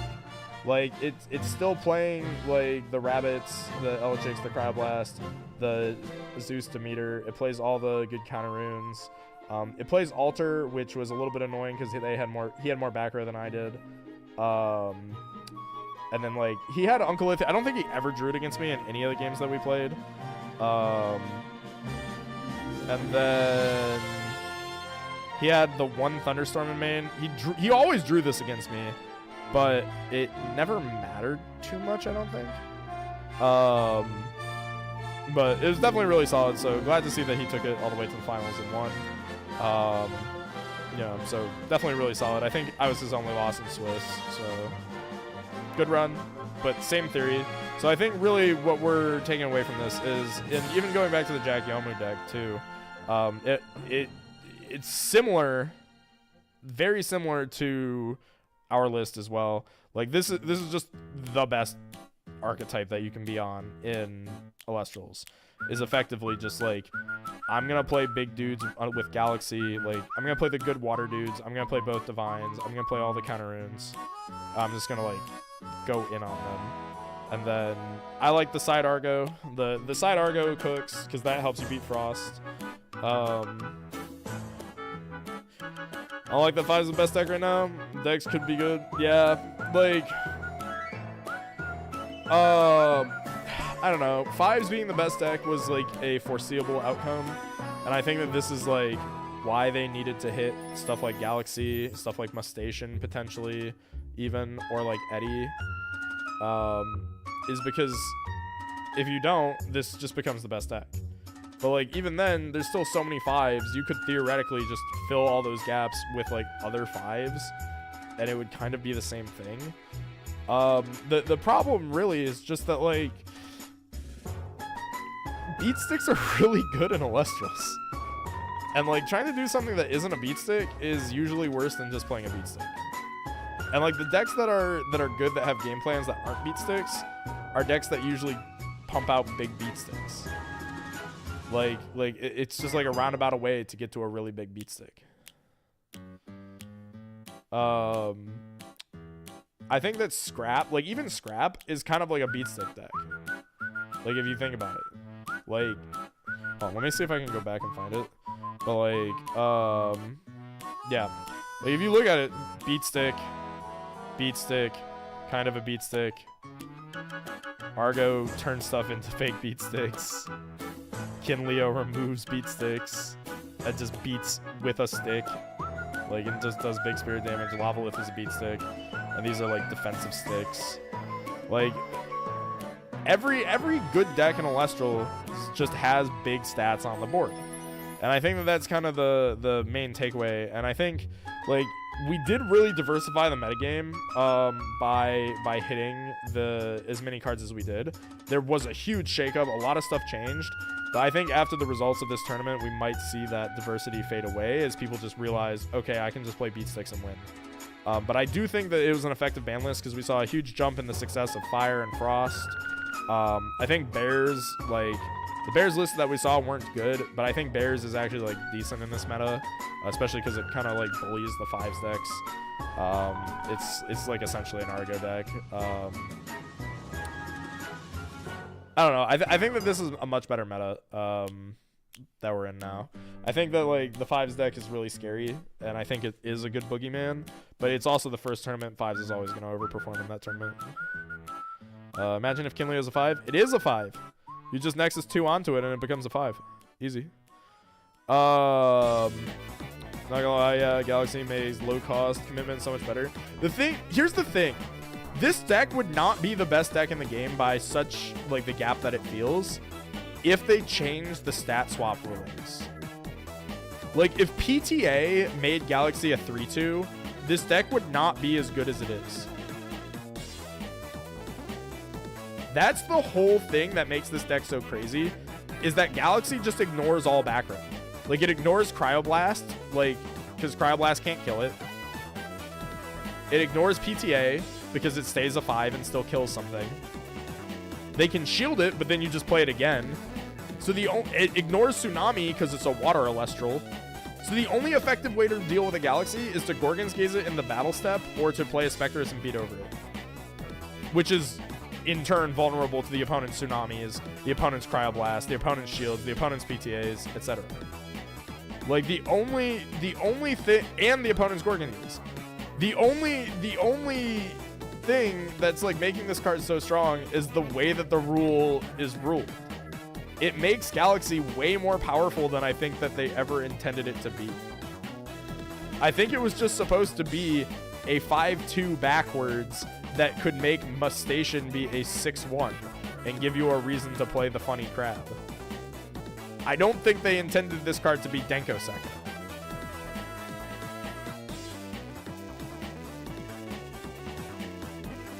Like that is really where this like whole theory boils down. It is that like Galaxy beats all back row, it beats Cryoblast, and then it also beats Eddie, which is like the only other good removal card that could interact with Galaxy, but it happens to lose to Galaxy because it is also a water Elestral. It's just like a huge like series of coincidences that lead to Galaxy being like insanely overpowered, and all of those coincidences would disappear if they just changed the ruling, or if like if it just like made sense. But instead this card just like it beats over everything. Frostmite deals with Galaxy. It does deal with Galaxy. That is a fun note, is that Frostmite does deal with it, but the problem with that is that Frostmite loses to then Gorgon's Gaze. It loses to Tsunami. It might lose to Poison Tip Arrow. I don't remember what Frostmite's attack stat is. But that was part of why, like, in my prophecy, like, the Frostmite being good thing was actually one of the, like the unironic, like, real, like, cliff notes of the prophecy I put out there. Okay, Frostmite does beat it under PTA because it has 3 attack. But, like, one of the few cliff notes was, yeah, like, Frostmite is really good right now because Frostmite beats Galaxy, and Galaxy is the best card in the game. But Frostmite does not beat Mustation, and Mustation is also just Galaxy. You know, Tsunami versus Galaxy every time I crash Cryoburn. Exactly. The fact that like Galaxy is cool because it does like make water enchanting to like play around Tsunami dangerous, but where Galaxy gets really scary is that it's also a major offensive threat because it doesn't lose to any of the removal cards that deal with other offensive threats. And it like makes your other cards do the same thing. Like that's the crazy thing, is that it applies this like ignore back row aura to all of your water dudes. Like I play Mustation. Oh yeah, I'll PTA it. Okay, it's a 6-1. Or it's a 6-0. I beat over you. It's like, okay. It's like, I'll Cryoblast it. It's like, okay, I'm a 4-1. I'm an Elechick now. Good job. And that happened to me like 4 times throughout the run. Like even in the like XO, like the 5-0, 6-0 bracket, people were still Cryoblasting like Mustations. They were still Cryoblasting Galaxies. Because the stat swap rulings just like, they're not intuitive. And they make these cards way more powerful than they ever should be. And it's kind of crazy. And I think that's like where we're at. Like, I don't think we need to hit Galaxy. I think we need to hit the ruling. But if they don't hit the ruling, like, Galaxy and Mustation have to both go to 1 or banned. Because these cards are just insanely strong. Because, like, you can't just hit Galaxy. Like, you hit Galaxy to 1. Okay, I'll play 3 Mustation, 1 Galaxy. And it's the same thing. Like, sure, Mustation costs a little extra. But, like, it does the same thing. It serves the same purpose.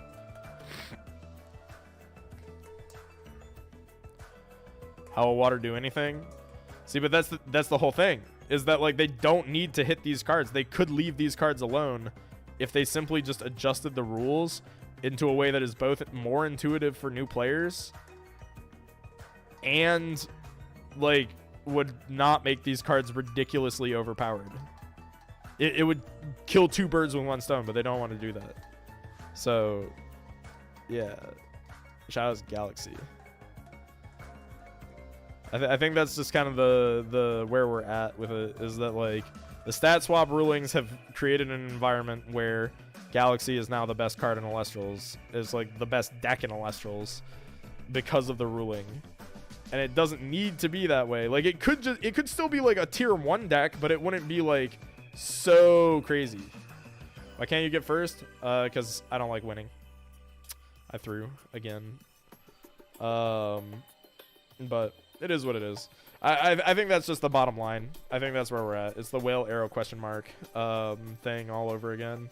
And as a reminder, you can commemorate this overpowered moment by becoming a channel member and getting your whale arrow question mark emoji. Your rules whale. Can we get some rules whales in the chat? Trish is the best bridesmaid.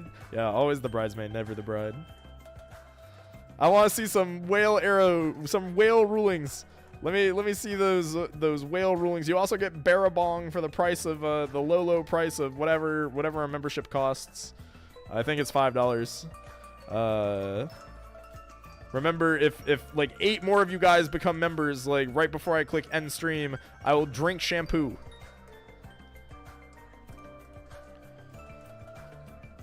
But yeah, I think that I think that's about it. I think that's about where we're at. But cool meta. I think it was an effective ban list as we saw from the data. So good job team. Good job Elestrals team. Good job Dan. Good ban list. But unfortunately, the whale is giga overpowered as we expected it would be. So really excited to see the next tournament. I want to work on here's like my where's my notepad. I need a notepad.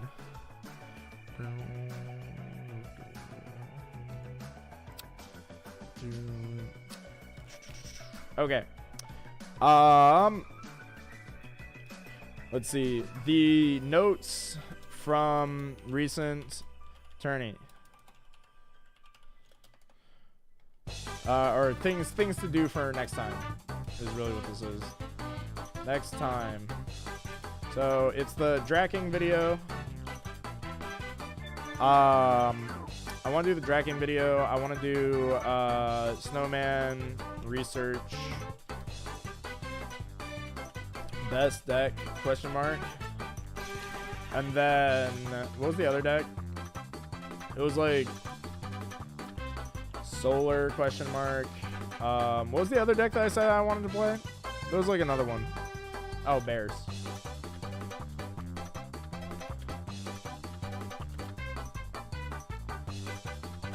Perfect.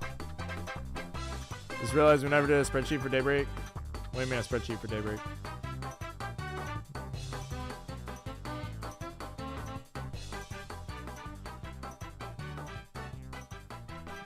The Bears. Shout outs to the baby. All right, well, that's about all I got for you guys. So I think I'm gonna wrap the stream here. Thank you guys for hanging out. Remember to become a channel member. If spreadsheet for Frostfall. Oh yeah, you're right. We did have a spreadsheet. You wanna hop on a call and make a spreadsheet? But I'll see you guys next time. I don't know when the next tournament is, but I'll try to convince Josh to like cook something that isn't 5s. And, like maybe we can try and win a tournament with that. But yeah, thank you guys for hanging out. It's been fun. Fair bong. rules whale. Become a member. Like the stream if you haven't already before you leave. Subscribe if you're not already subscribed. Drop a comment on the stream. Helps the stream grow after the live ends. So help that. Yeah. Okay. I'm out. Goodbye.